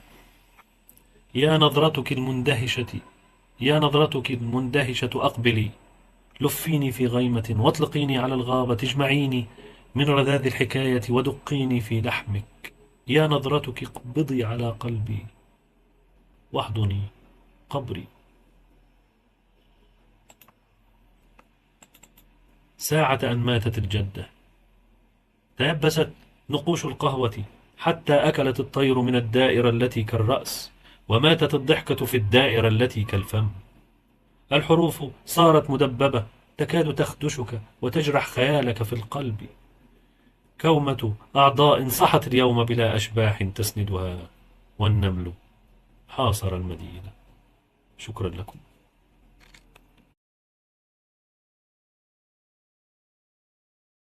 Hello poetry lovers, as we celebrate poetry today, I'm making this video in support for the freedom of an Egyptian poet. His name is Galal Bahiri. He's in prison now in Egypt because of his poetry. His poetry calls for freedom. Hopefully this will help him to get his freedom back. I'm reading one of his poems. The title of the poem is let's dance. ارقصوا لو سمحتم. الهدوء. عندي كلمة عايز أقولها. قلت لحظة لو سمحتوا. يعني كله يبقى ساكت واسمعوا. يلا نرسم دايرة واسعة، مش قوي، دايرة تكفي عشان تاخدنا، والمسافة تبقى كافية عشان نحس ببعضنا. حلو جدا. في البداية كله يقلع، مش مجاز، كله يقلع، يعني كله يبقى ملط. وما تخافوش، جسمي هو نفسه جسمك. اللي يفرق بيننا اسمي يختلف عن نطق اسمك. تتمنع كل الأسامي، كله يتعرف ببعض. الملامح في الوشوش. جمعوا كل الجثث، وقفوا كل الحروب. هاتوا كل مشردين الكون بحاله، واليتامى والسكارى والسياسي والرومانسي، واللي عاشها كان زعيم واللي عاشها وحده منسي. كله لازم يبقى ملط. وما تخافوش، هي ساعة، بس ساعة فيها ننسى كل شيء وبس نرقص. يلا نرقص. ارقصوا، ارقصوا حد الجنون. ارقصوا نطهر خطايا كل أبناء البشر. ارقصوا ويا الجثث، كل الجماجم اللي لا دي تبتسم. ارقصوا باسم الإله. ارقصوا ينزل مطر. ارقصوا طوق النجاة. ارقصوا ضد القدر. ارقصوا نخلق حياة. ارقصوا نرجع بشر. ارقصوا. Thank you.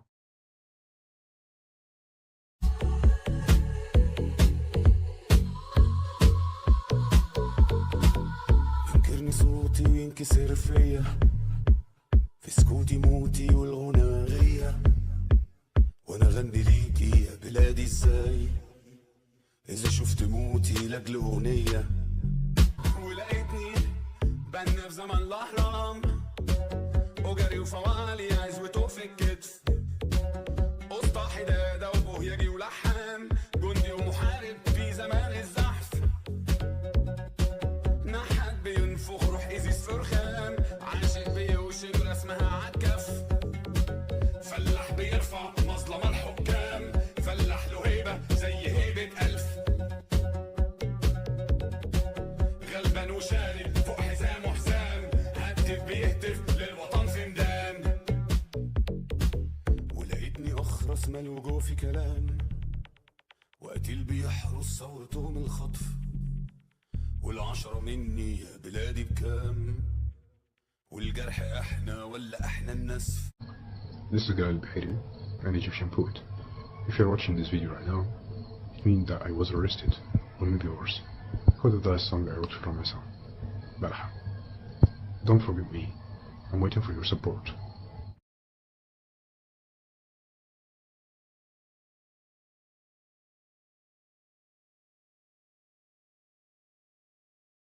قصايد مبشرة. 1.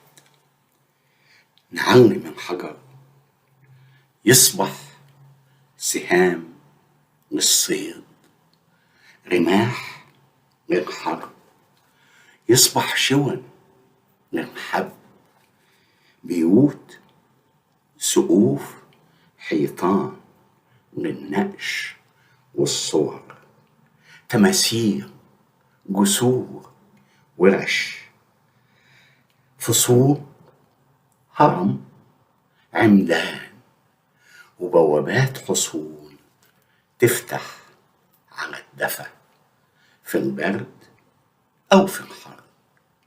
نعلم الحجر يتعلم الحجر، يرفض يكون سجود. 2. نعلم الأراضي البور تصير غيطان، نعلم الغيطان تطرح رمال وموز وبرتقال، تطرح شجر ورق، كافور وتوت وسيسبان. نعمي من غيطان، تتعمي من غيطان، تقف حرس وديدبان، تحمي مداخن كنزها مختوم من أي كف ما اتغسمش بالعرق.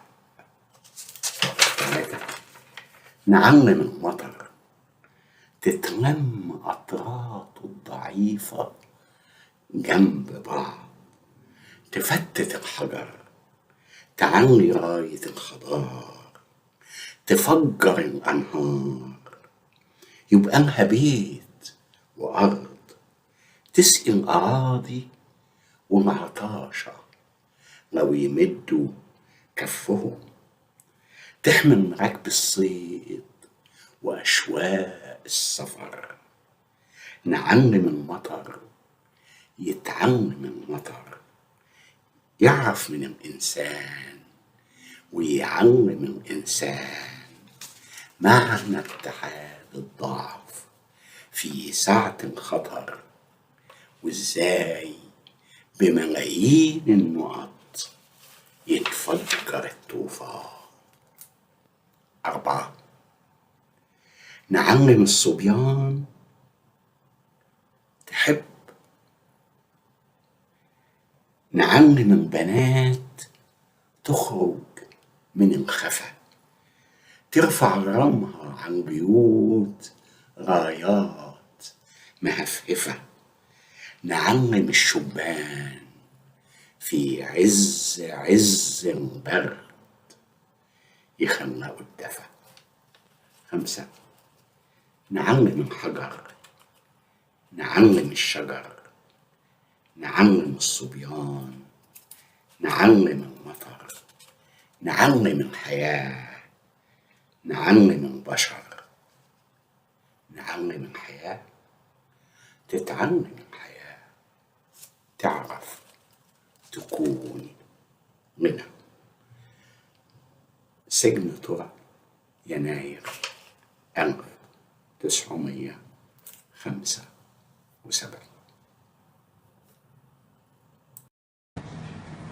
أهلا بكم، أنا زيزي شوشة من مصر.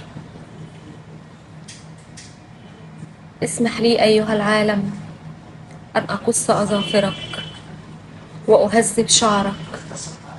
اسمح لي أن أغسلك وألبسك ثوبا نظيفا، ثم أهيل عليك التراب. قصيدة بعنوان جلباب أبي فارغ من أبي. حين كنت مضيئة كالفضيحة، لينة كصوت الجدة في المساء، بوجه رومانتيكي يشبه أفلام الأبيض والأسود، كانت الحياة تقدم نفسها بسخاء. جدران البيت رطبة دائما، كان من الممكن فركها في يدي. ثمة بيوت كثيرة هدمتها عندما كنت أذهب إلى النوم، لأصحى في بيت آخر، والعالم لم ينهدم أبدا. كنت ممتلئة بشهوة الهدم لكي أصنع الحكاية. النوافذ مفتوحة على السماء، السطوح محفزة على الصعود من أجل الخفة التي تشبه لحظة الأورجازم. كانت الحياة سخية، وجلباب أبي ينس بالعرق. جلباب أبي فارغ من أبي. أبي جلباب ينس بالعرق. أبي فقير والحياة سخية. لماذا لم تمنحيه شيئا أيتها الحياة؟ في الصباح كانت أمي تمررك من ثقب إبرة، تحيك لنا أثوابا بدائية نتجول فيها لأعوام، ولا نتركها حتى يفتتها الزمن. كانت أثوابنا هي الوطن. في المساء ننتظرك على عتبة البيت، لكنك كنت بعيدة دائما. لماذا لم تأتي ليلا أيتها الحياة؟ كان أبي يفتش عنك في الأرض، يقضي يومه في الحفر، يكوم التراب، يضع فوقه الماء، يبني بيتا جديدا، ينحني كثيرا من أجلك، وأنت لم تأتي. ظل يحفر وينحني، يحفر وينحني، حتى أصبحت أنت الحفرة. هل أرضاك هذا أيتها الحياة؟ لنؤمن أنك سخية من أجلك فقط، من أجل ديمومتك. لنؤمن بالهزيمة المستحقة، لننحني كي تمري أيتها الحياة.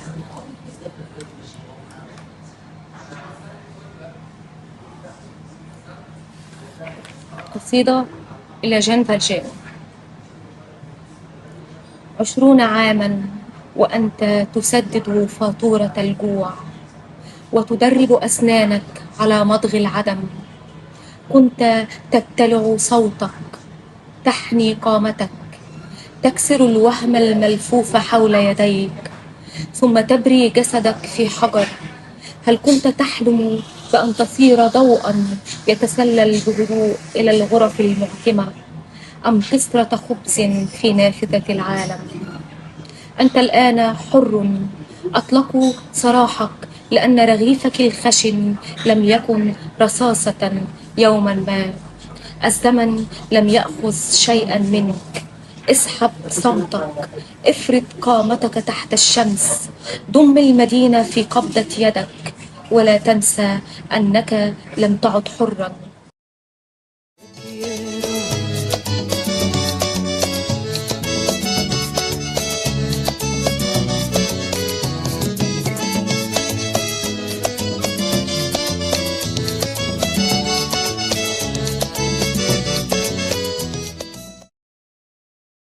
Soy María Toscano desde Portugal, dinamizando el equipo portugués en este magnífico festival. Feliz Día Mundial de la Poesía a todos y muchas gracias al equipo portugués y a la organización y a Rei Berroa. Gracias muchísimas.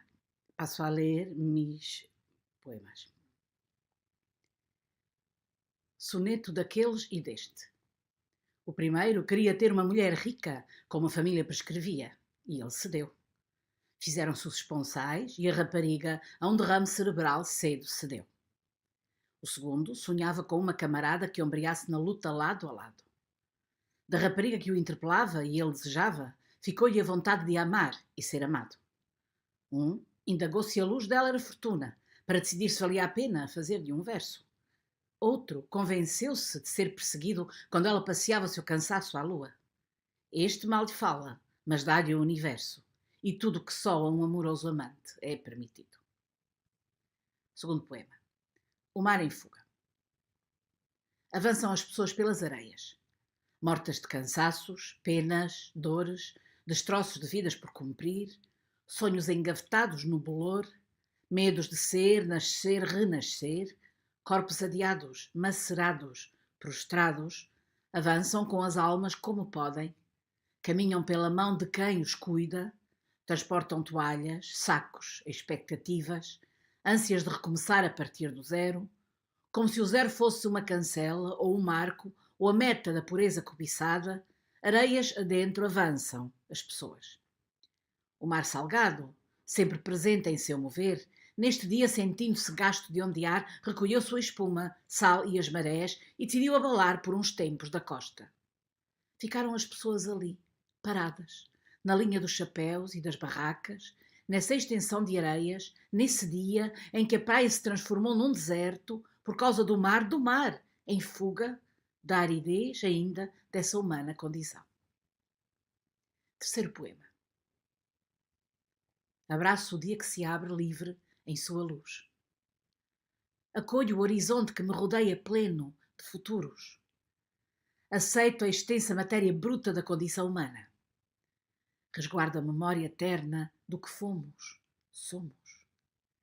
Reservo a farta esperança trazida pelos fartos ventos. E abro a porta pura do alegre júbilo pleno.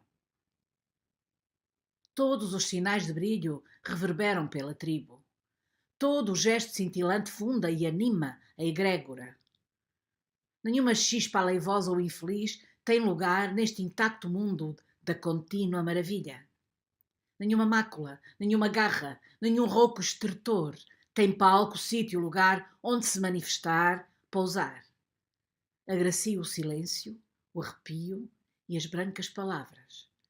Nossas mãos juntas, sementeira e raiz, oceano e nascente, perfeita gratidão. Eu hei de atravessar o rio. 1. Depois de atravessar o intenso rio, pé ante pé, mão na mão, passo a passo, serão vãs as previsões de tempestades, todas as dores se acalmarão, palavras vão esfumar-se, porque inúteis passarão a ser os nomes da desgraça. Depois de atravessar o imenso rio, a respiração será funda e silenciosa. Os regueiros nos campos verdes do arroz jamais farão lembrar regas da seca. Nem o guincho de alguma gaivota perdida assustará garças ou cegonhas na paisagem.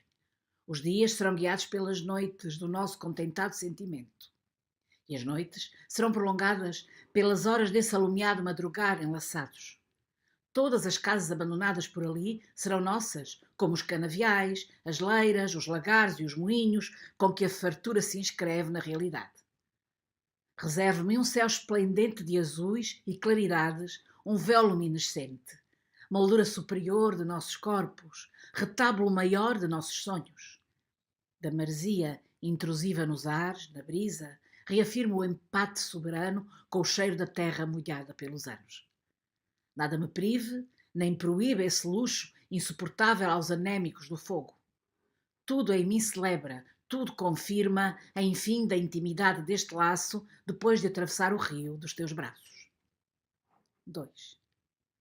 Depois de atravessar o rio dos teus braços, habitarei a certeza de fundir-me com os oceanos e cumprir por fim a promessa de devir amar. E o último poema é o corpo que move a ciranda da vida. E o corpo é movido pelo amor. Muchas gracias a todos e feliz Día Mundial de la Poesía. Olá, quero agradecer o convite através da Maria Toscano para participar neste bonito encontro, embora seja à distância, neste bonito encontro da World Poetry e, portanto, muito obrigado por esta oportunidade de mostrar também a minha poesia. Eu vou ler não todo o poema longo deste livro, Aniquilação, ou uma pequena odisseia em cada livro. É um poema longo que fala dos 7 pecados mortais e faz também uma viagem pela essência humana. E vou começar por ler então este poema longo e que inicia precisamente pela gula, um dos 7 pecados mortais. Eis a cadeia alimentar, sobrevive o bicho no mato, a arca de Noé anuncia a preservação das espécies. Mas quem salva o homem? A devastação, sabemos, tem hora marcada e as chuvas das monções carregam a lama que o diluimento cardíaco das fragilidades enceta. Mas quem salva o homem? O indigente leva a lua no saco, a escuridão dentro do peito, a fome na metade do pão. O rico aborrece. Corrompe o dono da empresa, o fardo da sua barriga, empinada como o dorso de uma baleia. Faz negócios ao almoço, a fartura na mesa, o vazio da ética. A gula rasga a garganta de uma ponta à outra, de cima para baixo, a fenda que faz esvair a economia. Mas quem salva o homem? São casacos de pele, sapatos de pele úmida, pele fracassada, o sustento insustentável, o consumo desenfreado, o produto frenético, a gula antecipada. O exagero exasperado, gritos ambulantes a ecoar nos mercados de multidões. Mas quem salva os animais? Vão às entranhas, ao marfim, aos dentes, assassinam, destruidores da matéria, do mundo. Arrasam o planeta inconscientes, vindos das fossas. Excrementos inqualificáveis chegam das profundezas do esterco, o pior dos animais que aquele Deus poderia criar. Estão a devastar os habitats, a cultivar em excesso, a devastar as florestas, a destruir um planeta pela força da maquinaria. Enxada é para os pobres que querem sobreviver, máquinas para quem quer fazer lucro. Os efeitos comerciais cegam os obcecados. Exercícios primários de escravatura, exploração dos trabalhadores sol a sol, em condições precárias de vida, a pele queimada, o conforto retirado, o salário subtraído. A fome a inflamar o prato. Uns com tanto, outros com tão pouco. O patrão com a mesa farta, o desperdício, restos para os cães, pérolas para porcos, refeições inteiras nos contentores dos lixos. O fogo consome os ramos, as folhas transformadas em cinza. Os animais migram, os animais fogem, os animais morrem. As espécies extinguem-se, os cativeiros aumentam, a dignidade desaparece. Quem és tu, homem das cavernas, tu que desenvolveste a tecnologia? Quem és tu, cavernoso, réplica do diabo, de ódio em ódio que fugiste da coragem? Regressa aos teus aposentos, planta novas árvores, destrói o betão e o cimento, faz nascer jardins de sonhos coloridos, simbiose entre as espécies. Partilha a tua sabedoria, ouve os mestres orientais nas montanhas inalcançáveis, no cume do silêncio, que meditam sobre a existência, com a crença ponderada num mundo melhor. Enquanto tudo à sua volta é ar e natureza, no longínquo horizonte a chacina acontece e os sonhos são despedaçados num segundo. A ciência pratica-se no cotidiano. Em restaurantes do primeiro mundo, esvaziam-se as entranhas aos animais. E o negócio floresce como em todas as estações. Os ricos comem, os pobres definham, os ricos desperdiçam, os pobres raciocinam. A gula fortalece a ambição dos corruptos. Enche-lhes os bolsos com iguarias imberbes, esfolam-se os costumes com o sangue a respeito. E sangra-se, e sangra-se. Andam sorrateiros pelos bastidores, em jogos políticos como ratos de esgoto, com planos bem traçados e ratoeiras sofisticadas. A mão esquerda lava a direita e vice-versa. Muito obrigado pela atenção, pela oportunidade e parabéns pela iniciativa e oxalá que tenha uma vida duradoura e viva, essencialmente viva a poesia. Muito obrigado. Olá, sou a Rita Taborda Duarte, vou ler-vos 3 poemas de um livro que se chama Uma Pedra na Boca, que está incluído na reunião da minha obra completa, neste volume que se chama Não Desfazendo. Começo exatamente pelo primeiro poema deste livro, que se chama Epígrafe. Epígrafe. Um poeta tem de escrever sem se poupar aos versos em tempo de martírio. Um poeta tem de escrever com quantas letras traz na boca. Um poeta se tomba, escreve de bruços na trincheira. O poeta há de mostrar com quantos versos se faz uma cangalha. O poeta retira a louça limpa da máquina de escrever, arruma os talheres no percurso da rima e volta a pôr no verso a louça suja empilhada na pia. Um poeta tem de escrever o suficiente ao almoço para sobrar comida para o jantar. Isto se não tiver um terceiro de filhos a devorar-lhe os sonetos ainda dentro dos sacos que o poeta carrega do supermercado com as patas da frente. Os poetas com versos únicos sobrevivem muito melhor à peste do dia-a-dia. Um poeta tem de escrever Lisboa remanchada num remanso às moscas e aos velhos que ninguém atura nas ruas descampadas. Um poeta tem de escrever o engarrafamento no corredor da ponte entre a sala e a cozinha. Tem de escrever a população sem dentes, envelhecida, e o aumento demográfico do sofá. O poeta aspira os pulmões aos livros que não lê e inspira fundo os tempos de fadiga sem dar à sola, nem ao pedal ou à pata, à asa, como os pombos e outros animais. O poeta tem de bater com estrondo a porta da linguagem, trancá-la bem por dentro. Um poeta tem de escrever a métrica centrífuga dos lençóis encharcados nas ventas da poesia. O poeta tem de escrever em tempo de pandemia, deve resistir escrevendo, porque um poeta não se verga, não se cala, e é inicial, limpo e inteiro, como os dias que hão de vir, e pelo menos tão alto como todos os outros, galgando o barranco das letras. Um poeta tem de escrever, e só deve baixar os versos para chafurdar a esfregona no tinteiro. Agora um outro poema que se chama O Anjo. Vinha para me buscar, mas indica ando. Tive nojo ao anjo. Chegou-me acenando com as asas encardidas, as penas cebosas de sabugo no cálamo.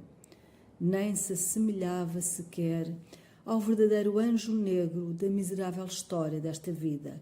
Só genuíno desleixo, a sujidade sob a auréola fosca, cotão e pó, em suma, nenhum asseio ao arrotar gorgulhos pelas asas murchas sob as costas. Tentei-me acompanhá-lo, dar-lhe um banho ao menos em prata de lei, qualquer coisa que na morte me concedesse algum do brilho desvalido que não houvera em vida. Mas custa tanto arear um anjo, pena a pena. Chegou-me acenando com as duas asas, mais mocho até do que anjo. Não o segui, lá onde tombasse imundo. Faço horas ao dia neste inferno sólido, ainda cá ando. E por último, pedras e árvores.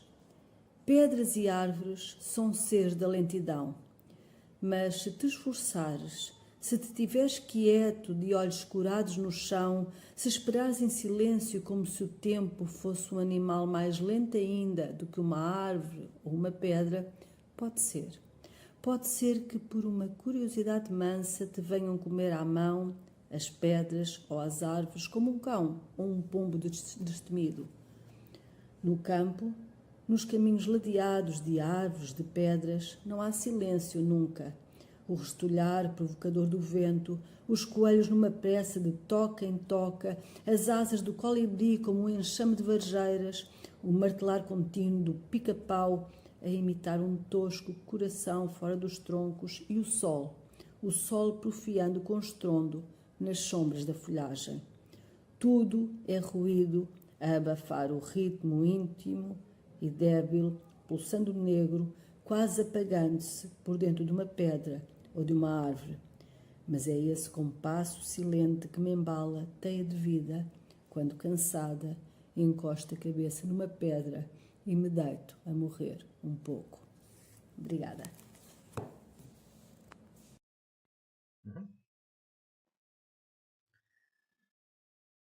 Autorretrato, plagiando O'Neill. Zarco Xavier, terno português, mais de copas que de ouros, mas de tintos e de outros tais tesouros que, sem ver, aguardam no seu copo o olhar faminto. Voltando ao mote, diz do seu cabelo e da muito sua ilustre barba tais coisas que o melhor, digo, por sabê-lo, é esquecer e seguir para os morais. Retratos dessa sorte que outros façam, sequer de amores, nada há a fazer, coitado, nada acerta, e se esvoaçam as pobres rimas pobres do seu ser, e o poeta, esse só para vão sofrer ao rir do que para aqui vem escrever.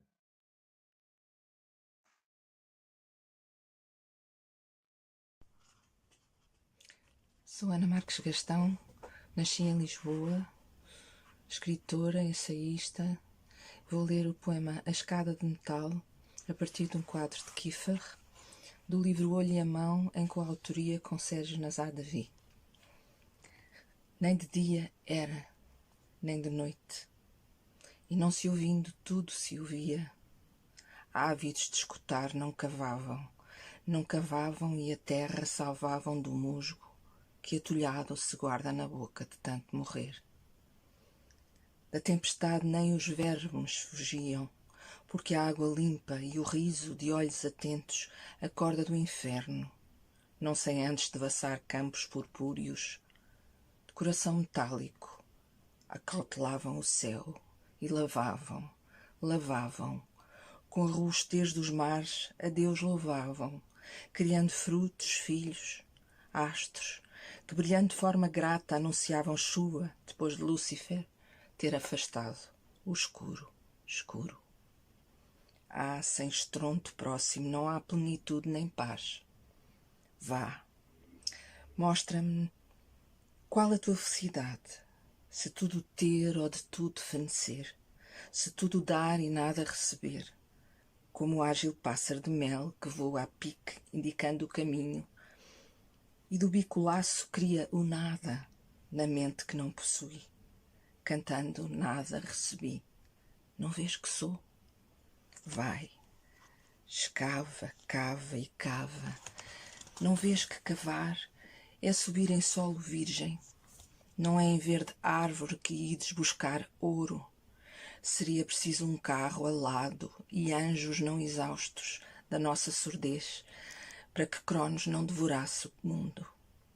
Sobe, sobe.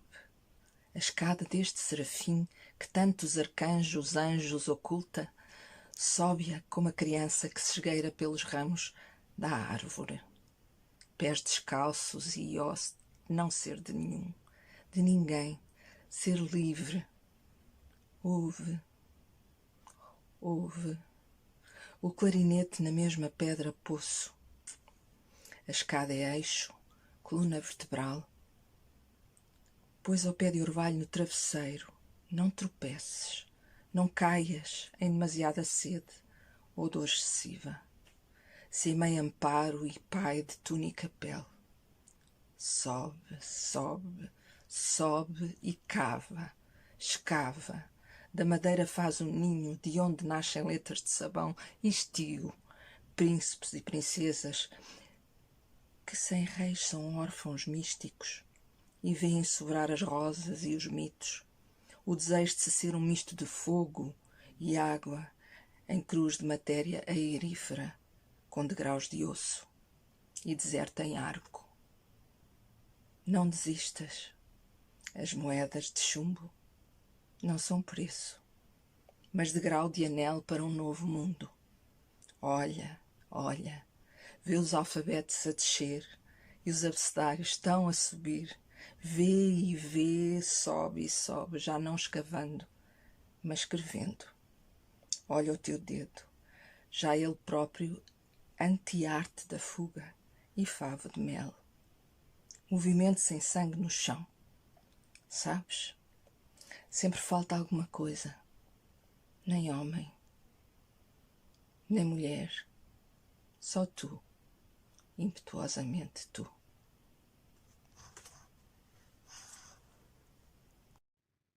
No Dia Mundial da Poesia de 2024, Luís Vaz de Camões, no seu centenário. Amor é fogo que arde sem se ver. É ferida que dói e não se sente. É um contentamento descontente. É dor que desatina sem doer. É um não querer mais que bem querer. É um andar solitário entre a gente. É nunca contentar-se de contente. É um cuidar que se ganha em se perder. É querer estar preso por vontade. É servir a quem vence, o vencedor. É ter com quem nos mata lealdade. Mas como causar pode seu favor nos corações humanos amizade, se tão contrário a si é o mesmo amor?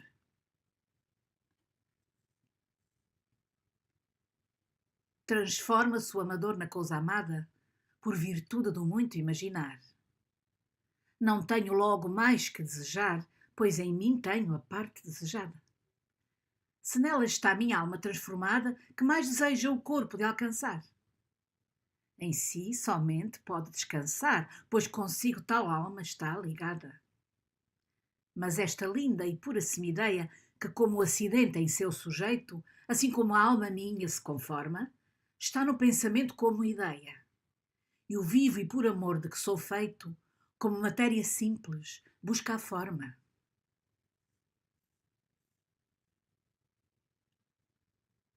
Mudam-se os tempos, mudam-se as vontades, muda-se o ser, muda-se a confiança. Todo o mundo é composto de mudança, tomando sempre novas qualidades. Continuamente vemos novidades diferentes em tudo da esperança. Do mal ficam as mágoas na lembrança, e do bem, se algum houve, as saudades. O tempo cobre o chão de verde manto, que já coberto foi de neve fria, e enfim converte em choro o doce canto. E afora este mudar-se cada dia, outra mudança faz de maior espanto, que não se muda já, como solia. Luís Vaz de Camões, no seu centenário, presente no Dia da Poesia, Dia Mundial da Poesia 2024.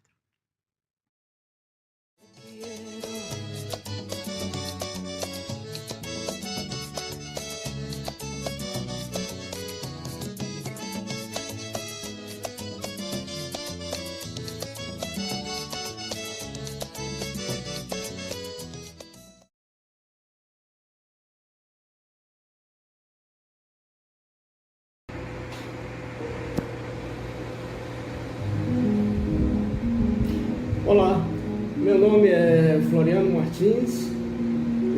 Eu gostaria de, nesse evento do Dia Mundial de Poesia, mais um magnífico evento do dia dedicado à poesia, eu gostaria de apresentar 7 poetas brasileiros, 7 jovens poetas brasileiros.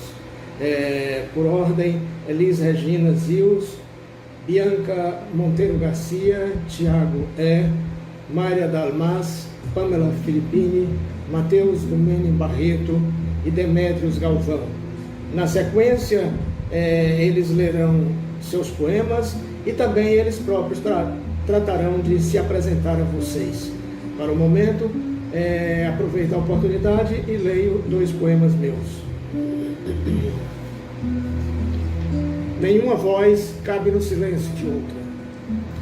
O mundo costuma ser apenas isto, o que imaginamos dele. Há uma versão que talvez seja mais comum, como o aceitamos. Ou quando os diabos desaparecem e temos que parir no vácuo. De onde recriamos o mundo perdido? Ou como floreamos a terra devastada? Para contar contigo, eu tenho que me desfazer de muitas coisas em mim. Será sempre assim? Não haverá um momento em que seremos apenas um e toda a sutileza do mundo não irá além de um inferno recriado? Perambulei por goela sem fim, queria te encontrar de qualquer modo, os fragmentos de uma realidade que não teríamos jamais como defini-la. Era para ser apenas isto? Uma noite contigo, eu iria embora e não te veria jamais? O inferno, por vezes, sonha com uma perenidade que nega seu revés. Nunca espero nada de ti, mas sei que um dia o céu será a terra devastada. A desconhecida do rio Sena. Era para ser apenas isto, uma divindade representando nossa vida, um sintoma de como o homem necessita crer em algo que não corresponda à realidade. O ópio talvez tenha sido insuficiente. A escultura, a tinta, o verbo, nada se opôs à sua imaginação ao ponto de criar um mundo alheio a essas formas de outro modo inalcançáveis. Uma de nós esteve ali. Algumas outras jamais puderam imaginar que o rio por vezes fosse a perene restauração de um dilema. Quando um corpo é usufruto da abstração de uma dor, não importa o quanto esteja desmembrado. Uma escultura refeita, uma mitologia revista, uma inovação do mistério. Quantas vezes a máscara é uma arquitetura naufragada da existência humana?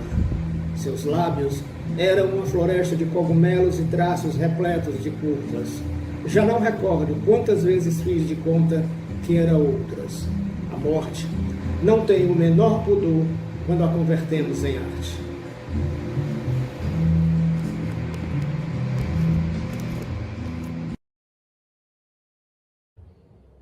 Olá, eu sou Elis Regina Zios, brasileira, poeta, artista visual, tradutora, doutoranda e mestre em estudos da tradução pela PEGET, na Universidade Federal de Santa Catarina. Também possuo graduação em letras línguas espanholas e literaturas e letras português também pela UFSC. Estou como editora da Agulha, revista de cultura, desde 2023, revista criada por Floriano Martins. Sou tradutora ao lado dele de sua trilogia dedicada ao surrealismo. Também traduzi o livro Os Elementos Terrestres, de Eunice Ódio, pela Sol Negro Edições. Sou parcialmente responsável pelas traduções de poetas hispano-americanos para o Atlas Lírico da América Hispânica, da revista Acróbata. Os poemas que eu vou compartilhar aqui fazem parte do meu livro Fragmentos de Silêncio, que vai sair esse ano, em 2024. O primeiro poema é Cintura de Ribeirão. A pétala inebriada que passou com a correnteza foi devorada pelo peixe do cotidiano. Nas pálpebras da lua pousa um grilo verde. Será sinal de sorte? As palavras silvestres abandonam o lirismo para ir à caça. O que alimenta a poesia? Próximo poema. As olheiras da noite anterior marcam um mundo ofuscado. A estrela da manhã pisca incessantemente. Não quero saber. Seus sinais me confundem. Jogo os dados do destino e quem perde é a minha pele.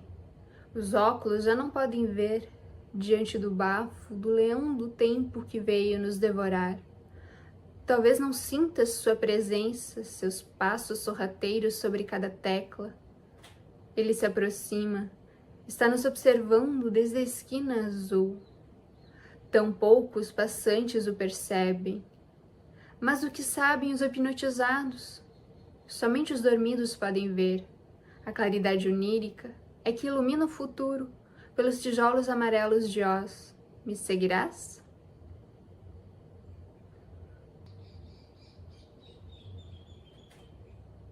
O girassol que ilumina o caminho só nasce na casa objetivo.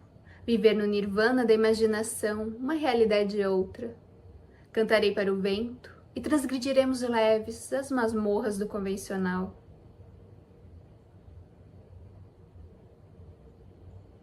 As linhas do papel foram formar outros ângulos. Sigo sem guias, longas pernas, pequenos passos, traçam novos caminhos. Quero ir descalça, seguir as linhas outras, infinitas no espaço.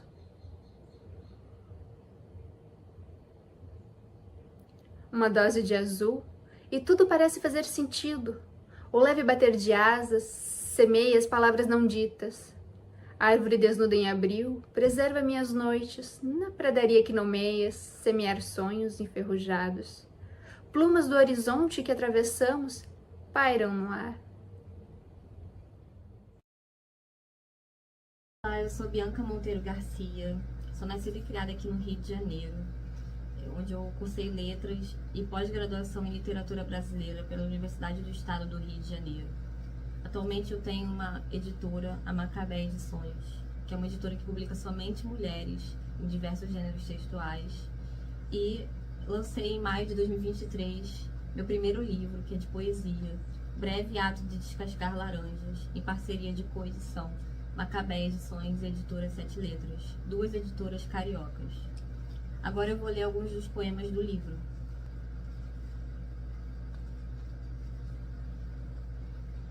After Sun. O mesmo céu infestado de corvos e garças, o terror de queimar um prédio em erupção nos arranca a pedra da loucura. O magma neste vulcão feroz, nossos rins prejudicados, de pai para filha os dias que nunca chovem, o bolo e o parabéns em seu último 10 de maio. O som do disco arranhado gritava domingo. Esta é nossa última dança. Passos e miolos pelo chão. Você se deita com o horizonte do quarto andar. O céu laranja tinge seu corpo ciano-lilás. A VHS da estante diz: cena familiar de 1995. Rebobina os dias até que chegue ao magma, ao casulo, ao núcleo.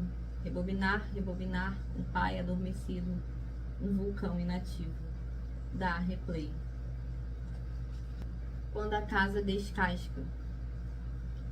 Ir ao seu apartamento, regar as plantas mortas, mexer nas suas coisas à procura de o edredom alvoroçado na cama. Na mesa de cabeceira, quadrinhos de Agar, em companhia às cobras de Veríssimo. O casaco debruçado na cadeira da sala, aquele que você usava quando fazia muito frio. Os sapatos sujos no tanque da área de serviço.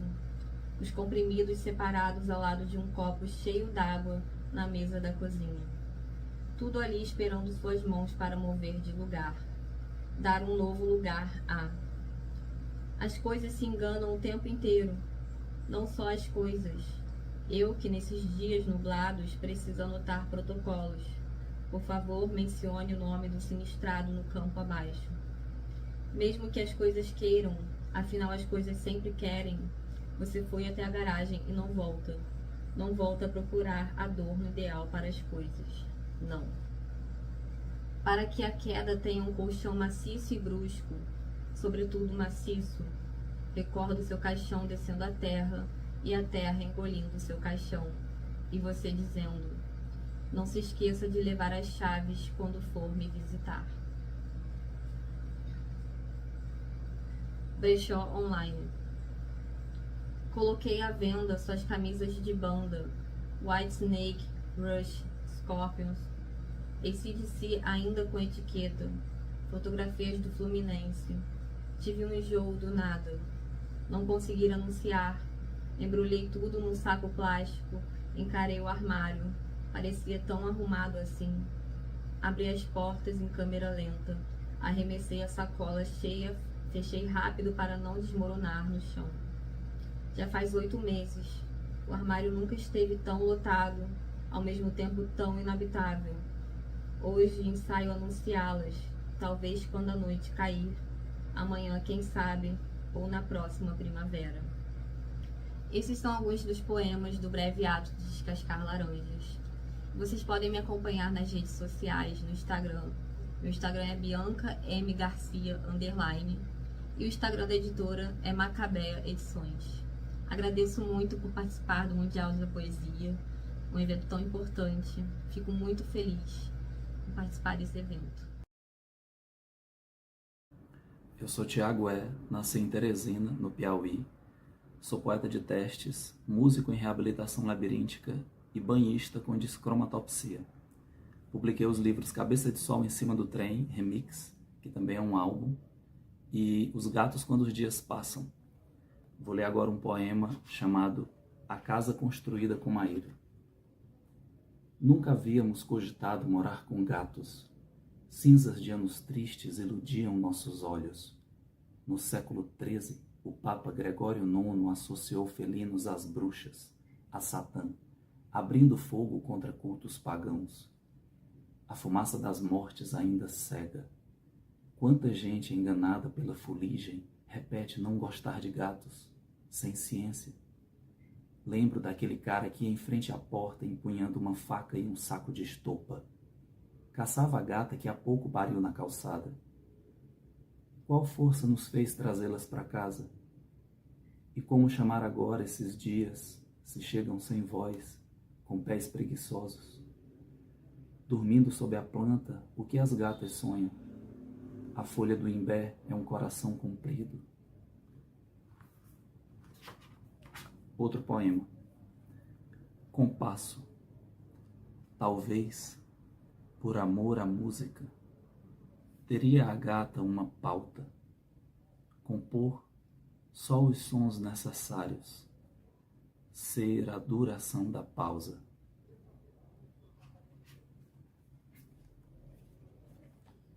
Um outro texto. A travessia do fantasma. Um fantasma atravessa minha casa e toca a construção, seus danos físicos. Olha o teto sem luz muito infiltrado. São lâmpadas quebradas e goteiras. Minha casa atravessa seu fantasma. Quer tanto compreender o que angustia. Criou escuras manchas na tintura, buscando defender-se desse enigma. Por pensar que paredes têm ouvidos e nunca dão palavras definidas, somente loucos falam com paredes. Ninguém escuta a dor das rachaduras. Da rua, um gato pula até a janela podre, O peitoril cede, espanta o bicho. Enquanto a casa tenta a solução, no chão mais um reboco se espatifa. A língua é um triste molusco, chora um pranto negro e escuro. Molusco triste é essa língua, lembra e lambe sua dor fina. Dentro da boca tal molusco chora a falta do seu casco. Quer de volta ao tempo justo, voltar para a lenda do passado.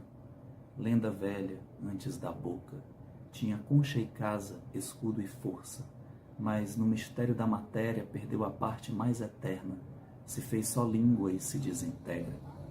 A língua é um triste molusco, já sem esperança no escuro de reaver seu casco, ter futuro, resigna-se com riso de chumbo. Como lhe resta ser mesmo língua, linguagem motor, sempre e ainda, é na boca pai e palavra, fala igual como quem cava. Cava com o corpo um liso assoalho, chão de carnes gêmeas, molhado, buscando na cabeça o antigo casco, roupa e casa, escudo e agasalho. A língua é um triste molusco, não sabe se é carne ou um soluço. Sem concha se reinventa no escuro, sem cara existe feito um espectro, espasmo, movimento, um objeto. Gagueira. A gagueira, Winston Churchill. Não tem graça, Julia Roberts. Tem palavra, Lewis Carroll, que não passa, Aristóteles.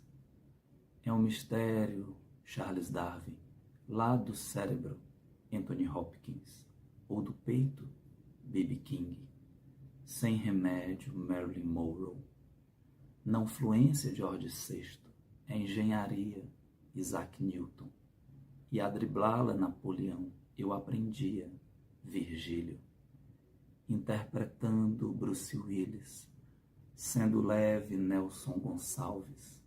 Ninguém gagueja Machado de Assis quando escreve Tiago I.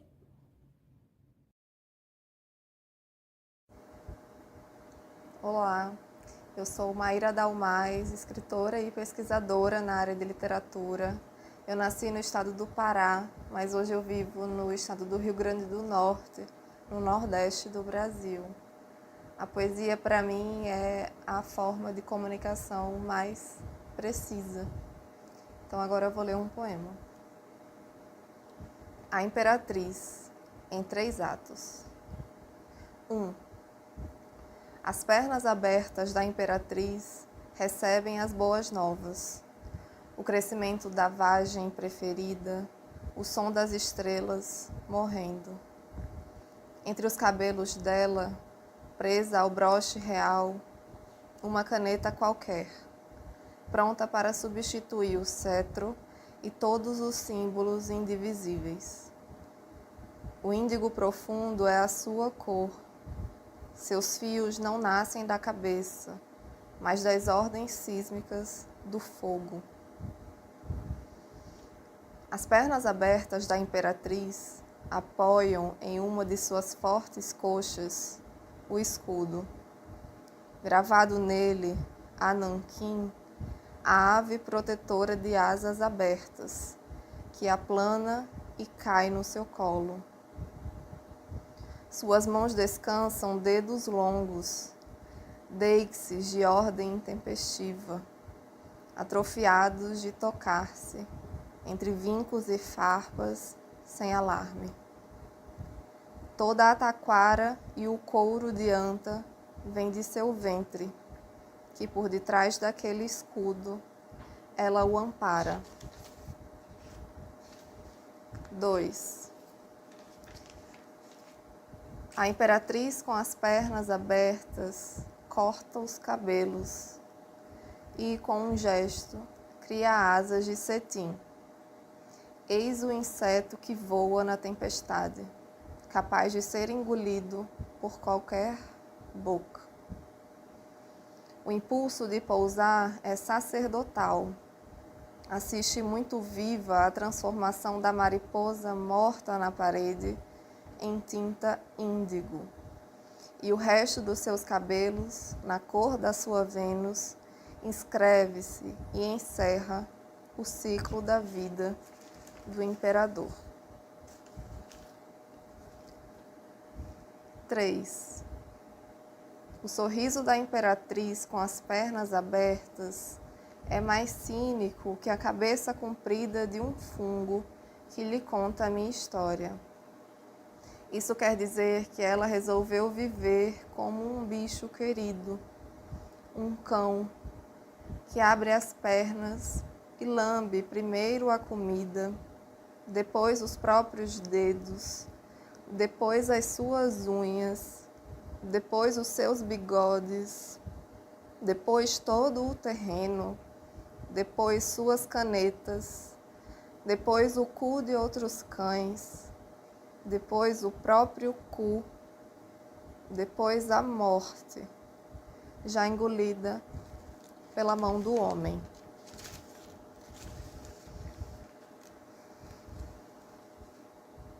Epílogo. Sinto novamente aquela impressão e acontece. Cada filamento de corpo é um garfo riscando o prato. Velha e impaciente para outra coisa, se não correr e destruir tudo, eu resolvo. Eu sou a imperatriz. E numa olhada só, aprendo um sol. O novo tabuleiro é o meu riso. Obrigada.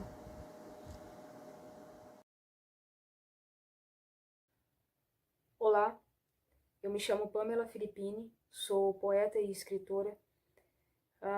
Moro em Rondônia, num estado situado no norte do Brasil, e estou aqui para ler alguns poemas para vocês. Vamos lá? Sabedoria. Fui violada em regiões onde pensei não existir violação. A árvore firme do espírito nunca regressa. A sabedoria de uma raiz nunca desperta mais que o fundo das coisas, que é toda coisa em seu verdadeiro sofrimento. Lá onde se rege os ferimentos antecipando o amor para seu fim, preparando o início de alguma coisa.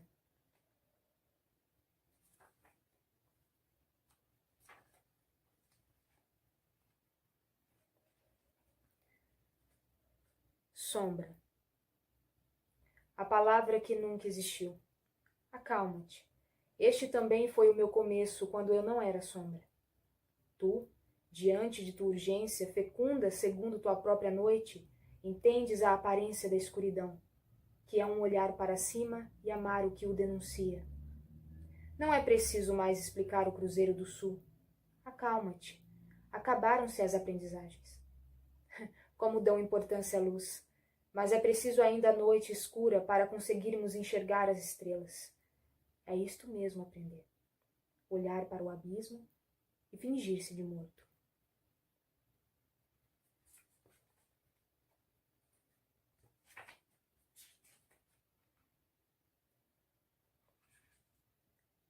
Manual do Solitário.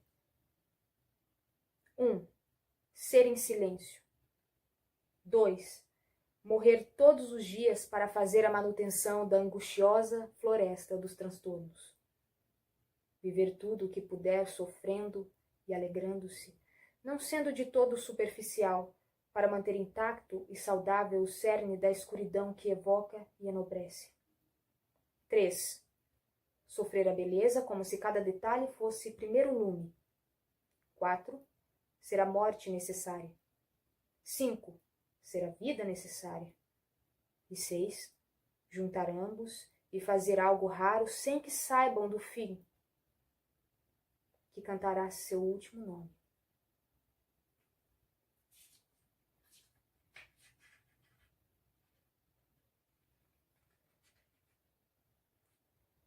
Angústia. O que há por detrás da prioridade de nunca sobreviver? Quero a solidão que se avoluma nas superfícies comidas de vento e ausência. O fruto cai e finda-se o tempo. Ouça novamente esse som tímido que é sempre o que já não é. Meu corpo secreta-se como as laranjas que forram o chão, já não são úteis à boca, e, no entanto, uma laranjeira avisa que ainda consta perfume para afundar as linhas da lembrança. Só depois disto é necessário morrer.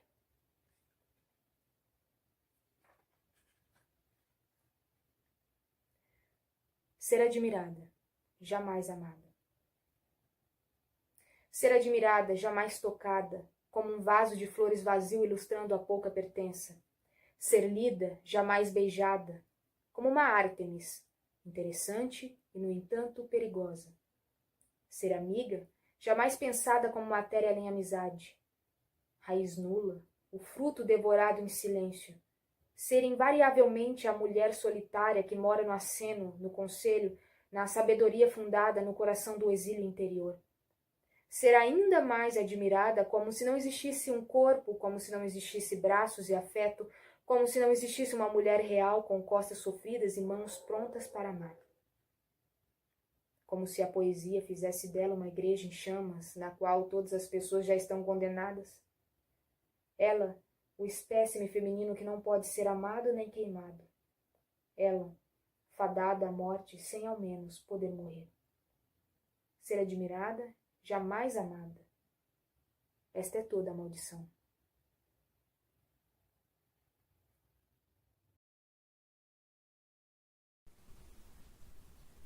Olá, meu nome é Matheus Gumenin Barreto e, como solicitado, eu vou me apresentar brevemente e então vou ler alguns poemas mais recentes. Como dito, meu nome é Matheus Gumenin Barreto, sou poeta brasileiro, nascido em Cuiabá, que fica no centro-oeste do Brasil, bem distante do mar, dos dois lados. E recentemente fui professor universitário temporário na Universidade de São Paulo, área de literatura alemã. Hoje eu vou ler alguns poemas do meu livro mais recente, que é o livro História Natural da Febre. Ele foi publicado em 2022 pela editora Corsário Satã. Eu separei aqui alguns poemas, vou começar com um poema que abre a terceira das 4 partes do livro. O que vale um poema? O que vale um poema? Menos que uma greve, menos que operário, menos do que um grito, menos do que a boca, menos do que um braço, menos que um poema vale um poema, bem menos.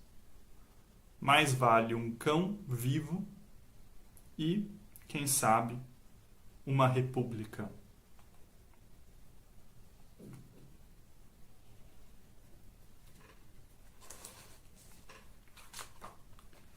Leio agora um poema que abre a segunda parte do livro. Tempo.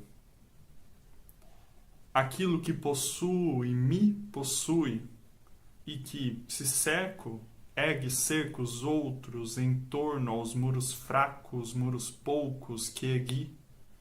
Aquilo que constrói e rui meu corpo, que já traz numa só mão meu corpo e aquela morte que é a sua, se cada corpo nasce já com uma. Meu corpo e aqueles beijos que serão os seus, se morre sempre sem dar todos. Aquilo ainda que me tira tudo e tudo dá a mim. O que procuro, mas que me encontra sempre, eu não encontro. Aquilo, enfim, que dá-me o amor de um homem, de pau em riste, e nos apaga os nomes.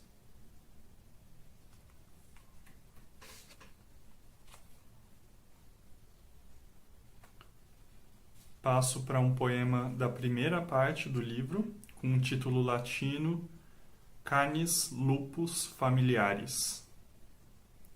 Cadela chata do caralho, latindo à procura de rosto em noite alta, não encontrarás teu rosto, nem hoje, nem amanhã, irmã minha.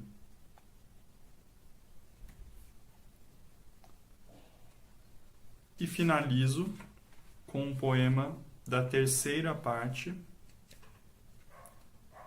Cuiabá. Perder a cidade na campina inexata da memória. Perder a cidade, os gestos de tios, os doces das avós, a gritaria dos miúdos, perder o cumprimento do vizinho no mercado. Perder uma cidade e com ela uma infância, a juventude, a vida adulta. Perder um lugar que perde em si outros lugares. Perder o calor brando de um quarto azul. Perder uma cidade em cada um que parte, em cada um que, em parte, mata quando morre. Perder inapelavelmente uma cidade, mas pisá-la.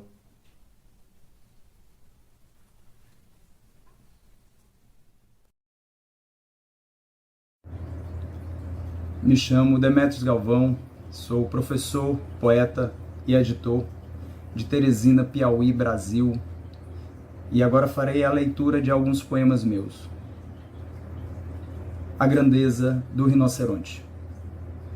A grandeza do rinoceronte habita na exclusividade da sua ternura, na paciência circular que digere o dia, faz sol e chuva ao mesmo tempo na sua circunferência, um encanto de sua natureza.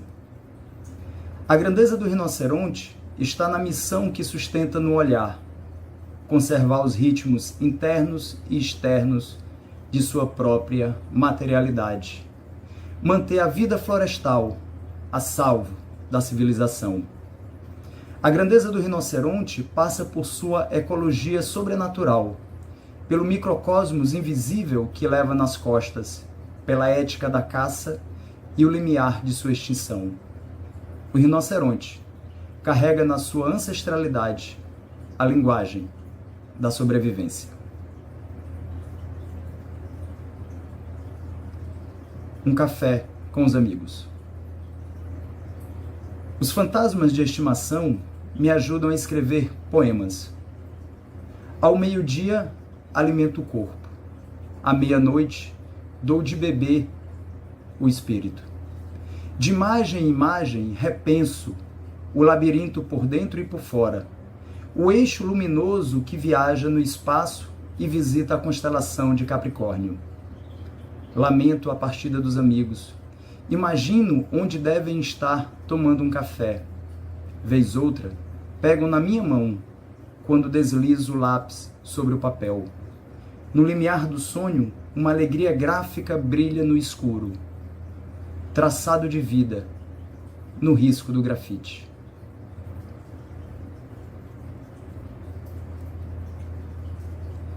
O olhar do gato.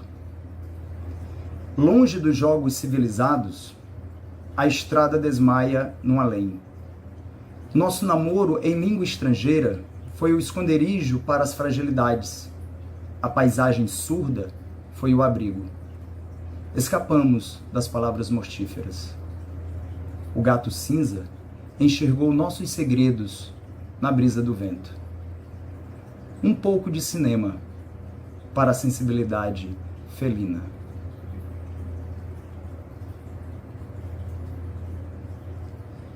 O subsolo da tua voz. Lá onde o sol brilha forte e ao mesmo tempo faz chuva, a vida oblíqua se enraiza num sonho entre o céu e a terra. A música que toca alimenta a fome dos teus olhos. Contemplo tua oscilação estoica, a força que brota do teu útero e vibra em queda suave ao subsolo da tua voz. Ao subsolo da tua voz.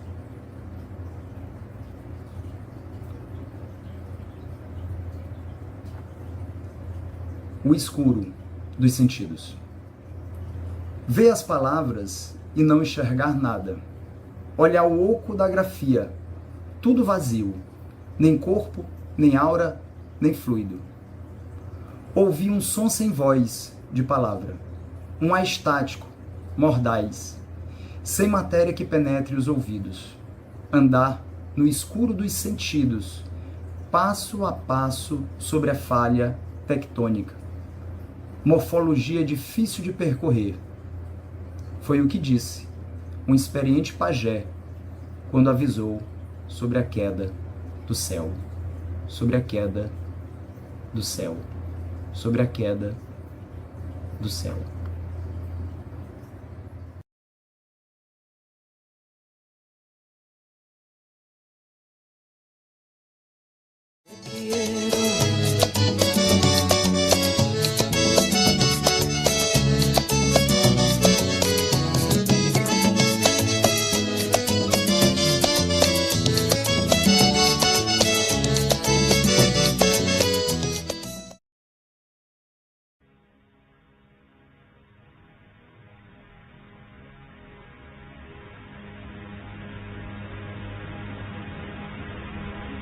Acqua, ci vuole un poco d'acqua.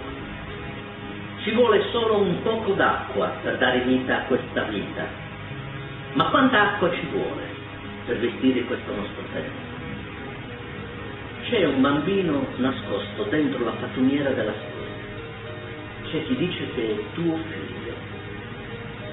In certi posti ci sono uomini e donne che mangiano tutti i giorni e tutti i giorni digeriscono.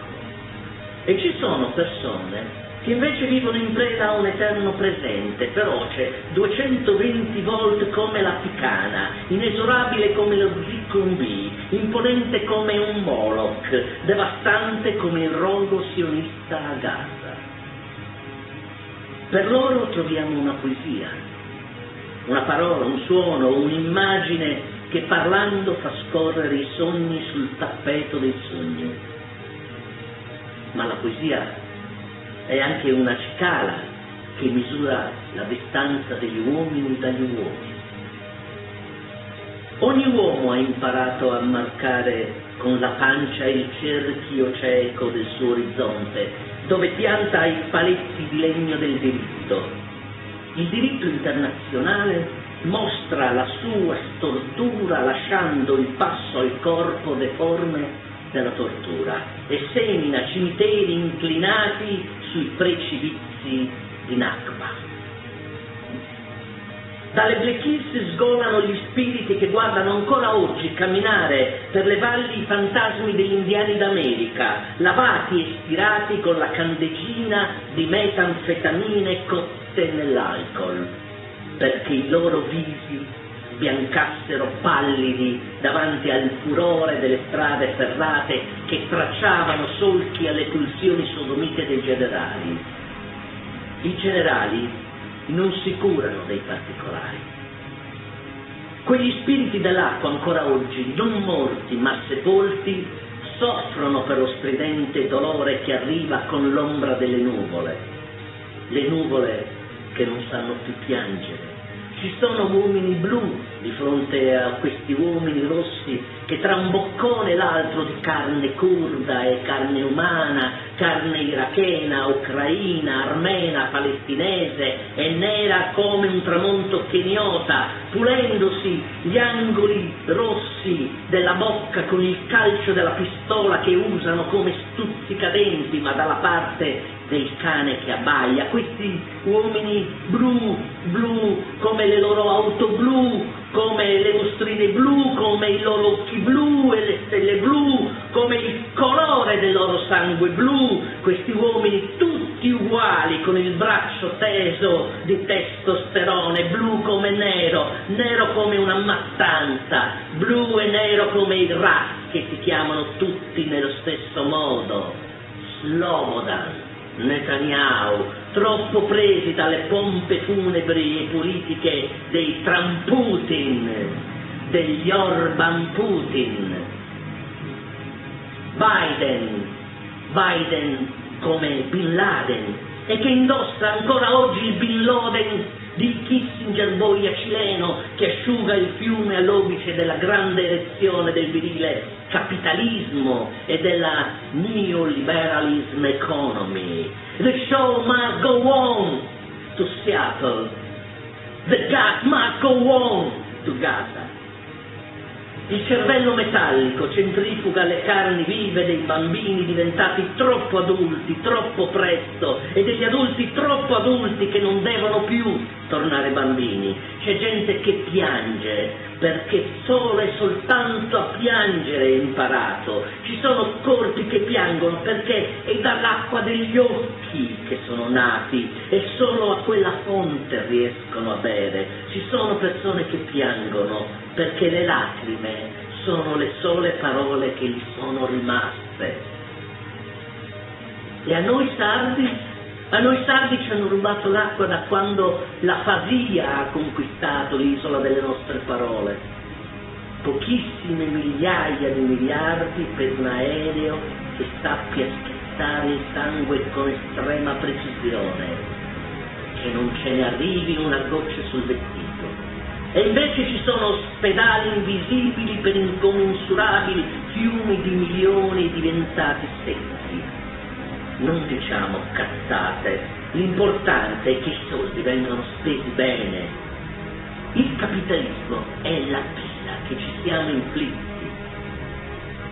E quando sono spesi bene, per la democrazia siamo tutti felici e contenti di essere al mondo. Vivi come esseri umani vivi che mangiano un quantum di volte al giorno e che regolarmente cagano, ordinatamente, in fila per non perdere la priorità acquisita e per non sporcare, perché non c'è più acqua. Questo è il nuovo ordine mondiale, mica poco.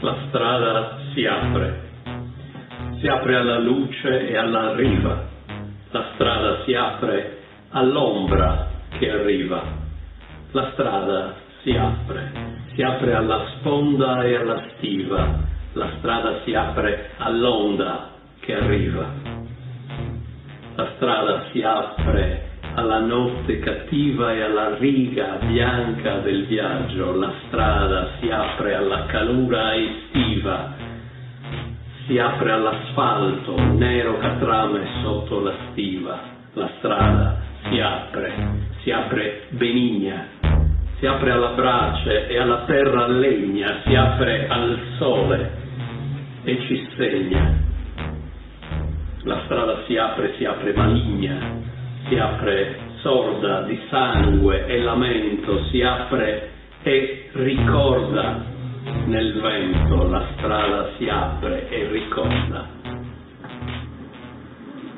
ricorda di questa ballata del sole mai nato, che ci porti coraggio e ci accompagni nel viaggio, la strada si apre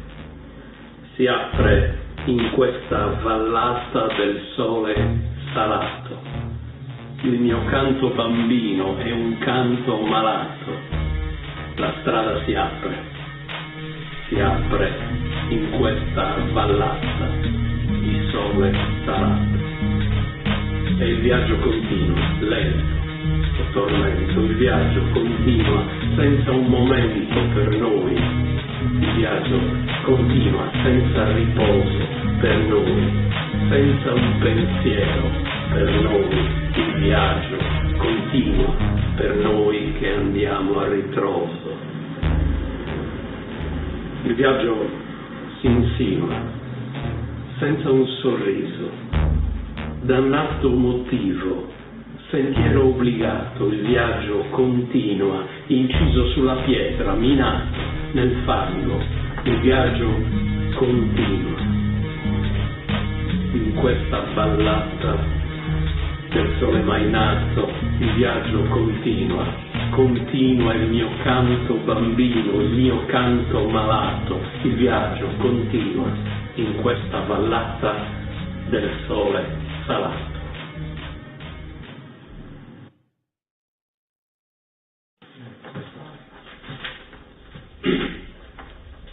Mentre il mio corpo riprende a serbarsi in quest'aria sempre più carica di luce. Mi avvicino di un passo. C'è una vita che scorre attraverso di me, ma senza di me.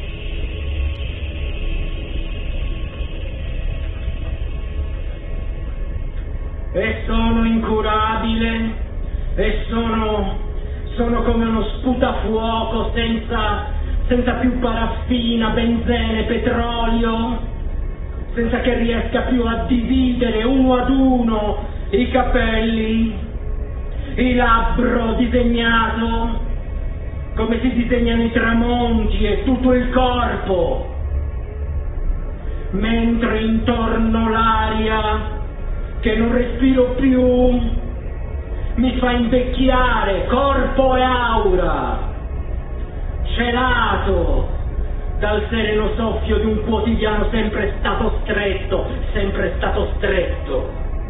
Oggi come allora gli errori germogliano in una terra arsa e se ne trascorse a non sapere mai chi sono. Se dall'asfalto della città compiessi la rabbiosa protesta al semplicismo barboso dei borghesi, il piatto negatore dell'origine del mio fuoco, io credo che potrei anche senza troppo silenzio sradicare il meccanismo del benessere come morbo costituito e ridisegnare l'orizzonte della prova che io sono.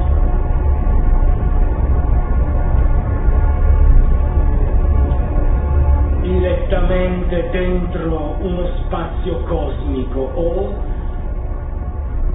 dentro la curva di un orizzonte. A strappiombo su qualche tipo di elemento liquido incastonato come una gemma sull'impianto di una roccia. Occhi incastrati nella scatola d'osso della mia testa. È qualcosa che mi tiene tra le sue braccia di luce, io non lo so cosa è. Il foro di quest'enorme contenitore si apre e si chiude. Dall'esterno sembro sempre più una persona sola. La psiche uncinata si orienta totalmente verso la porta aperta della morte. Più in là io non riesco più a vedere. Ogni notte le viene ricordato il destino ostinato che l'attende. Mutuando nel sonno l'esperienza traumatica della morte, elimina il sonno e nella veglia elimina Dio.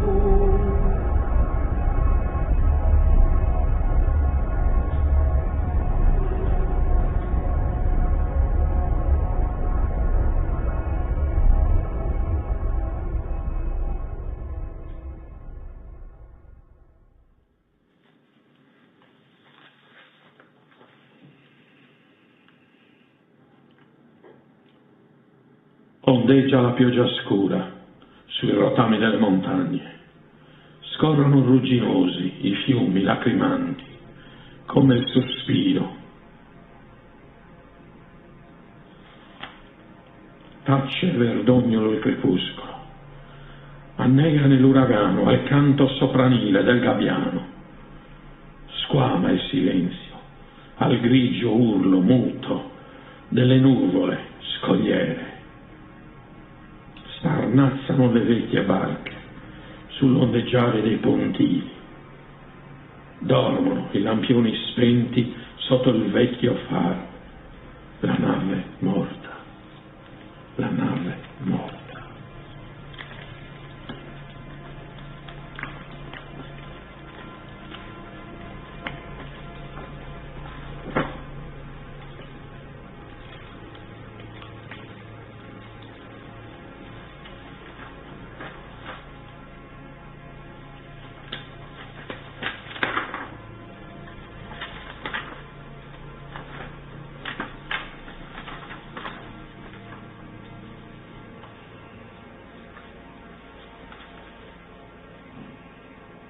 così la pioggia scura continua ad ondeggiare. Kellerman è sulla prora.